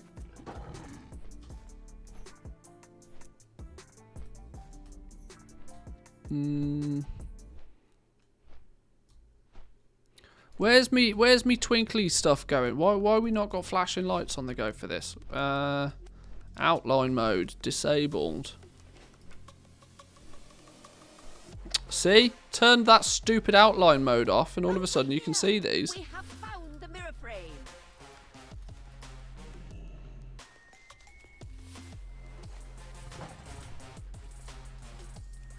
Beautiful. Much better. Don't know why that outline mode is considered, you know, a higher graphics setting. Clicking the wrong flower will really upset the wife. You're right, it will. Yeah, definitely. Yeah. Made quick work of the Venthyr in yes. the past. She is truly a sight to behold. That's definitely a good way to get yourself a very quick and easy divorce. Oh, if I did not know any better, I would think you're with these shards and some of my own anima. I will piece this. Wait for the curator. Okay. I will go ahead and do a make thing. Sure it is safe. Be careful, Pelagos. We'll be right behind you. It depends on the item though. Outline is usually better, especially on low. Oh, well, maybe it might be in some scenarios, but I like my twinkly business. I don't know. Maybe it's just me. I can see these twinkly lights far easier. Apply the Death Lotus powder to you. Haha. Okay.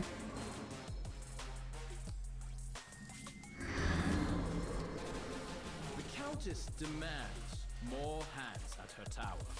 I am to take over here. I stand with you. The Countess' Sinstone will be ours. At once, or I shall tell the Countess to take away your... My wife just walked in. Ashley said, quick and easy way to get a divorce. Check the VOD. Check the VOD. I did it. Let us go. Let us leave here before we are caught. Safety first. Wear headphones.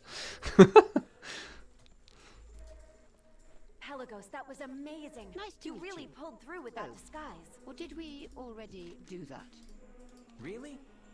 Oh, Being an thank you, ascendant Clea. was fine. It's all I After had ever you. hoped. Yeah, this is why.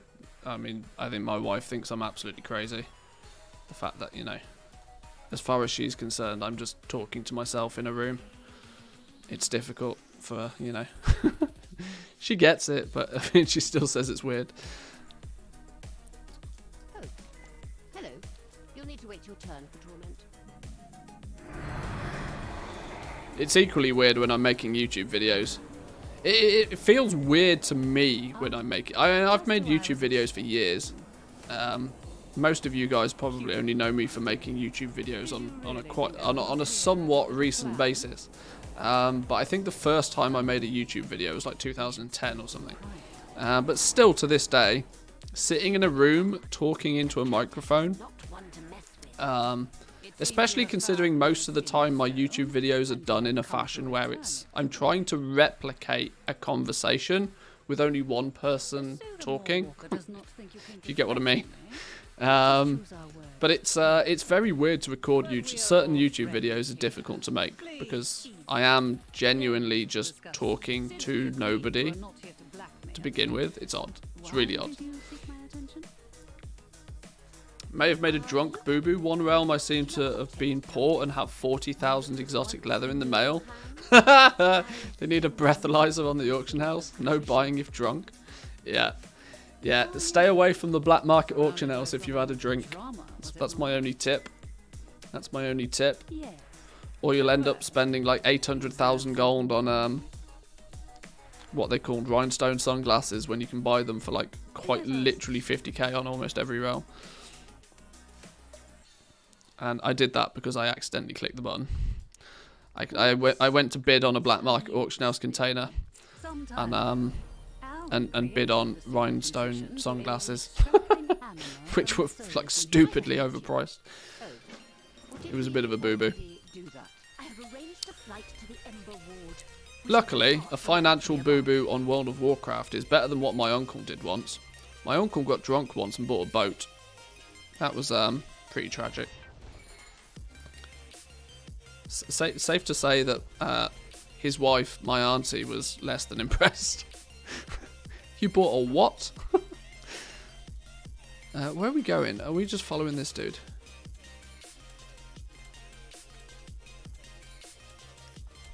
What happened to the boat? Well, they actually just bought the boat. I should add some backstory to that. At the time, at least, my auntie and uncle were pretty avid water skiers. You know, they had an apartment by a lake and had a boat and did water skiing and that sort of stuff. And so buying a boat was not totally outrageous because they did technically already have a boat. But the point still stands. He got drunk one night and bought a boat. I guess it's almost more ridiculous to buy a boat if you already have a boat. Maybe. I don't know. It's less ridiculous to buy a boat if you don't have one. Because now you have a boat. But when you already have a boat, I don't know. Maybe.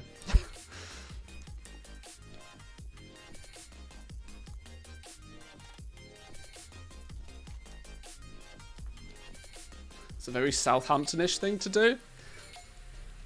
Well, don't they make boats there? Oh no, that's Portsmouth, isn't it? Or is it? No, it is Southampton where they make all the big ships. They make all the cruise liners and stuff there, I think. I don't know.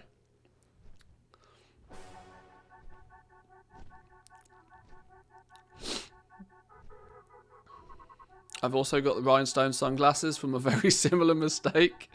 Yeah. Yeah, misclicking costs. Misclicking can get quite expensive in this game. I can't believe I don't have all these flight paths. Hang on, I've got that stupid toy that gives me all the flight paths. What's it called? I'm still running around collecting flight paths like a weird person. Kalimdor, Eastern Kingdoms. Hang on, what's this? Kalimdor again, Eastern Kingdoms. Is it just called Scouting Map?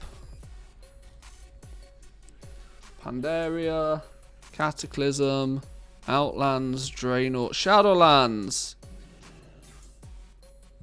Boom. Exploration time. Let's just click on all of these.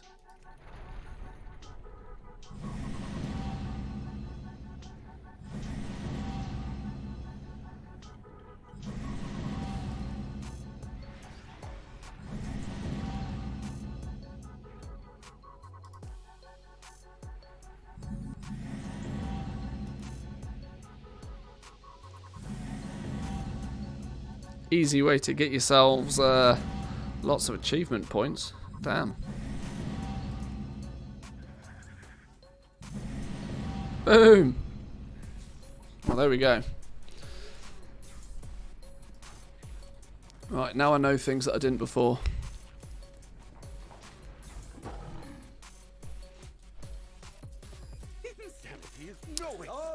Back and stream still on, nice. Yeah, I don't think we're going to be on for too much longer. I'm getting pretty hungry. But yes, we are. I am 5 of 6 chapters of the campaign. I might finish this chapter. We might finish this chapter and then I might call it because I'm pretty hungry. Do I actually have to follow this dude? Is this one of these ones where he eventually walks to this location? Okay, can I just... oh, maybe I'll just follow him in case it glitches out.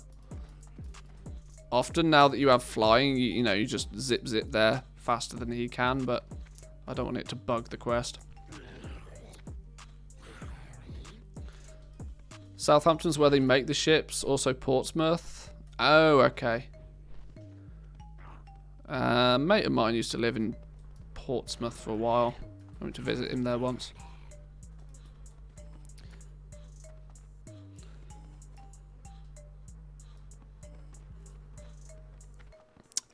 If you're finishing the campaign for precaution in legendary making, why not do it as Kyrian since it's the shortest?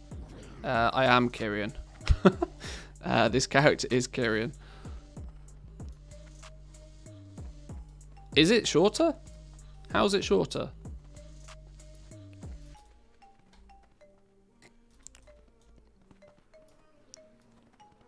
See? Kyrian. Is it shorter by a lot?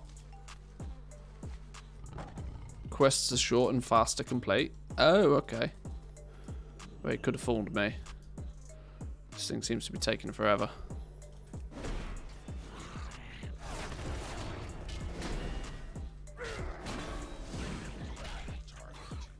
That might definitely be valuable information though for when we do this on our other characters. But actually, at least I want to try and grind out renown as well at the same time. So, yeah, time saved against, you know, time lost by having to grind more renown. I don't know.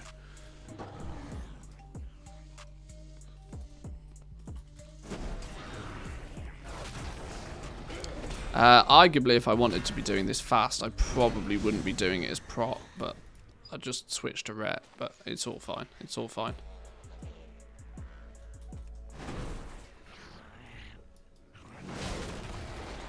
To be honest, it's probably only the difference of a global or maybe 2 between them now. 23 of 25. Grab this little bush. Yes, it's a good thing I didn't zoom ahead, you know, because this dude seems to just like he seems to chill out and wait for you almost. So maybe it was sensible that I followed him.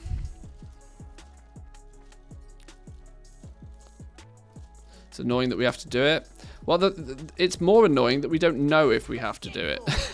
At this point, we don't really know if we need to do the campaign. It's annoying that we have to do the 9.0 campaign to get far enough into 9.1. That's annoying. But it's understandable because, you know, legendaries are pretty powerful. I mean, if there was no barriers to entry to legendaries other than gold, it would be, I mean, outrageous levels of broken. But yes, we don't know if we're going to need to complete the 9.1 campaign yet. I'm going to assume that we need to until proven otherwise. So then it's better to have it done than desperately be trying to scrabble around and get it done. Because a lot of people in patch at the tail end of patch 9.0.5 realize that they're going to need 40 renown to progress further in the campaign, and then we're frantically grinding renown on like multiple characters, which was no fun for anybody involved. So that's basically what I'm trying to avoid this time. I was lucky, I didn't actually have to, but I definitely don't want to put myself in a position where I need to out of nowhere grind 80 renown on 5 characters and do the campaign on 4, you know, that having to do all of that in a week might kill me. So preparation is key.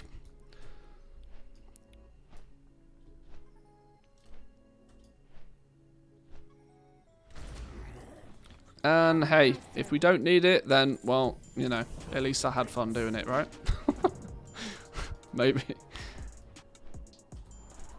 With the power of the sea, I shall control the entirety of the Ember Ward. You can never defeat me.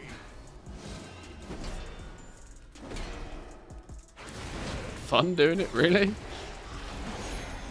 Yeah, there was maybe a touch of sarcasm in there.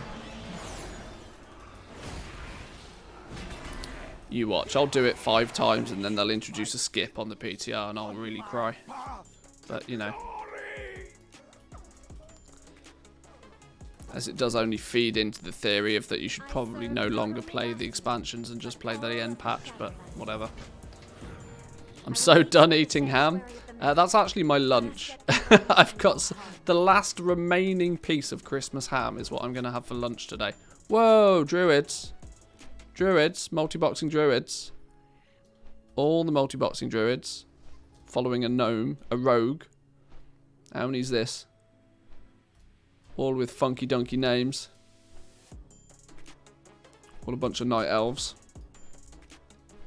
Don't see this very often anymore. Off doing some herbing and mining.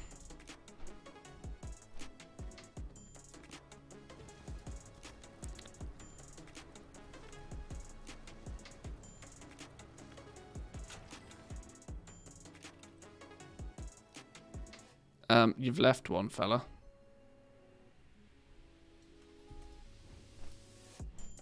I think he's realised. Joining the party. Off they go again. We finally got rid of the salmon here. 3 days eating it. You can never have enough salmon. Love me some salmon. Proves he's doing it at least somewhat. Well, it proves he's not a bot. He's still hovering at the thing. Should we help him out?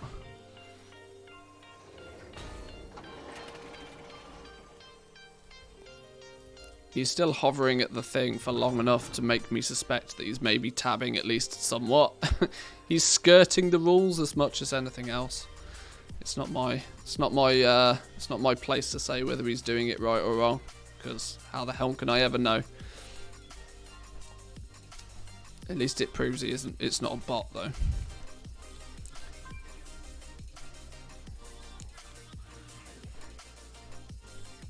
I was fine. That is wonderful news indeed. Wonderful news indeed. Was that the chapter done? Nearly. I think we're about to turn it in, aren't we? I have learned much from you, Curator. I believe there are many similarities in our ways and the Venthirs. We all must face our paths. Just sold my first rank 6 cape, giving me some gold to craft another one and a couple of new recipes. Boom! That's the way to do it. That's the way to do it. Sell one, reinvest, sell it again, reinvest again. Just keep going. While we're flying, should we have a little look at... Oh, okay, not that account. Should we have a little look at this account, maybe? See if we've been selling anything while on our travels.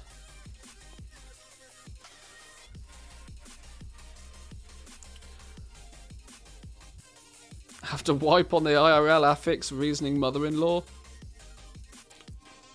That's a hard boss. It's a mythic boss right there. Thank you, Jenkins. I mean, I'm assuming you've probably gone by now, but either way, thank you very much. Highly appreciate the support. Ooh, stuff. Selling stuff. 24k worth of stuff. Anything on the recent list? Boom! We're rich. All of our essences are selling. It's no surprise it's Tuesday. People restocking. What do we got here? Another 26k. So 50k. 50k on top of the 30 we already own puts us back at 80. We took a huge spike down from we had a monumental high today of 227. What is our inventory looking like though? Are we actually progressing forward? We do not have 2.7 million gold worth of stuff. That's a lie. DB market price is going to be doing a madness. Yeah. DB region market average is probably a better one to use. Oh, that's not too bad. 1.9 mil of just stuff. 1.9 mil of stuff at region price is not too bad. The value of these laser strike settings is also gobbledygook, but take 80k off that. Not too bad. As you can see, it's our stock of 230s. We're slowly building up our stockpile of 230s. We've got further down the line, we're going to have item level 200 stuff. Cool.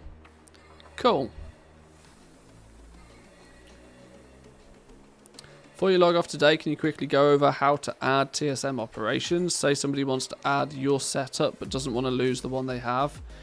The best thing to do is just make a new profile. Make a new profile, call it Mantheus or something, and then you'll see when you go into it, you have nothing. Then import my groups, and it'll all be on that profile. And you can just switch back to your old profile then, and everything will be back to normal. Yeah, profiles are your friend. I usually recommend people start by importing mine on a new profile, just so they can have a look through it and see what it does, and then they can, you know, choose to integrate it however they want. A lot of people do just end up using my entire profile because, I mean, that's kind of the point of it, that it's a good foundation for you to get to customize and build it upon. But yeah, profiles is your trick.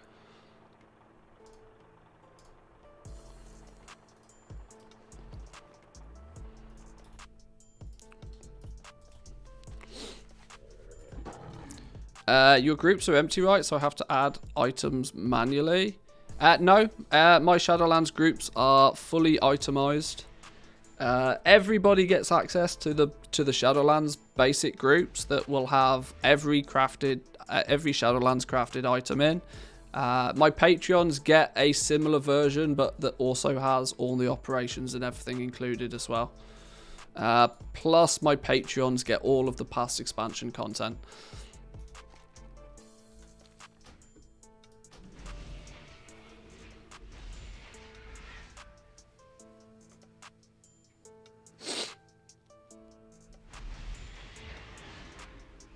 I imported them some time ago.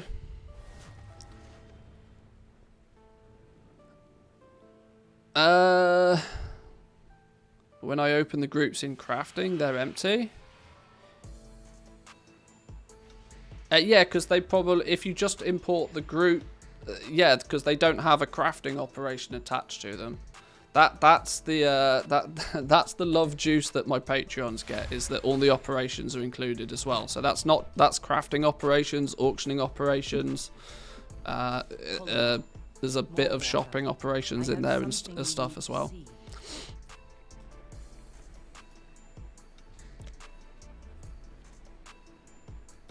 Do you need a task?